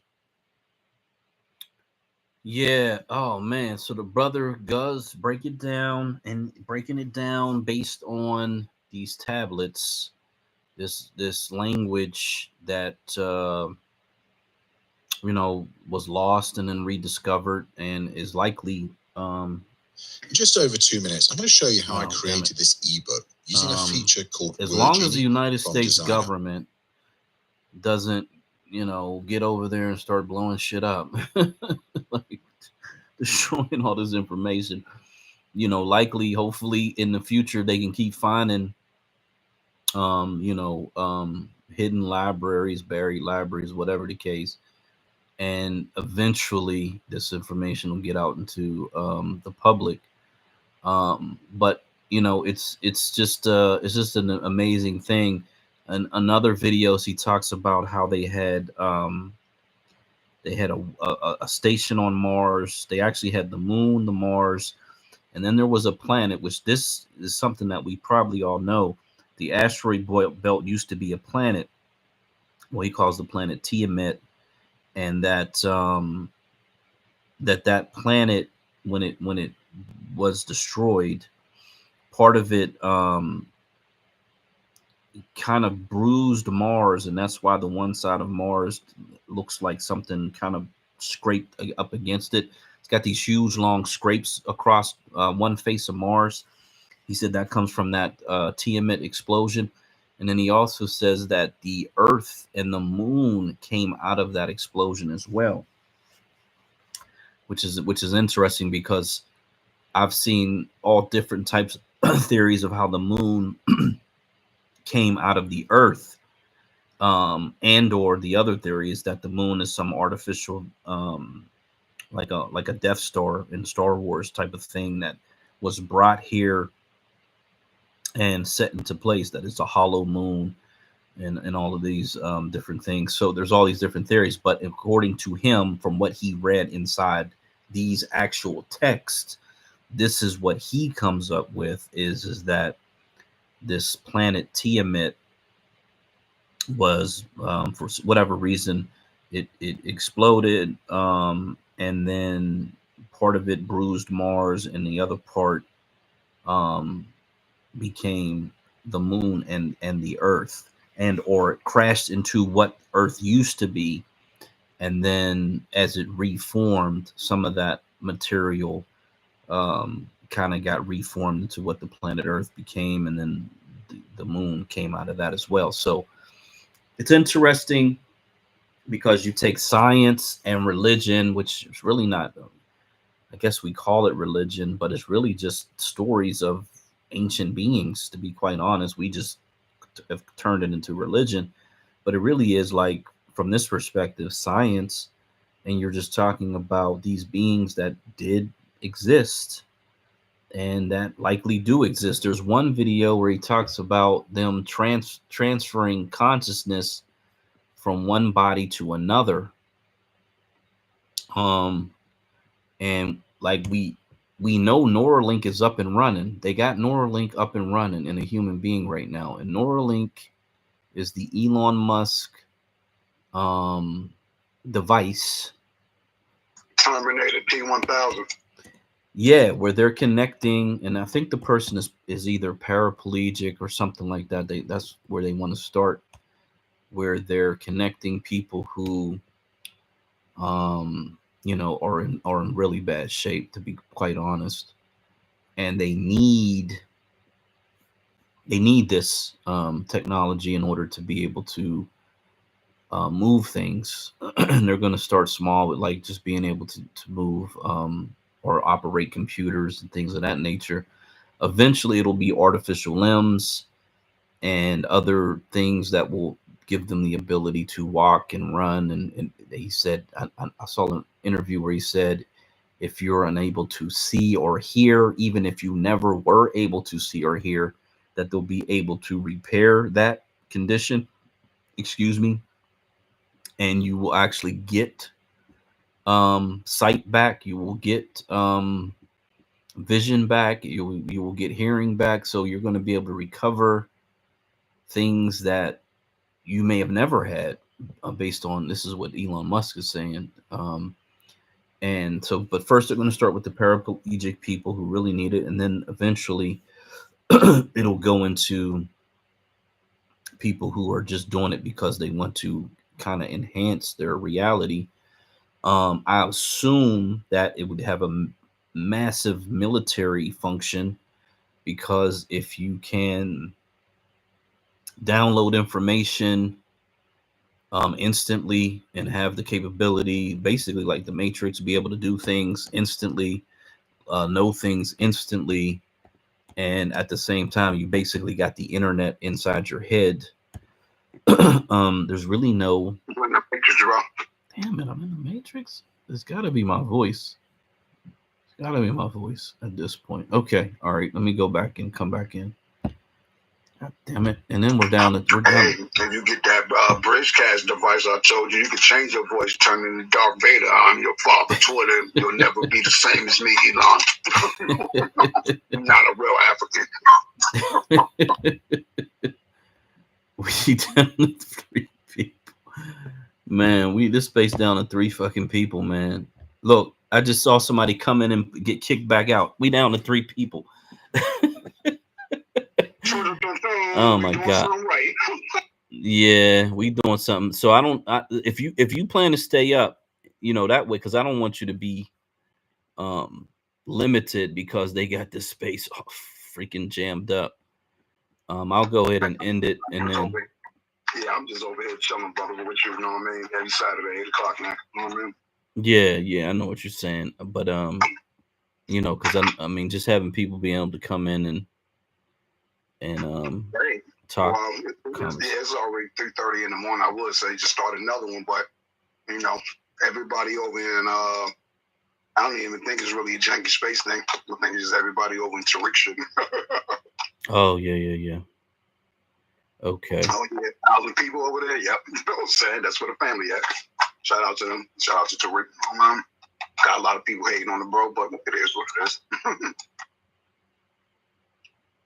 No, that's all good. Man, let me find one of these good ones. Walls, damn it, you know what I mean? Say it again.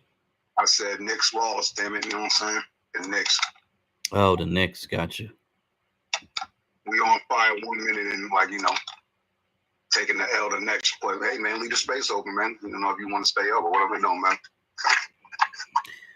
Yeah, I'm gonna try to find one that's kind of explaining what this fucking thing. It, oh my god, it sucks because I got two different accounts. This is the unpaid for account, so I don't got none of the history over here. Go to your page and search it from there. Or your other page, right? Yeah, I got to go to the other page and then hopefully be able to figure out exactly which video I did watch and then come back over here. Let me see. That'll be Neuralink.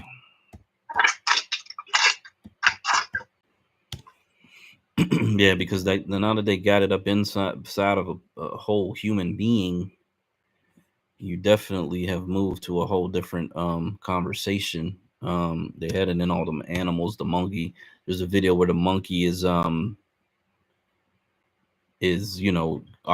the computer, and they clearly show you that the joystick's not connected. So they train them with using it with the joystick connected, and then once they figure, because they're monitoring the brain signals, once they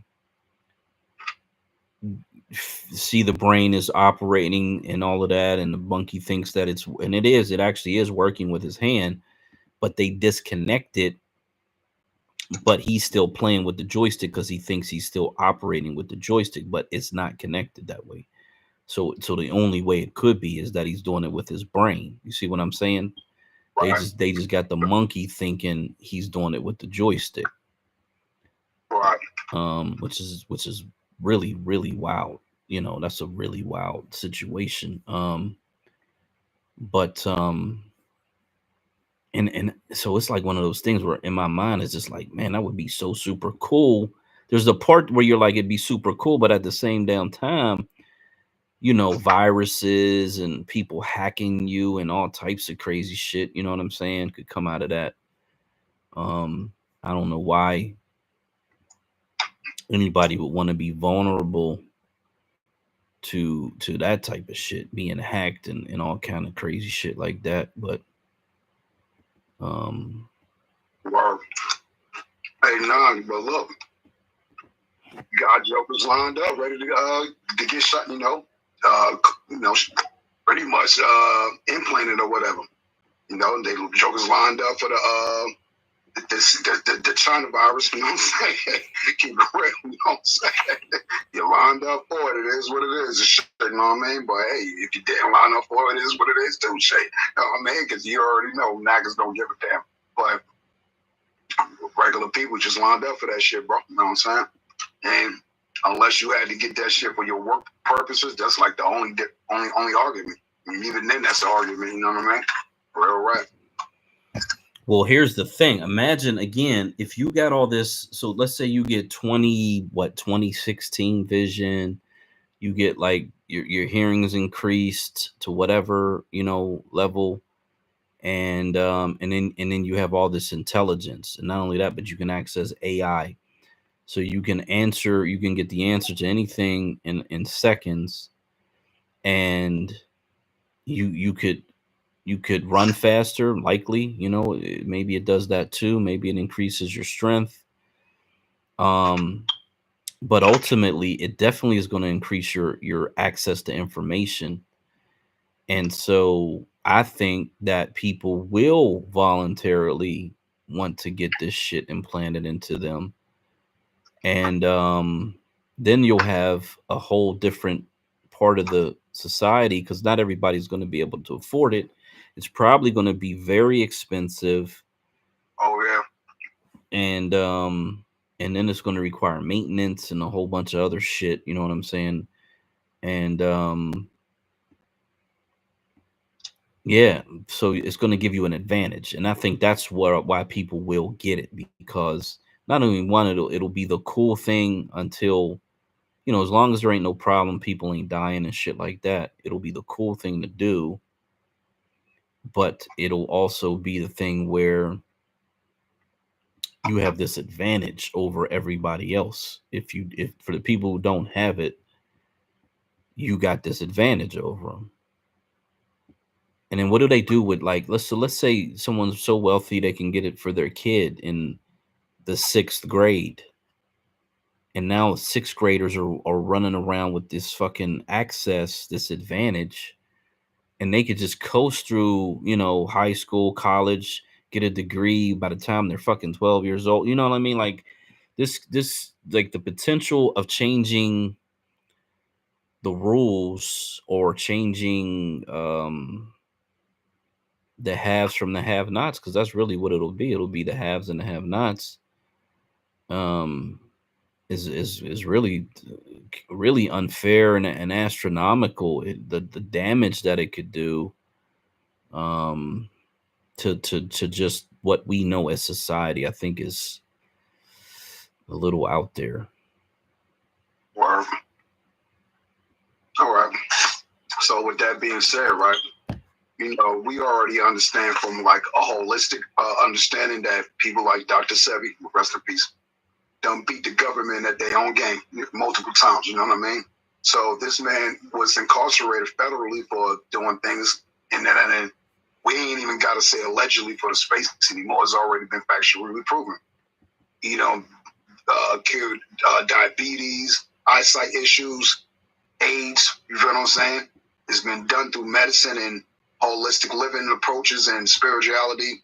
Yada da yada da. Ain't inject yourself with no needles. Feel me? So it's like, do we need Neuralink? You know what I'm saying?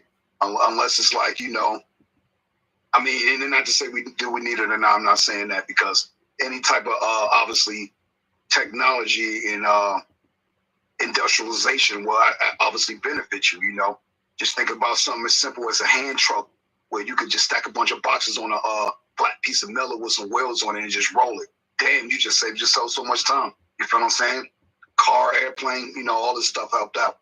So, you know, people that are disabled, hell yeah, because I watched the Paralympics when they do air it, and NBC and all these other weirdos ain't actually acting like, you know, people that are paraplegic or have some type of disability, like many folks in my family, or like some type of creepazoids or weirdos. No, you know what I'm saying? So if they competing for a gold or a medal and they Americans, hell yeah, I'm going for them. Show that shit.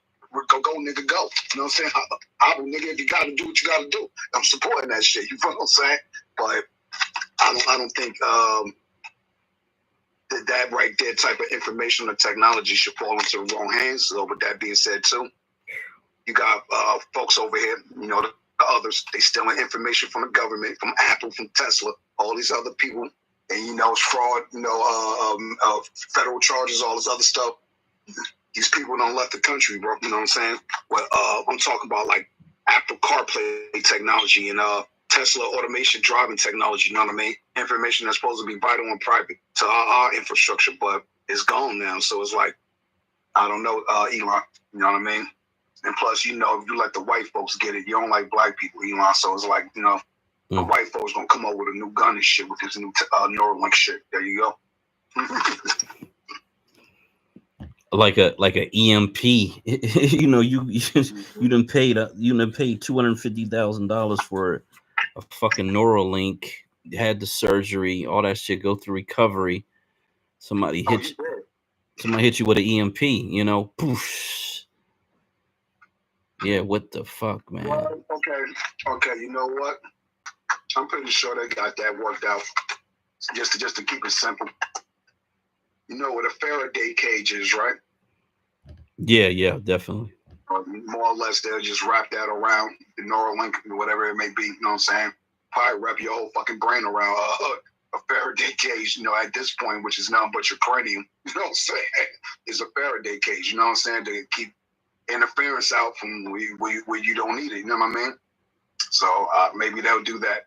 But hopefully, if that is the case, I want my money, Elon. I don't want to come shoot the club up, nigga. I know you heard me. Negroes give you all the ideas and shit. Y'all just sit back and listen and put this shit through the copyright office and shit and say it's yours. You know what I mean? Yeah, I'm looking at it, and it's about the size of a quarter. It's about as thick as like a now later, if you remember the now laters, or a starburst. It looks like, you know what I mean.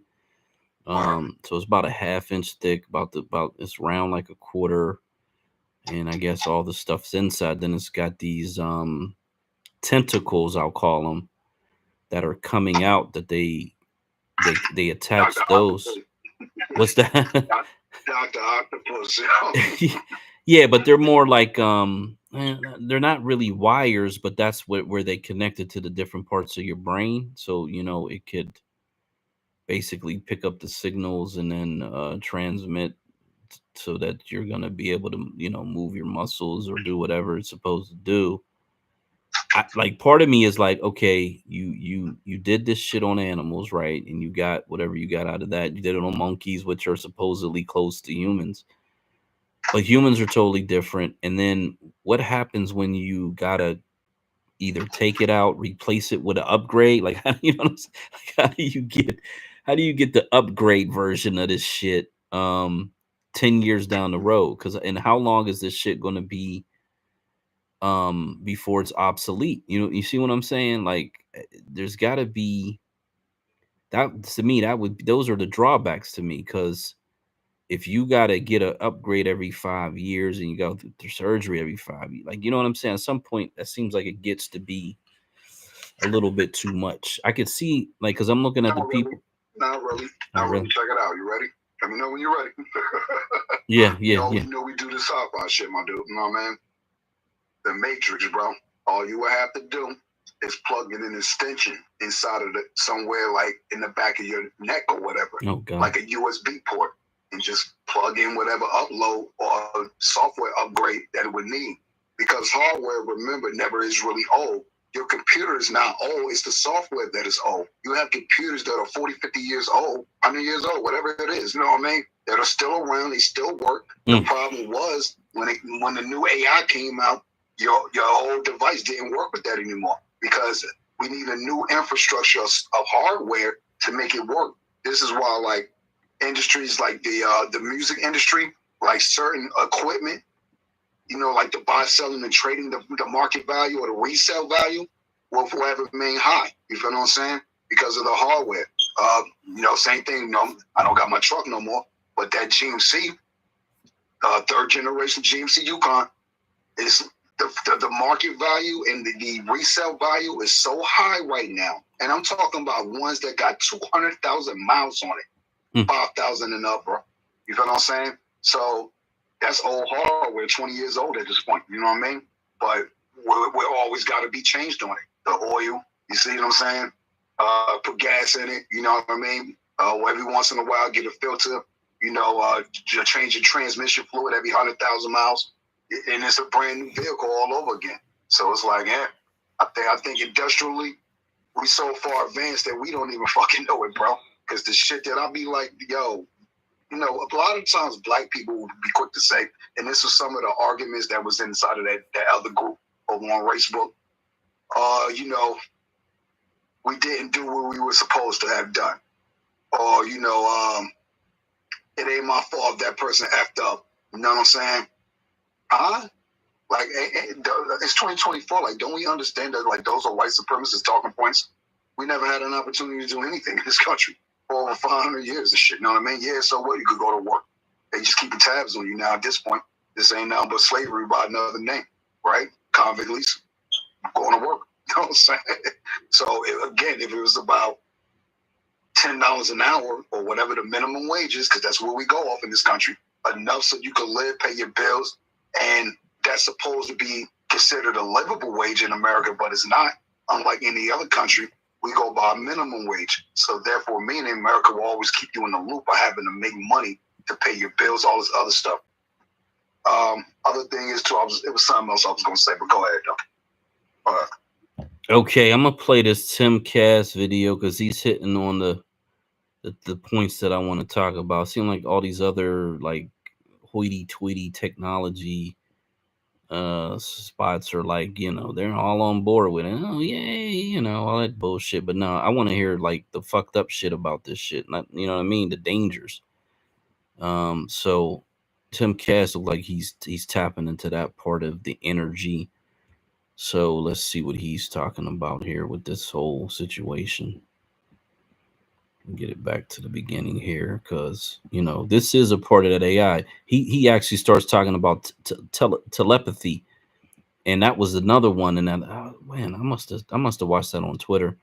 But yeah. So this is why it will be military, because you'll be able to talk to another person that has it on without speaking. You'll just be able to talk wirelessly. You know what I'm saying? Like it'll be mind to mind communication type shit. That's definitely a military what do they call it? Secret agent, spy shit, espionage shit, you know what I'm saying? Like all of that type of shit. Hey, I can't think of the guy who passed away. His name just popped in my head and went away that damn quick. Shit, I need a Neuralink. Oh, damn. What was the scientist that passed away? Oh, man. White guy. Scientist? Been paraplegic most of his life. Oh, yeah. Oh, yeah. Like a Neuralink. Stephen Hawkins. Stephen Hawkins. Golly, I said his name, he just popped right back out that quick. But go ahead. Yeah, there you go. You know what I mean? And look, like I said, he been gone, I think, maybe like 10 years now, something like that, give or take. So he was using that type of technology then. So it's like it's already been there. So like what's the argument now? Is Stephen Hawking one of the most celebrated scientists of our time? Like nobody made fun of him or say anything. Why are you using that? Because you're paraplegic or you need it for whatever the reason you need it. So I think this shit has already been here. That's why I apply some people be like, yo, this person is an NPC. They're glitching, Hillary glitching and shit. You know what I mean? The queen, how did she survive for so long? She got to be 1,000 years old. She a vampire and shit. You know what I'm saying? For real, man. Yeah. We can go on and on with the South Africa. Go ahead. Hold on. I got one movie for y'all too, real quick. Jupiter Ascending, because that's just my favorite shit. I just think that's like everything he was tied into with the Sumerian text. What we talking now with the Neuralink. Oh, another movie that's really close related to Jupiter the subject Ascending, man. is the X-Men Apocalypse Now. That is like the closest that I could get you of what we're talking about. Sumerian text, all this other stuff, how they transfer your soul, your minds from one body to another. Yeah. You know what I'm saying? Using not even machines. It's the sun, you know what I'm saying? A specific time of the year, you know what I mean? And then the sacrifice, yo. So back to the sacrifices he was talking about. They used to keep them piled up in a room. Huh? You know what I'm saying? Like it's a freezer of bodies. And don't forget it. Pick a nigga. You know what I'm saying? They eat us too, nigga. You know what I'm saying? Not just utilize us because some of these jokers is thousands of years old. You know what I'm saying? Just walking around today, but you think they 25 and shit. You know what I'm saying? They about to snatch you up and shit. Invasion of the Body Snatchers. That's another one. Let's go, yo. That is one. Hey, yeah, Jupiter Ascending is a really, it's to me, it has a lot of accurate shit in there. Like I think they were really trying to let you know what's going on in that one. Right. Yeah, for sure. I think that you know what you tapped on. I think the Neuralink is something where you're going to be able to download your consciousness, and so you'll be able to, if they have a clone body or they have one of these RoboCop body. But the Tesla has a robot, right? The Tesla has a robot. That's the other thing. They're working on Tesla robot. So you'll be able to download your entire consciousness into one of those robots, like basically like iRobot, and then you'll be able to live in that robot body. And if you want to, at some point, however you get a human body, like you said, you'll be able to download your shit back into that. So maybe it's a thing where You grow your clone based on your cells. You let your clone mature to a certain age, 18, 21, whatever it is. And then you're able to download your shit right back into that body. Then you live another whatever, how many years. You see what I'm saying? Like that shit is like, that's going to be for the super wealthy people. Like the average person will not be able to afford any of that. And they'll make sure that the average person can't afford it, but they'll also make sure that these people who are in the 1% will be able to have access to all that shit. And that's the scariest shit, to be quite honest. Because if they have 1,000-year reign, there's no fucking telling how much destruction they could cause on this fucking planet. And if we start, humans on moon, humans on Mars, there's just no telling what these fucking people could do. Yeah, that'll be, my God, I just. Hey, look, that's why black people just need to move closer to the sun, bro. You know what I mean? They won't even have this problem.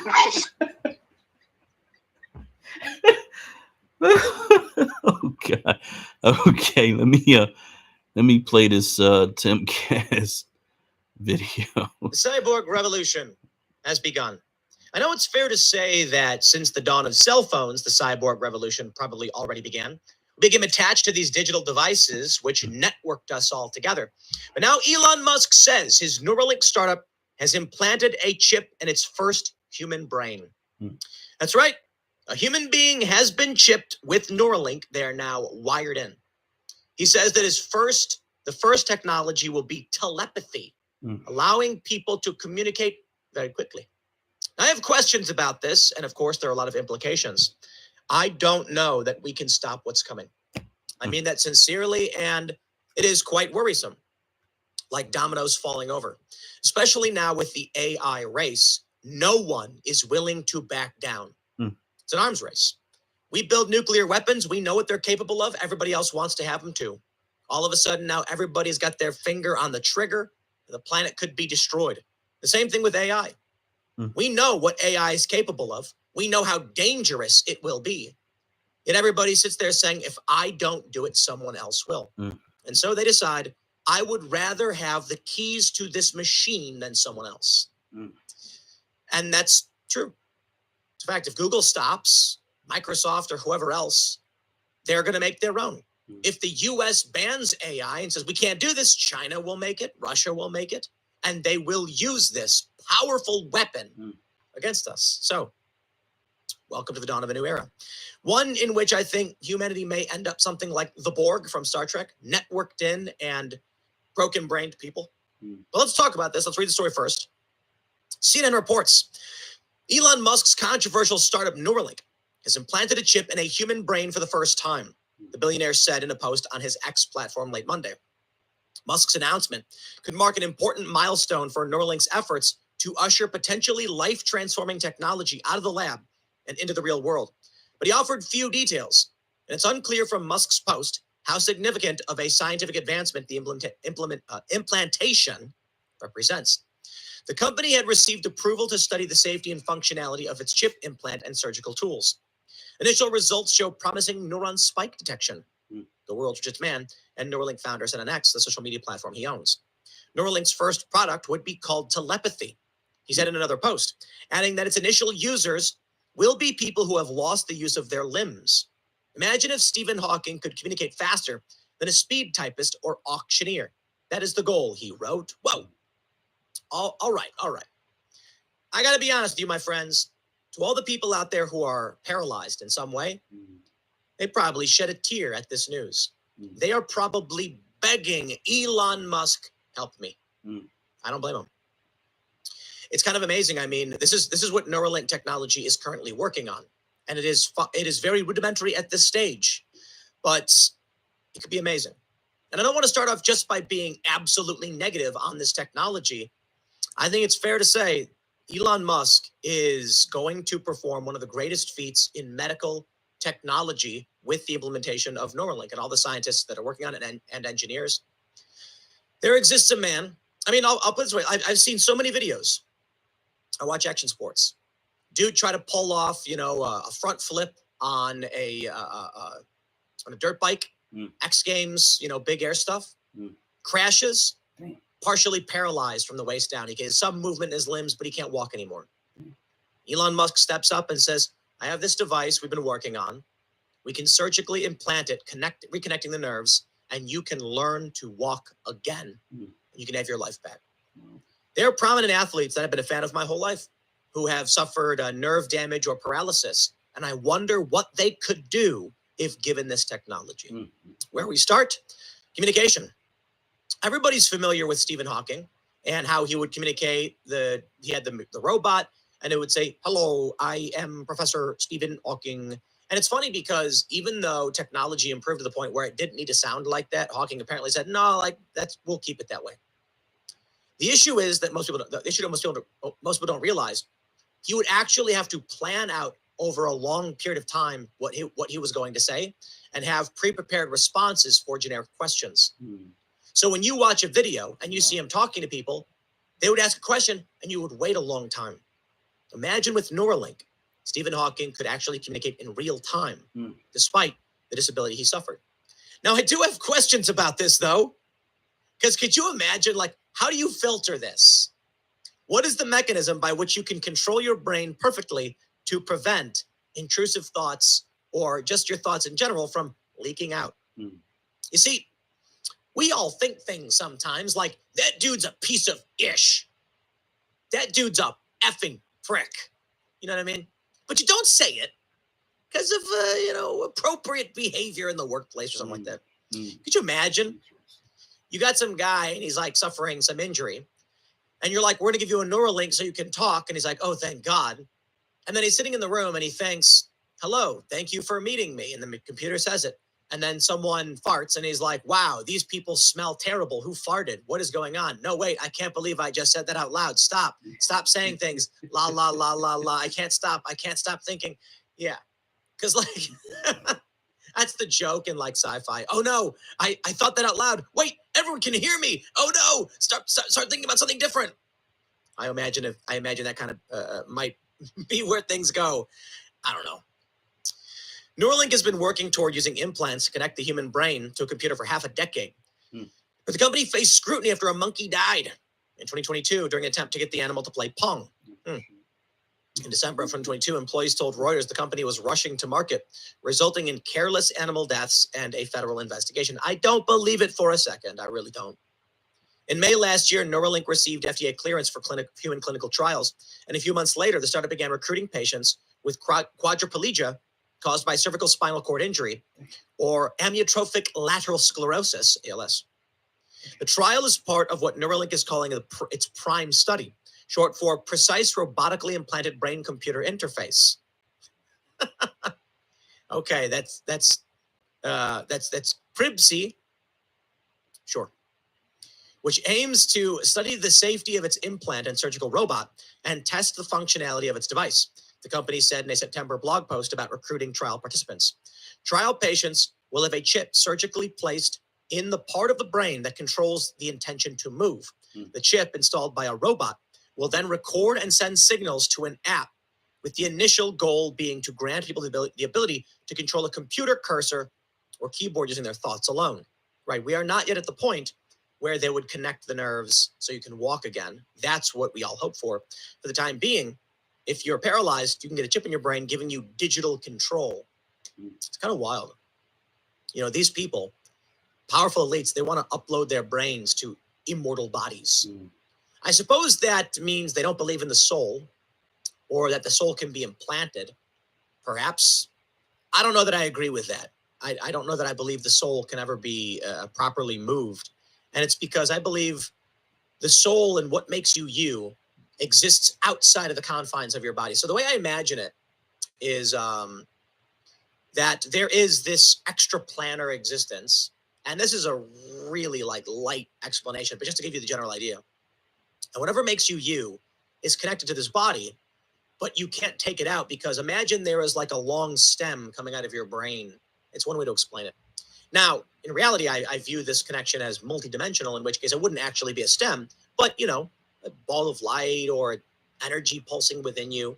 It can't be moved because it doesn't exist in this plane. I think Christians believe something similar. But perhaps they believe it is possible, and perhaps it is. What do I know? I only have I don't know. We don't know that much about the universe. Trial patients will have a chip in the brain. Neuralink did not respond for a comment. Before Neuralink brain implants at the broad market, they'll need regulatory approval. So I know right now, this is the challenge we face. A lot of people desperately want this to exist because they've suffered injuries, and this could improve their lives dramatically. People who are blind, people who are deaf, this can repair the damage and give people a better quality of life. What I fear with this, however, once we get read-write capabilities, and I think we're basically entering this position, I think we would be, 5 to 10 years out, maybe sooner. You know why? The data collected by Neuralink will be fed into an artificial intelligence. It will start recognizing patterns and finding things that a single human cannot see. Technology will rapidly escalate, rapidly develop beyond our wildest dreams. And with the advent of AI, we'll come to a point where we genuinely don't understand the technology we have. Took a long time. But every day, someone adds a grain of sand to the heap of technology. We stand atop the shoulders of giants to build new and better things. Someone discovers copper way back in the olden days. And then eventually someone figures out copper wire, and someone figures out electricity. And from there, we all learn a little bit more. But with AI, you'll simply say, here's everything we know. The AI will then say, compiling. We've discovered that there's correlations between these elements and this elements and this technology and that technology. And it can give you the schematics for building something. You have no idea how or why it works. You just build it and it works. Because the AI jumped several generations in technology. Crazy. Yeah, we'd be building some kind of God. When you do that, you add in Neuralink technology. The AI will give you a whole bunch of simulations. It will easily develop technology for read-write capabilities to the brain.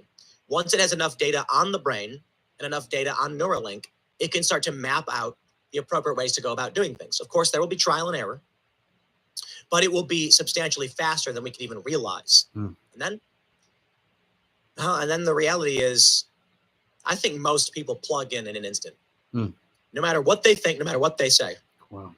Now, of course, there'll be a lot of people who won't do it. Right. A lot of Christians, a lot of conservatives, a lot of Muslims, a lot of Jewish people. They're going to be like, no way, we're not doing this. We're not plugging into the machine. The Amish, of course, Mennonites. But I think the overwhelming majority of people just say, please plug me in. Why? Everything you've ever wanted and more. And it will destroy you. Because what will happen is,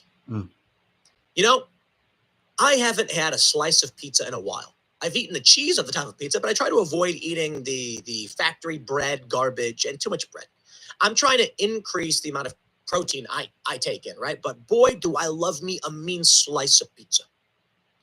So the average person would say, I'm on a diet. Plug me in, and they would eat 10 whole pizzas, just not stop, just shoving pizzas in their mouth. Dopamine, it'll shatter your brain.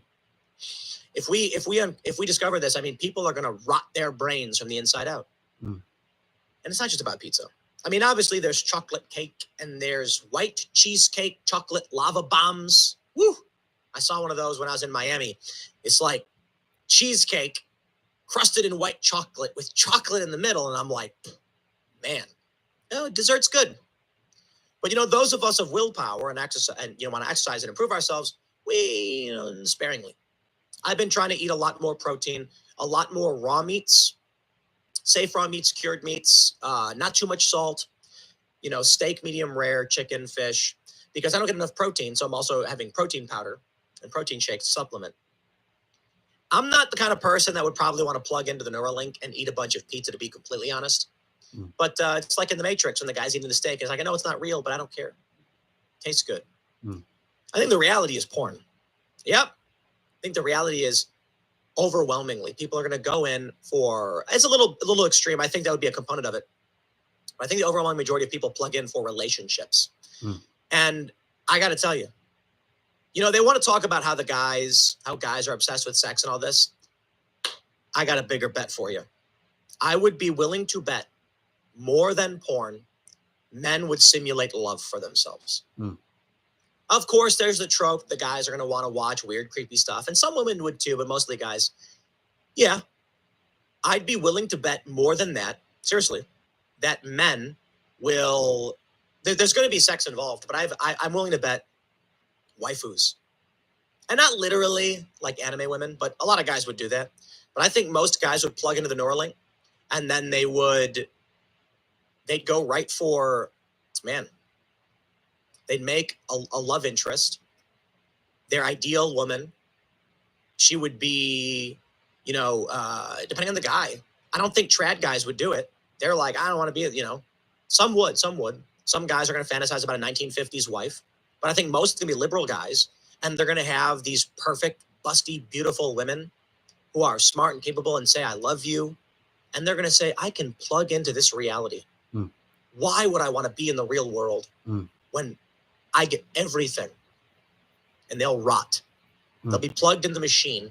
Wow. They'll have their brains plugged in, and their bodies will wither. Their brains will be dopamine blasted nonstop. They'll have cockroach goo tubes straight into their stomachs, and they'll say, why would I ever leave? Why would I leave? I don't know, you'll get something weird like, for every minute you're in the pod, you generate cryptocurrency, which funds your pod existence. Now, why would they do it? Useless eaters, they're referred to as. How do you get rid of all of these useless eaters? Well, there you go. Now, I don't think we need to even get conspiratorial. I think it's dominoes falling over. Wow. I think new video game comes out, and it's a Neuralink game. Are you going to get the Neuralink?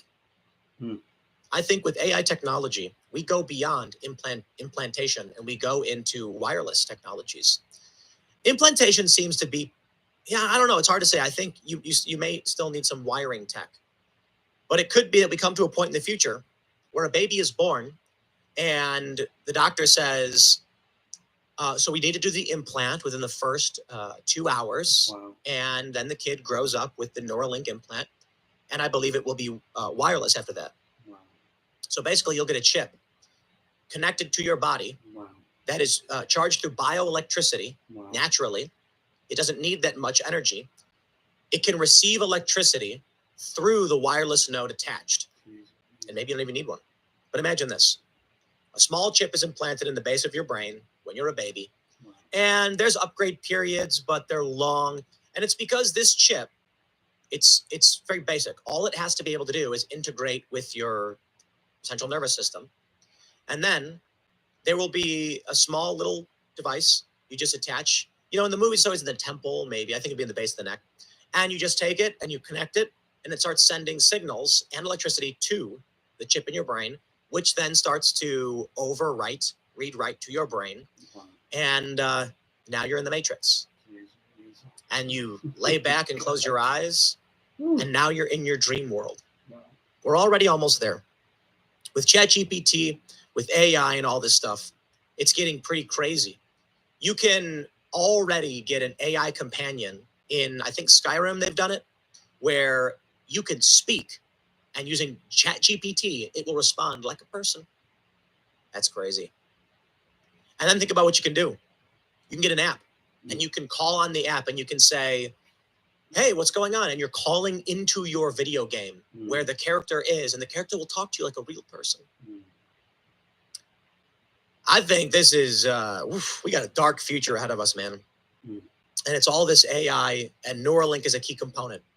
Without Neuralink, we're already at the phase of digital AI girlfriends, and it's creepy. Guys are downloading these ChatGPT girlfriends because it makes them feel good. That's why I'm saying I think love more than sex. Wow. I think guys get horny all the time, sure. But what they really want is emotional satisfaction. Who doesn't? Women, the same thing. I think these guys are going to, you know what I think too, what's interesting is women and men have this, I think it's going to be very, very different. I think women are going to be less susceptible to this Neuralink stuff. The reason is women want to have babies. Men want to have babies too, but men don't literally make the babies within them. So the emotional satisfaction for a man can be falsely applied. And I don't know if it's 80% or 20%. Maybe it's 51-49. What I mean is you plug a woman into the Neuralink and she gets this loving man. And he says, I am everything you'll ever want. But she knows you can't give me a baby. For a guy, he can have that. Women can't. I suppose they could give a woman the experience of being pregnant with the Neuralink for sure, and maybe that would be it. But I do think there's going to be an inversion here where guys are not going to feel the same drive for having a kid as the woman does. And I think women are the principal driver of families historically, and it's because women want to have kids, especially to a certain age, like something they want to do. Guys want to have kids too. I'm not saying they don't, but it's not the same biological imperative because guys can have kids up to the point that they die. Guy could be 70 years old and still have kids. So they never feel the same pressure to get pregnant and have kids. Maybe the Neuralink just satisfies that woman's desire, but I feel like anytime she exits the Neuralink, she's going to be like, no. Whereas a guy could be like, oh, whatever.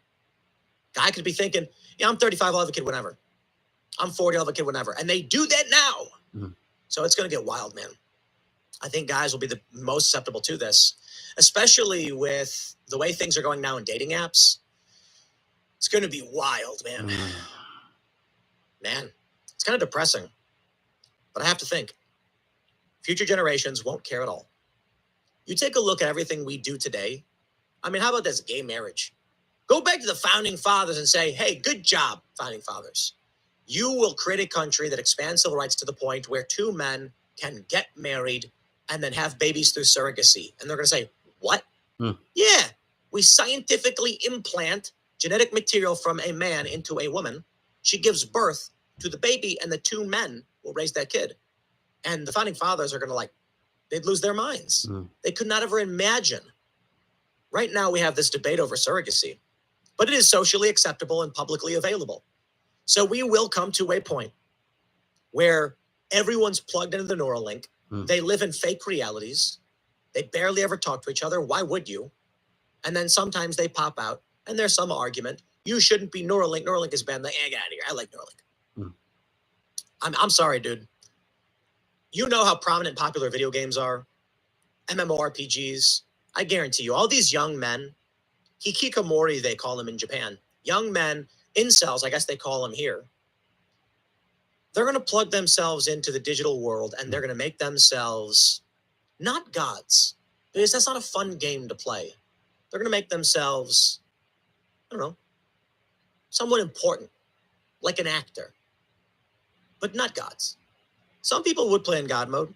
When you play these video games, you get console commands, they're called, where you can type in, basically whatever you want and then affect the game how you want. So in Fallout, for instance, you might play the game, but anybody playing on desktop can actually input debugging codes or whatever to generate items, to make characters appear or disappear, things like that. Games like that are only fun for so long. When you have the cheat codes, you're like, yeah, that was fun. Typically what you do is you play the game, you beat it, you do everything you want to do, and then you implement cheat codes and, explore the game in other ways.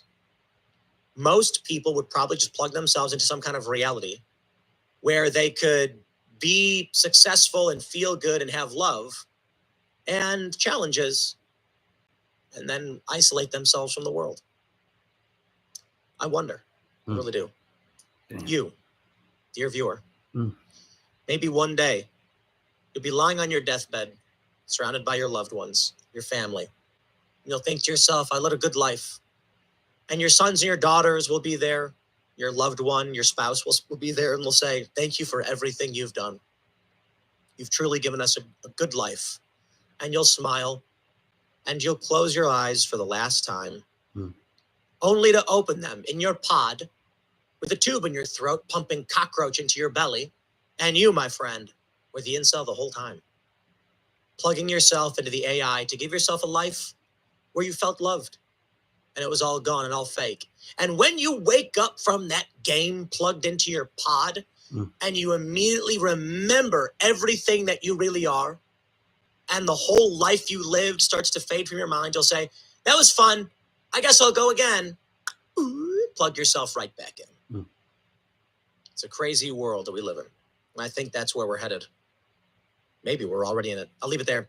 Next segment is coming up at 4 p.m. on this channel. Thanks for hanging out, and I'll see you all then. Wow, that's crazy, man. That's crazy. That's fucking crazy. Because I would have never really went down that road. All of a sudden, with the babies getting the implants and I mean, you know, that's the movie Surrogates with Bruce Willis of people just plugged in. You Hey, know? look, it's already here, man. So it ain't really that crazy. You know what I'm saying? So when you talk about implants in babies, what you think vaccines and all that other shit is for? So like, let's go back to the COVID shit, right? So a lot of folks feel that the COVID vaccine is nothing more than like a radiation trigger. You know what I'm saying? 5G getting you ready. You know what I'm saying? Handle this 5G network and all this other stuff. 6G is actually out here. Shout out to that. Don't give me a 6G phone as soon as it drop. You know what I'm saying? I want the highest, fastest shit. You know what I'm saying? It is what it is. He's right about that. But the video game shit, he's spot on point with that right there. And he mentioned the folks over in Japan. I forgot what he called them particular people, Naka boys or something like that. So there's been a lot of families that have suffered because their kid just plugged found, pretty much dead playing video games. Oh my hours God. on hours. Wow. You know, didn't even get up to go to the bathroom and none of that Damn. stuff. You know what I'm saying? Oh my Stuff God. like that, bro. So it's already happening. So trying to think of some more movies for y'all on top of the head, but I'll be right back. You know what I'm saying? Come off the social black movies and entertainment room. Let's get these movies up there. Okay, so man, that's crazy. You said that. I had no idea people dying on video games. I know just so here's the thing that I could. So let's say you're connected to this shit wirelessly, and people are so curious about what other people are doing that they're gonna wanna be in your mind, right? They're literally gonna want to be in your mind. So if you have a way to upload that either like a YouTube or whatever, MindTube, whatever the fuck they want to call it, where people can watch your dreams, watch your thoughts instead of actually, watching what you do, which is what we kind of do now. With a lot of these social influencers watching everything they do, but now you can see everything that they think, hear all their thoughts. You see what I'm saying? That's a whole different level, and people would pay for that shit, of course. And then well, we talked about just real quick. Look, that go back to what he said earlier. I forgot what movie that was he was describing, where he was like, yeah, the new guy, he's disabled with the he got the Neuralink and he's the new guy at work and shit in the office. Hey, Black Majority, how you doing and shit? Nice to meet you. You know what I'm saying? Talking through the Stephen Hawking's machine and shit. You know what I mean? And then all of a sudden somebody farted. He'd be like, oh man, who stink? No, I can't take it. No, man. But you can't shut it off. Oh, you smell like shit. Oh, I didn't mean to say that. Yes, I did. You know what I'm saying? Yeah, that's crazy. It was even crazier. He said Stephen Hawkins had his responses pre-programmed, which is actually really, I mean, yeah, he's a smart guy and all that. I get it, but that's a whole different level of where you're, before you go outside, you got to pre-plan the whole entire conversation with a bunch of different people and have pre-recorded responses in order to get through conversations. That's, man, you got to feel sorry for people that are in that situation. But so let me bring this all together, this whole conversation, right? Malcolm X, Toth, the Christ energy with Billy Carson, and then you step into this world where all these what are they calling these guys? What are these scientists, physicists? All these physicists are telling us we're living in a holographic reality. We're living in a real life matrix, is what they're telling us. And then you actually create a matrix for people to go into that is just like the movies. You see what I'm saying? And you can plug in and plug out, which most people won't plug out. There was the movie Wall-E and it was like the CGI movie where the people are fat, they're lazy because all they do is plug in to the machines or whatever, and the machines do all the work. And so I think that's another element because humans have to move. And so if you get into this, I think they call it a sedentary lifestyle, where you're just sitting around a lot and not moving. I just saw a story on the timeline where this husband and wife, I want to say it was their daughter, but their daughter had Down syndrome or something like some really deep medical condition, but they let that child, was an adult, sit on the couch. I think they said for 15 years. And the person had melted into the couch and defecated on themselves, for 15 years, never moved them off of this couch. And there's a picture of the couch, which is really disturbing. These are fucking demonic people. Oh, he's okay. The brother on YouTube says 12 years. Dear God, I can't even. I mean, that's just. I can't even imagine how you could do that to another human being. Shout out to Miko's up there. He said, "Old school Robin Williams moves the toys. You ever saw the toys with Robin Williams? Damn, that's hard, yo. That's a definite Matrix been in, Neuralink movie. You know what I'm saying? No, that doesn't. I mean, the title rings a bell, but I don't know if I actually saw that one.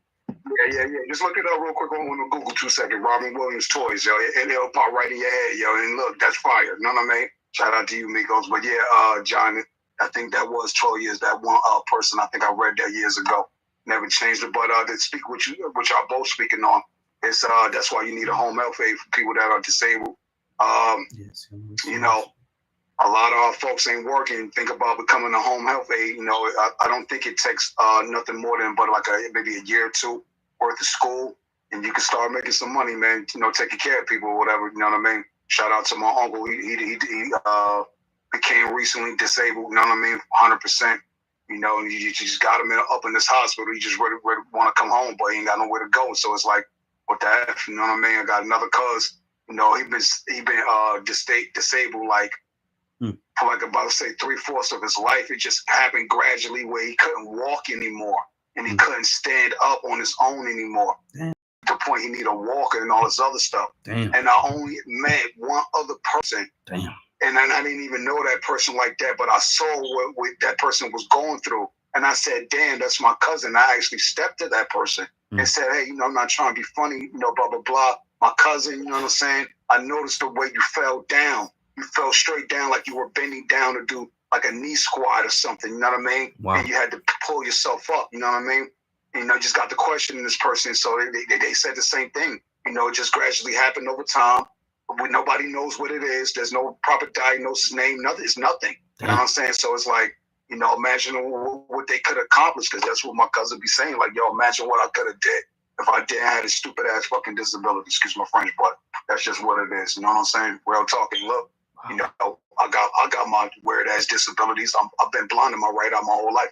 You know what I'm saying? You would not know that unless I told you that. You know what I'm saying? Shit like that. You know what I'm saying? Wow. Fuck my ankle up like when I was young, running around. You know how it is. You think you super knacking and shit. You get hurt. Y'all, that shit ain't hurt, but you get older, like, oh shit, remember I fucking fell out of the tree and we were swinging on a fucking rope and we was throwing rocks and shit at each other. Silly shit. You know what I'm saying? Like, oh man, now you feeling it, yo. Years ago, I bust when I was young. I bust my damn jaw, damn near. Skateboarding, bro, fell right on my face, bro. Ran home crying and shit to my mom and shit. Yo, fuck no, was bleeding and shit. You know what I'm saying? I think I still feel issues from that shit to this day. I gotta tell you another thing that happened to me years ago. We was playing this for the old heads right here. You gotta be at least, I think, I'm gonna say probably 40 and up on this one. No? Hot peas and butter, you know what I'm saying? Which is, hey, we hide the belt. Whoever found the belt get to whoop everybody till they get back to base. Oh, wow. Yeah. So shout out to that game right there. Classic game. Somebody getting their ass whooped today, you know what I'm saying? Wow. So one day we playing hot peas and butter. I mean, look, somebody got the belt. I'm running, man. I tripped and did the electric slide on like gravel stone and cut like my forearms up, man. So I went to my uncle's house later on that night, and he like nursed me back to health. But I'm saying maybe about 20 years later, I always had this bump inside of my forearm. I never know what it was. until one day, man, look, I squeezed that shit and a pebble came out, yo. I swear to God, bro, you know what I'm saying? I got the pebble to this day, you know what I'm saying? Real talk. So it's like, damn, imagine if I didn't get hurt and shit, you know, maybe my phone won't be fucked up, shit like that. So, hey, man, whatever help we could get someone that's disabled or can't do something on their own, all the merrier to them. But I don't know if Neuralink is going to be the end all, you know, the end all be all solution or whatever. But go ahead, though. Yeah, wow. So we got, I mean, I don't know what the price of this thing is. You know, I gotta assume it's one of those things. I think he said the first they're gonna name it telepathy or telepathy rather. Um, so they're kind of putting that what I go branding or at least that thought into your mind a little bit about what it's supposed to do and all of that. But I think it'll be relatively expensive because you're talking about brain surgery. You know what I'm saying? And that shit is very and unless you're in that paraplegic stage where they could essentially make it non what do they call that shit, non-voluntary or whatever, non-invasive. And rest in peace to my aunt, bro, because she died on the table, you know, having brain surgery. Real talk. Oh, man. You know what I mean? Well, condolences to your family for that. I'm talking about as far as the insurance, you know what I'm saying? Whereas, because it's definitely invasive, they definitely got to put it in your brain. But as far as, you know, how some things are, they got the Da Vinci machine. I'm not sure if you know what that is, bro. They probably make one that specifically for that. You know what I mean? yeah, I'm sure. Yeah, and there was a post that said, what happened? I think that robot killed somebody. I definitely injured somebody. It was the Tesla robot. Yeah, then crushed the man. That's what it was. You know what I mean? At the work factory or whatever. You know what I mean? Building. I think it was building Teslas or something like that. One of the automation machines, like, you know, just lost control or whatever. You know what I mean? No, this was actual a surgical robot with all the arms and shit coming out of it. Yeah, that was a recent. I think that was either today or yesterday. I saw that on the timeline. Like I said, I can't remember if it killed the person or if it injured them like severely, but it definitely did something. Yeah, I was supposed to tell him like that. Could have sworn that was Tesla for some reason though. No. Yeah, I know what you're talking about, but no, this is one of those surgical robots. That's why as soon as they said that, I was like, oh well, damn, that's not that wouldn't give me no sense of comfort if these things are out here hurting people right now. But oh, what was I saying? I think I was talking about now the whole thing about bending over and all that. My uncle who did pass away, you know, he had a similar issue. He was tall, like 6'7". He was working in the oil field and bending and twisting. And he said one day his back went out and then he just never really recovered. He just had this downward spiral from whatever. I don't know, whatever. He twisted it one way or something, you know, not that he fell or anything, but it just progressively got worse and he ended up in like rehabs or you know, those care centers. And then eventually just again, it probably took three to 4 years, but eventually he passed away. Now I believe he might have got COVID because that was during the time of the pandemic, and he was in one of those nursing home type situations. But he was a fairly young person, you know, like he was only a few years older than me. So he died really, really young, from what seemed like, you know, something that most people, you know, you twist your back, whatever, you be sore for a while and then you just kind of recover from it. But for whatever reason, he never did. So,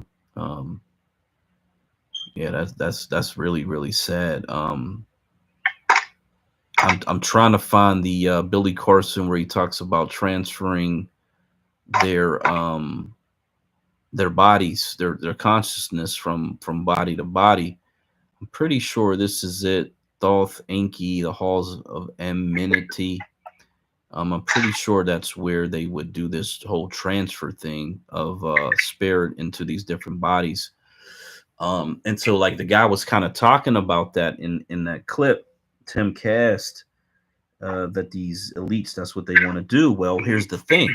This is not new technology according to the Sumerian text, right?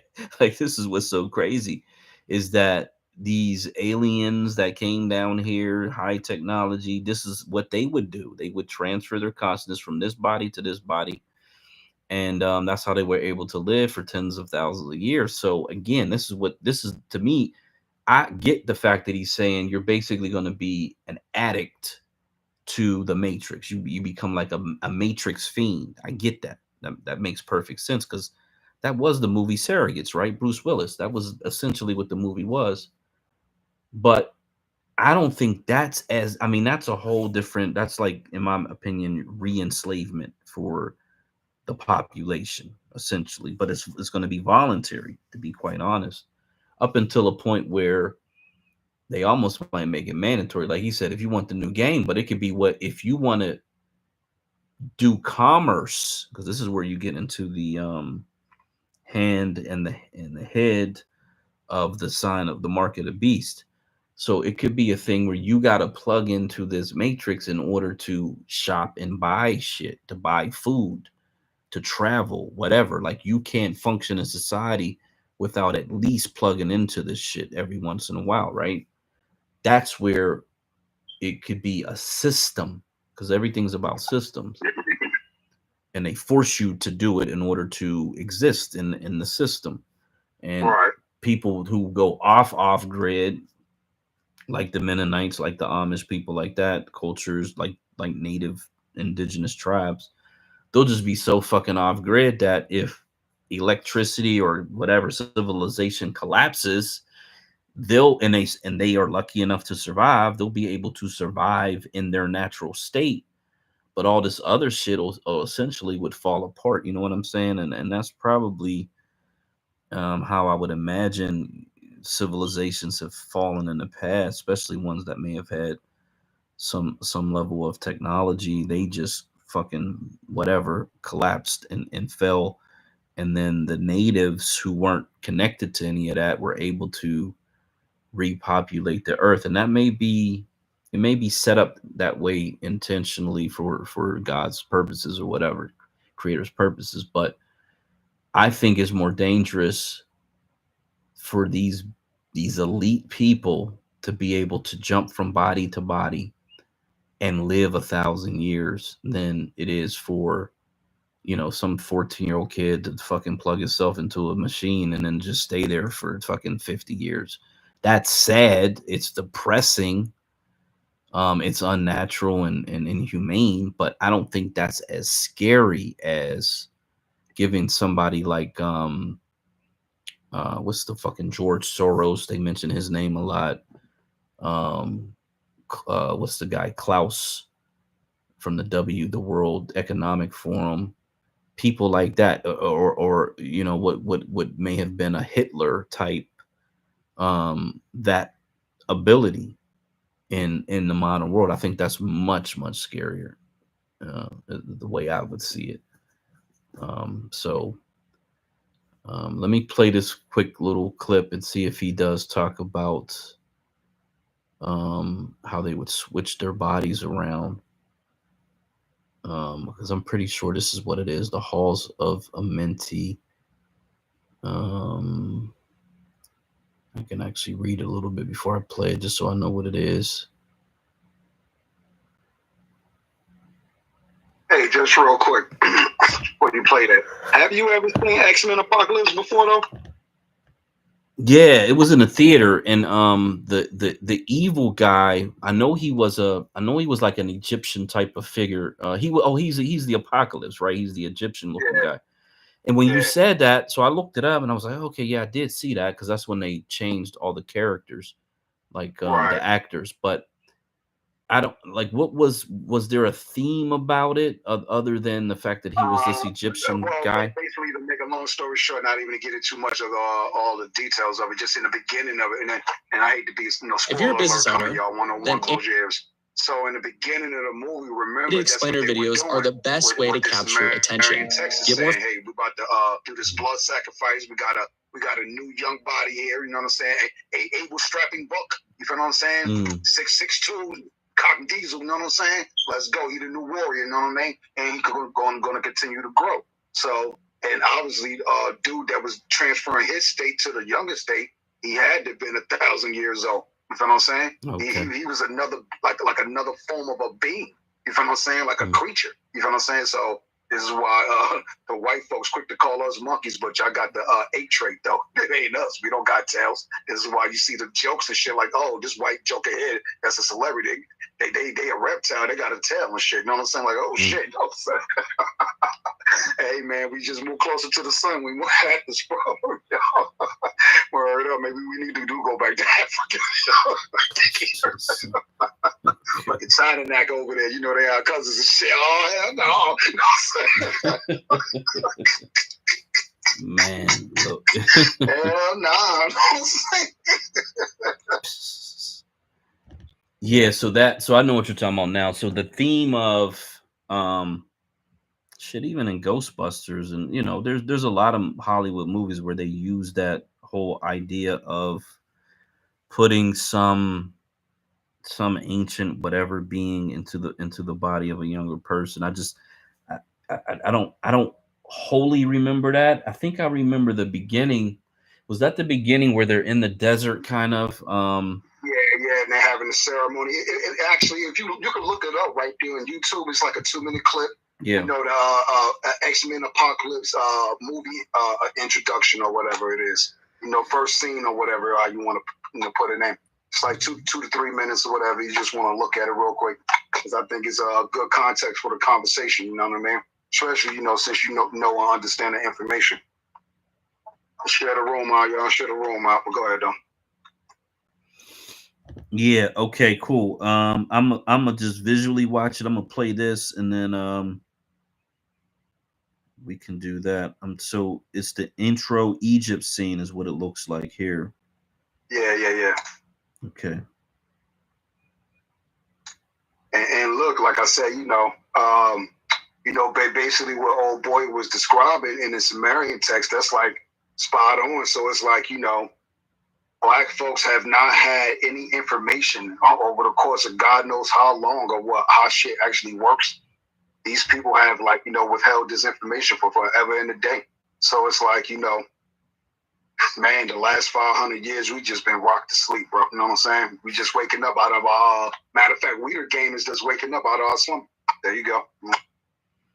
Yeah, you know, there's and I mentioned this earlier because someone posted about alien movies, but Gods of Egypt, even though they got them misraced, you know what I mean? They got Europeans in there, but that actually is there's a lot of information in that movie. Matter of fact, the Black Panther dude was in that movie. What's the brother's name? Chadwick Boseman was in that movie. Yeah, he was the only black guy. There you go. And look, the guy, I hate to spoiler alert, I think they killed him off early too. You know what I'm saying? And look, that movie was trash as hell though. It really was. It wasn't even about, like, you know, I know it's about, like, you know, the semantics of it as far as, like, you know, the information, you know, this this spiritual neural link or whatever, but it was just like a garbage film overall. It was like the acting was bad, and it's like everything was bad about it. Yo. You know, and then obviously, you know, shout out to the folks with the controversy. We got that shit booted out the theater. Let's go. You know what I mean? Oh, really? Because I kind of do remember that, and that's what happened. Hey, bro, the movie's so bad. Maybe I didn't even know. Now it's all said and done. You know, kind of like The Woman King, we kind of shitted on it. Yeah, shout out to Viola Davis. We owe you an apology on this Black History Month, sister. We should have supported that film. Because like you said, it's the context that's behind it. The semantics and shit, everything that's going on. For real, the real information, you know what I mean? This was really happening. Africans were selling Negroes, man. Come on, man. Y'all was really trading us all for trinkets and shit. Like, it wasn't even no wealth for anything. Or anything physical of a possession that we didn't have in the dirt already. You know what I mean? So it's stuff like that, bro. You know what I mean? Yeah, so I'm watching this scene and I see exactly, I mean, I may have walked in after this was already done because I'm like, this looks like Gods of Egypt, but I Way see. better. No, I way, see. way I see better, what you you're know what I'm talking saying? about with the Way whole better. body and Hey, everything. and look, not even as, like I said, you know, fuck it, we already spoiling the movie anyway. It's over with. You know what I'm saying? So the scene, if you got past the scene when the young warrior, he was looking at the other warrior in the beginning of the movie, gave him a head nod and shit, like, yo, it's about to go down and shit, you know what I mean? So as they doing the blood transfer, I don't know if we got to that part yet, motherfucker smacked that pipe and shit, and then that cylinder block slid down, and that shit, it was on, bro. No, I don't know if you got that far and shit, you know what I mean? And look, just looking at it, right, me telling you about it, just make me want to watch it, you know what I mean? Yeah, so there's two clips. So you see the head nod. I saw that. Then they pulled the basically the drapes off the pyramid, so the sun hits it and it lights up. And now you see the gold kind of rising up from this pool of gold that's going to make this transfer. They're calling him In Sabah Nur. In the Matrix, God damn it. Yes, sir. Yes, sir. Share the room out 5 in the morning.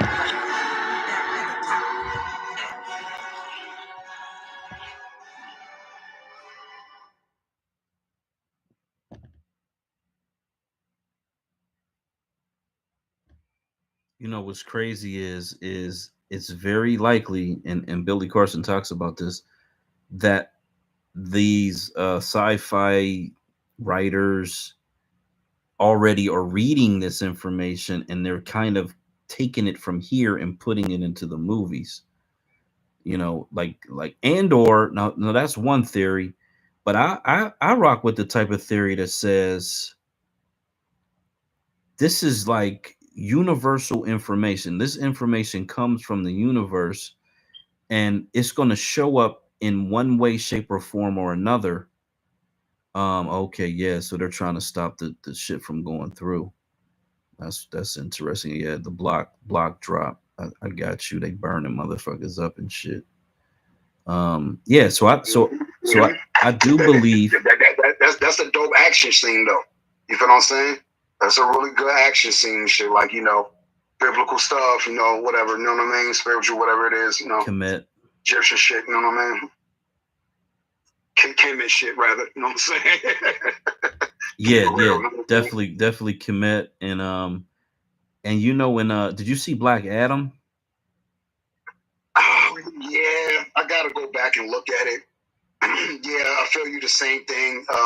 As far as how he was entrapped inside of the capsule and how he was fighting back then. You know, it's basically a play on Superman in my opinion. You know what I mean? Yeah, but it's more commit. It's definitely more commit because Adam is yeah. I know what you mean, buddy. Yeah. I just wanted to say that, like, I don't know, maybe I gotta go back and look at it because you know, sometimes we be more on the action versus the story because we kind of like know the story. Black Adam, not Adam, but Black Adam. You know what I'm saying? You know, if you was a comic book head back in the day and shit like I was, so you know, I used to spend my last allowance just getting them books and shit. So it's like, you know how sometimes like, damn, the movie's about to come out, but you know, so used to the book or the cartoon or even the video game, and you see the movie, it's like, this shit bullshit. You know what I'm saying? So it's like, I didn't really entertain it as much. I guess I got to go back and look at it and shit. You know what I mean? As far as like, you know, the semantics of it. But go ahead. Yeah. Oh, that's interesting. Because I always go in like I just clear my mind so I can enjoy whatever it is. Hey, Trouble. That's X-Men Apocalypse. I guess I'm talking about. You know what I'm saying? X-Men Apocalypse. Spoiler alert. I guess. Yeah. You know what I mean? Yeah. Yeah, that was a good scene. I don't think I did see that. I mean, I saw the movie in the theater, but I probably came in after that scene was already transpired right there. And it's been, I mean, that's how long? That's at least a decade or so. I got to think when that came out. It's been a minute.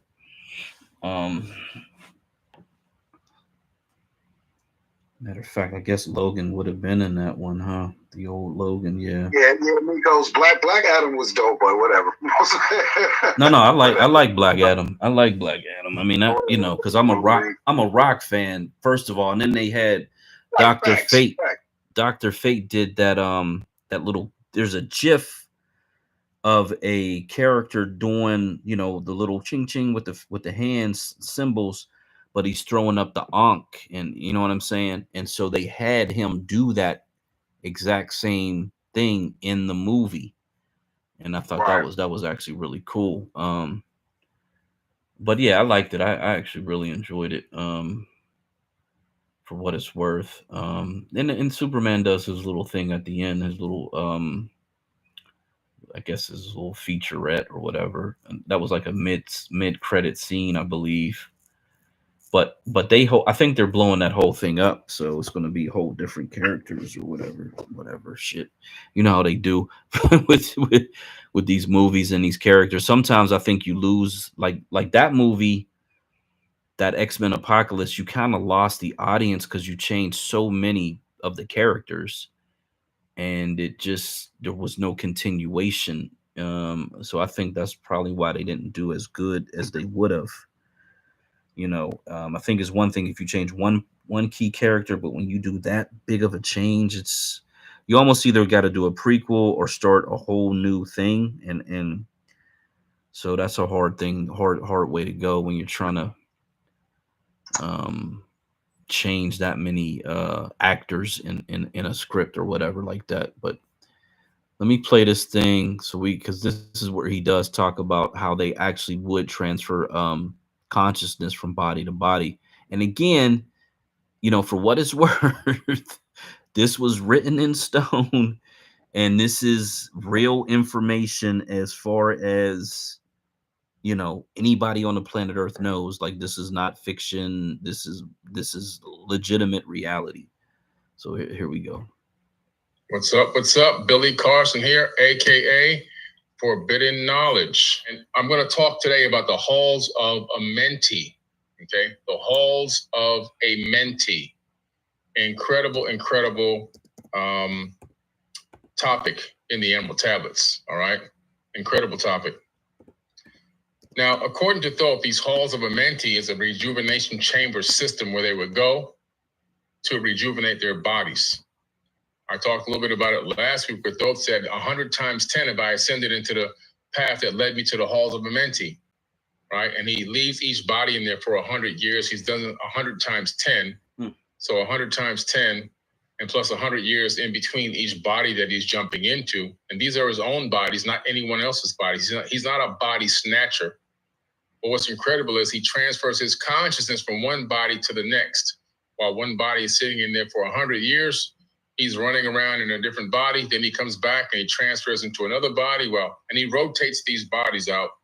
Same thing with Enki, same thing with Enlil, Anu, and all these other people. They had this advanced technology according to these ancient tablets, not according to me. So I'm going to read from the Emerald Tablet number 2 a little bit here and break a few things down, all right? Emerald Tablet 2. Deep in Earth's heart lie the halls of a mentee, far beneath the island of the sunken Atlantis. It's beneath Atlantis, okay? It's beneath Atlantis. Now, there's several halls of a mentee, and the clue to this is in this particular tablet, he's talking about a halls of a mentee underneath Atlantis. And in another chapter or another tablet, he's talking about the halls of a mentee underneath the Great Pyramid. There's also another halls of a mentee in the vicinity of the pyramids at Giza. And I know exactly which one it is. It's at Saqqara, which I'll talk to you about in a minute. Deep in Earth's heart lie the halls of a mentee, far beneath the island of the sunken Atlantis. Halls of the dead and halls of the living. You see? Halls of the dead and halls of the living. These chambers are holding bodies that are quote unquote dead. They're not really dead, but they're in a rejuvenation stage. Okay, according to Thoth. And some of them have been rejuvenated and walk amongst men. He says we walk amongst men, but unlike a man. They could be sitting next to you in a movie theater. They could be on you, sitting by you next to you on an airplane. Get your free copy of my new best-selling book, Commercial Real Estate Investing for Beginners. Airplane. They could be walking down the street right past you in a shopping mall or walking a dog in your neighborhood, and you wouldn't even know that it was them. So he says, halls of the dead and halls of the living, bathed in the fire of the infinite all. The fire which we talked about last week is the eternal fire, the same fire that Yeshua, aka Jesus, talked about in the Bible, right? It's the fire of the infinite all. It's the fire which represents eternal life. And in here, he's talking about the fact that these bodies have the spirit of the eternal life in them, even though some are rejuvenating and some are walking amongst men. Far in a past time, lost in the space-time, the children of light looked down on the world. Seeing the children of men in their bondage, bound by the force that came from beyond, knew they that only by freedom from bondage could man ever rise from the earth to the sun. So what is he saying here? Far in a past time, we're talking about eons ago, lost in the space-time. He's talking about a time that's existing outside of this dimension. We're talking about beings that are looking in from a different dimension. They said the children of light looked down on the world. Seeing the children of men in their bondage. What is our bondage? We're in bondage right now. We're in bondage by racism, separation, division. We're in bondage by the matrix of financial systems. We're in bondage by the prison system, the education system. We're in bondage by all of these different systems that exist, the religious systems that have kept us mentally bondaged. So we have all this bondage that we're in right now, and they've been looking at this for eons. But he said but they're talking about the fact that they had an interest in trying to free us or help nudge us in the right direction. So knew they that by only freedom from bondage, in other words, once we can overcome all these matrices that we're encased in and completely absolved in, that we could now rise from the earth to the sun. But if we can't get out of bondage, this mental bondage and physical bondage, we will never rise. In other words, what is rising from the earth to the sun? They're talking about rising to a golden age, rising to the light, seeking the light, eventually becoming the light. We're talking about a golden age. According to Thoth, only free-thinking individuals using their own conscious thoughts can be capable of rising up to a higher level of consciousness.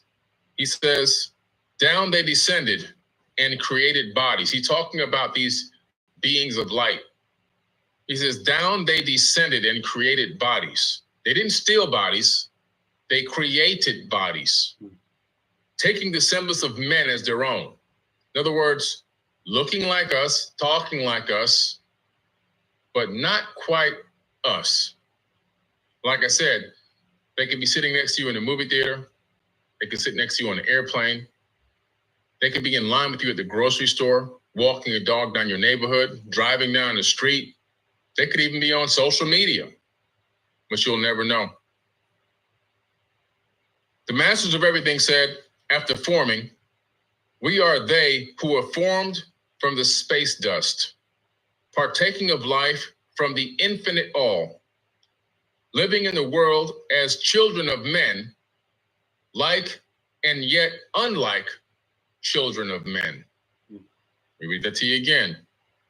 We are they who are formed by the space dust, partaking of life from the infinite all, living in the world as children of men, like and yet unlike the children of men.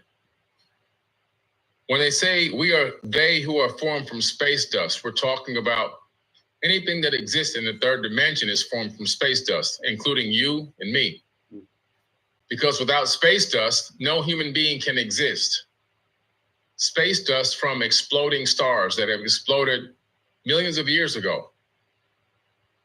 The stars, when they begin to use up deplete a lot of the nuclear fusion, they then become depleted to a point where they actually supernova.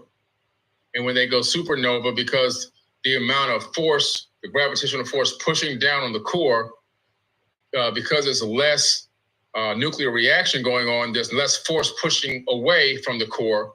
So that balance that sustains this fusion is gone, and the star collapses and goes supernova. So it implodes and explodes.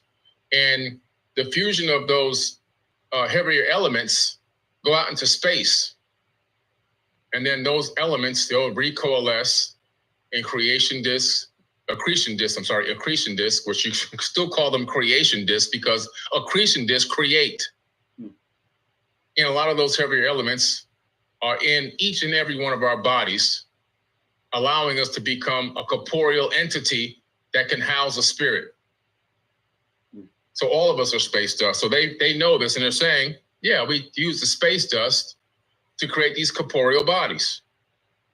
Partaking of life from the infinite all, partaking of life from the divine spark. In other words, allowing our corporeal bodies that we created now to house our divine energy, our divine spark, so that we can animate them and we can walk amongst men, but unlike men. During later ages, the ego of Thoth passed into the bodies of men in the manner described in the tablets. As such, he incarnated 3 times in this one epic called the Emerald Tablet of Hermes. In his last being known as Hermes, the thrice born. That's what the Greeks knew him as. See, they knew him that he had incarnated 3 times at least. So there's an initiative at this project called the 2045 Project. This is being done in Russia. It's 2045.com, 2045.com, and where they're now experimenting on this ancient technology on how they can do that now today. It's called 2045 is the name of the project. And the main goal of the initiative, as stated on the website, 2045.com, is to create technologies enabling the transfer of an individual's personality to a more advanced non-biological carrier. They've already done this with an animal. They took a monkey and they transferred its consciousness into a computer. The body of the monkey is dead, but the monkey is living now inside of this computer holographic world. It thinks it's still alive. Their goal was that by 2015, they would like to create and supply the world with affordable Android avatars that will be controlled by a system that links people's brains with computers. We know that's happening right now with the Neuralink, but they've already done this, and it became militarized. In 2020 to 2025, this is where we are now with that project. They would like to create an autonomous life support system in which human brains can be taken out of the body and kept alive while being linked to a robotic avatar. Their hope is that a person whose body is failing them can live a full life. 2045project.com. Where do you think they're getting this idea and these concepts from? They're getting them from the Emerald Tablets. 2030 to 2035. The group at 2045.com wishes to create immortality by building a computer model of the brain that allows human consciousness to be transferred into the artificial carrier, giving everyone the possibility of cybernetic immortality. It's an agency of the United States Department of Defense responsible for development of emerging technologies for use by the military. According to Sebastian Anthony of Extreme Tech News, the avatar goal is to work on interfaces and algorithms that enable a soldier to effectively partner with a semi-autonomous bipedal machine and allow it to act as a soldier's surrogate. I paid off $495,000 in debt within 18 months using what he just described the movie Avatar. Now call my success. DARPA wants to develop the walking equivalent of an unarmed aerial vehicle, a bipedal robot drone, where the controlling soldier is hundreds or thousands of miles away from the front. In other words, they're in a bunker somewhere and they're consciously linked with this field robot or field drone, and they're literally controlling it with their conscious thoughts. And that way, if the drone or the soldier gets destroyed, the actual physical living soldier is still alive just because a symbiotic link is disconnected. All right? It's the DARPA program. It's called the Avatar Project. It's in my book, Compendium of the Emerald Tablets. You see, this movie, Avatar, and all this stuff, it's all ancient. It's already been done. It has already been done. They are 300 years ahead of us. Us meaning civilians of the world. Them meaning the governments and militaries. Their technology is 300 years ahead of us. Like I said before, whatever you can think, whatever you can dream up from any sci-fi movie you have ever saw in your life has already been done. Effectively too, not just tested, but actually accomplished and done, and actually can be put to use. And some are being put to use without our knowledge of it and with no congressional oversight whatsoever. A lot of these black budget projects, most of these UFOs that are flying around are not UFOs. They're IFOs, identified flying objects. They were made by private corporations that are funded by the Pentagon. Don't connect the dots. There's so much knowledge and wisdom in the ancient past. There's so much incredible information that has eluded us because a lot of us just refuse to ask the questions. The questions of how does this connect? Where did this come from? Why are these people doing this now? When you see new technology being quote unquote invented, the first thing I do is say, okay, where did I read about this technology or something similar in ancient text? Where do you think these people are going to get the ideas for this, for these different, texts that are coming out, all this technology that's coming out? They're going to ancient texts to get it. They are literally going to ancient texts to get it. Okay. And that's how they're coming up with this stuff, That's how they're coming up with it. They're going to ancient texts. Even the WMDs were talked about, in the Sumerian tablets. What are the odds of that? WMDs in Sumerian tablets? And where did they go to get the revenge? They went to Samaria, which is Iraq. And what did they go there to do? The first place that they showed up was to the museum, Saddam Hussein's museum. That was the first place that they showed up. Okay. And they literally blew open the doors to the lower levels of that museum. How do I know this? Well, my friend was there. He was actually serving in the military at the time. I posted some of the pictures he gave me in my Anunnaki history group on Facebook, and people went crazy. They went to a museum and took things out of a museum, artifacts, not WMDs as in, bombs or whatever. They took artifacts out of there is what they did. All right. And they also then left there and they went to the ziggurat of Ur. And inside the ziggurat of Ur, they found something. They found something that looked eerily similar to the giant disc that's in the movie Stargate. And they took that out of there. They put that, my friend said he saw them put it on the back of a double wide Humvee and they threw a tarp over it and it drove off and he never saw it again. See. Oh, now what's crazy about that is Hitler was known to be scouring the Middle East and Africa for this ancient technology, biblical technology. Now, what I just reposted this inscription that was found in Iraq. I think it was like in the late 1800s. They had a translation of it like by 1875. And then there were other translations that happened shortly after that. So think about it. You got this Hitler, whatever, occultist type individual who's trying to find the Ark of the Covenant, who's trying to find the spear that was used to pierce Jesus, quote unquote. But they're really looking for this actual ancient technology, likely because they believed that these texts were real. And they were trying to make it happen. Then they developed rocket engines before anybody else on the planet did. And after the war was over, those scientists came to America and essentially built NASA. And so you gotta, connect these dots. I guess I could believe that there is coincidence, although I just don't believe in coincidence at all.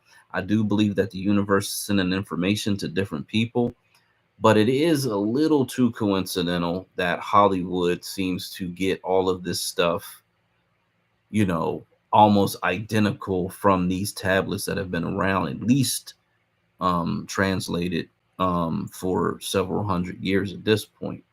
So, it's kind of like, believe what you want, believe what you will, I guess. But um, I just don't, I just can't believe that there's a coincidence here, because the other thing that the Nazis had was they had hovercrafts, they had saucer type looking crafts that they were working on. So there's where there's smoke, there's probably fire.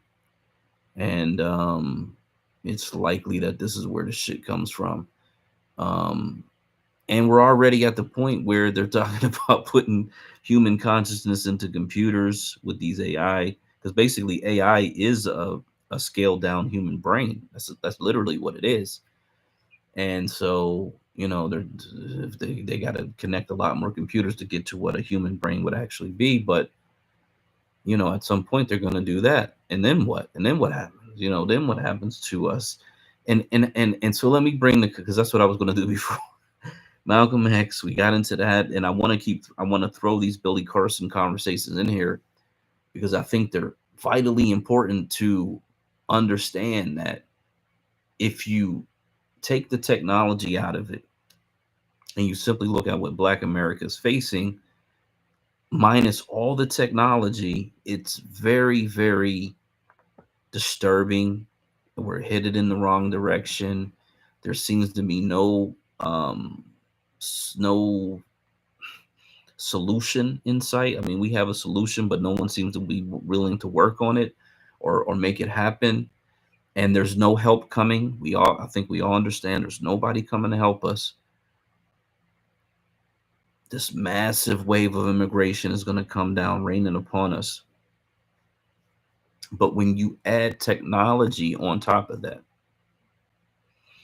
and all of the things that what was the name of that space, Mike Tish or something, whatever, the guy that was talking about people plugging in the surrogates movie coming to life, and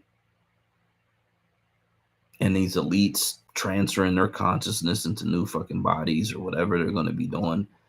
When you add all that stuff into this whole situation that we're going to be suffering under, it looks nearly impossible it's like, it looks nearly impossible. So it's almost like when you're the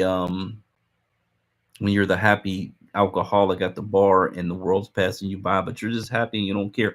Or you're the happy alcoholic on the beach or whatever. You're just like this cool guy who sits back and enjoys life, no problems, not a care in the world. Everything is wonderful. But then when you start to look around and you notice this and you notice that, and you start noticing this, and you can't stop noticing, then you go deeper into that rabbit hole. You follow the rabbit, and now you see everything clearly. And then you're faced with this really giant conundrum that, yeah, there's nothing you could do to stop technology. That shit's been out the box. Pandora's box is wide the fuck open.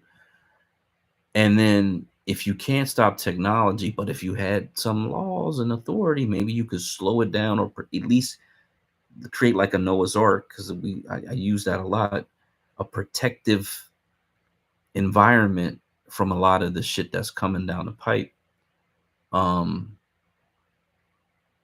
If you don't have that, if you have no protection from the massive wave of immigration, you have no protection from the massive wave of technology, it's like being naked in the jungle with real predators that are coming to harm you.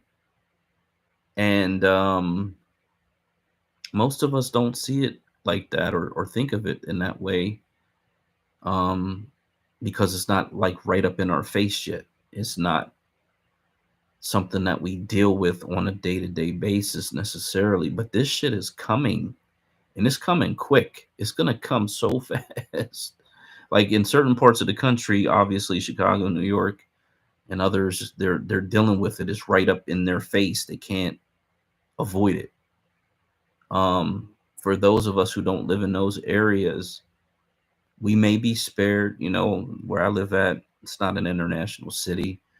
We may never get huge amounts of immigrants. I do see foreigners here more than I ever did, but we may never get hit with a massive amount because, again, we're not an international city. There's not like manufacturers moving here. There is a little bit of tech. There's good schools in tech. There's good hospital systems, but yeah, it's nothing that is going to change the demographics of this area dramatically. The black people getting pushed out. Period. That's not we're not going to stop that. There's nothing we can do. We have no power. We have no money. We're essentially screwed. But that's everywhere. The question starts to become, after a few more of these presidential elections, and more and more people start to wake up, and we're just kind of still sitting around. Maybe in 10 years we're still talking about reparations. I hope to God not. I truly hope that in 10 years people are not still on whatever social media is the most popular platform talking about reparations. I hope that we have gotten that out the way. We figured it out. We got the money. We're moving on to the next thing. But like all this other shit, this demographic replacement, this technological transhumanistic shit that's coming down the pike, all this LGBTQ XYZ shit with the kids and in the schools, it's a lot. It's a lot. It's more than, it's overwhelming. It's more than we should ever have to deal with in one generation of people. And here's the other thing. If your kid goes to a school and you want your kid to achieve, and all the white kids have Neuralinks, and your kid doesn't, guess what that means for their future? They're stuck in permanent underclass status. Period. Like there's no getting past that. There may be a point in time where you can't even get a job that's worth any significant income unless you got a fucking Neuralink. You can't even get the job because you can't compete. Like, this is the reality. Is dystopian, as they say. Like, but this is the reality that we're headed into, because that's where he was talking about implanting these chips in babies.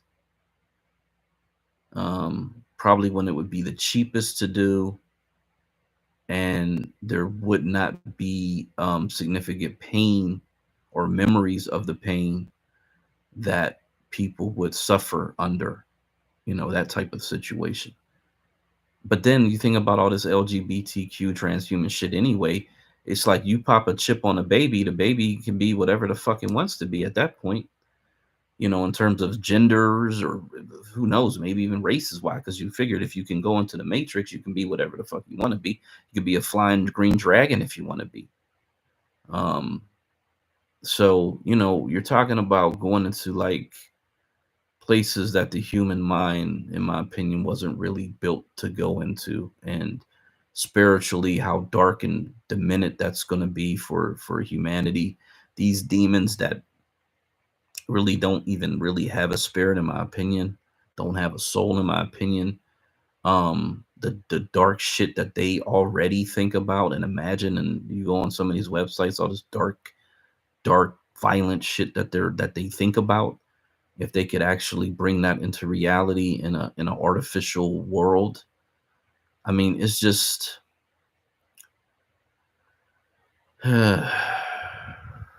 man, like, it's like we really, in my opinion, have this very small window where we could really try to get some type of protection for a small population, because I don't know how much other people are even going to care, you know, because if you think about the way the whole rapper situation is, or whoever's the influencer, whatever they're doing, whatever they call it, they're likely going to be pushing Neuralinks. Like they got the fucking Tokyo model or whatever the fuck, you know, whatever the hottest latest model of the Neuralinks is with the iced out chips. They gonna be pushing that shit on our children, right? Oh my god, man. Like, it's just sad, bro. Oh, it's just sad. Yeah.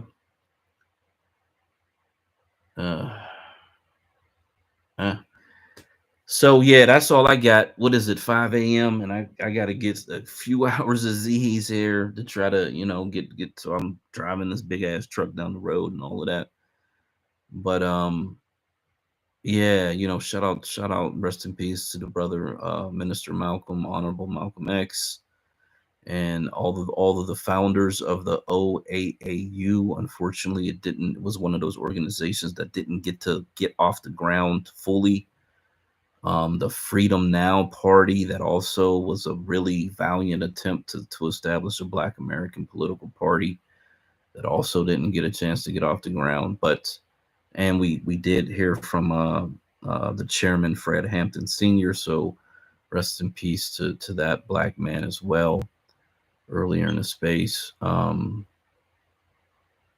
yeah, that's all I got. So I'm gonna go ahead and shut down the YouTube. And if DJ wants to keep it going, cool. If not, we could shut down the space too. But thank you everybody for coming in. They just jerking the space all around. Nobody could stay in. People were trying to get in, they couldn't get in. It is what it is. That's what they do. That's why we try to do the YouTube. We do it on Funded Socially so people can at least tap into alternate sources. But you know, hopefully next week is something different. Maybe I'll try it with the Funded Socially account just to see if it lets people at least come into the room and you know, go from there. But I appreciate everybody for coming in. And you know, we got Delaware, we got Mississippi. If we get those two, we definitely can work on Arkansas and then Louisiana. And I think that'll put us in a really good position, much better position. We can work on Maryland, Alabama, South Carolina, Georgia. And, you know, if our people decide that they really want to do something, it could be a beautiful thing. It could be a thing where we could really slow this technology down and make laws that are based on humanity, not based on technology. Make laws that are just and fair and equitable, and remove racism from most of them that harm us. You know, but it requires hundreds of thousands and actually millions of us to actually want to do it. So I just hope that we get there. I really do. Because I mean, I could imagine a 12-year-old kid plugging into a matrix and never wanting to leave that because you're in bliss. I can imagine a 55-year-old man plugging into it and never wanting to leave it. These movies are escapism. These streaming services are escapism. These social media platforms are form of escape. We all trying to escape something, and it just provides the perfect vehicle for us to do that. So, peace. Hey, I just want to mention one more movie. Did you ever see the movie Chappie? Oh, Chappie District. You know what? District 9 was another one on my list, but that comes from the creator of Chappie. Chappie more of a better example. But District 9 was fire, yo. And they should have made another one. Hold on, wait. District 9. Oh, yeah, that's with the robot. Right. Matter of fact, I got a movie for you that's really crack. And yo, I knew for a fact they had to not make another part 2 to this one. Oh, what's the name of it? I think it's called The Wave or something like that. Oh yeah, yeah. That's the Fifth Wave with the blonde chick. Yeah, with the blonde chick. Yeah, yo, that movie hard, bro. Yeah, that. Oh man, am I going to get to talk? Is it going to let me talk? Hold on. Okay, yeah. So the Fifth Wave was good. The District 9 is with the. It's more of like an alien movie, and I want to say it's in Johannesburg, but the guy, his arm starts to turn into like this alien shit or whatever, because I guess you need that alien arm to work their guns and shit or whatever. And he eventually, I guess he does turn into one of them things, if I remember correctly. There are some robots in it, but it's more like this alien shit that's going on in that one. All right. Yeah. Yeah,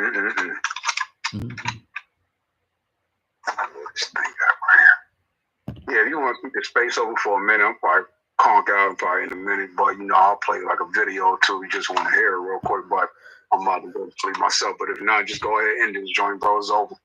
No. Oh man, that's cool. Let's see. Okay, that's cool. No, you got it. If people want to try to crash the space, see if they can get in there. But I'm gonna shut the YouTube down, and then if people can try to squeeze in there, if they'll let them get in. Let me drop. I'm gonna drop Black American Homeland and see if that changes anything for other people that may try to get in there, because Christina was able to sit up in here. Sometimes in the past it would like do that a little bit, and then it would like after a certain amount of time it would just be cool. And so I always thought, well, maybe because there's so many spaces going on, it finally just like left ours alone. But I don't think that's the case tonight. Right. All right, peace. Thank you so much. We'll see you next week. And let folks know about it. Subscribe, check out Funded Socially, all that good shit. Thanks, Mikos. Thanks, John. Everybody else, Miss Trigger, if you're still on here. Trying to go up the damn thing. All right, breaking news: New Jersey going after gun dealers. So, Governor Murphy doing everything he can in this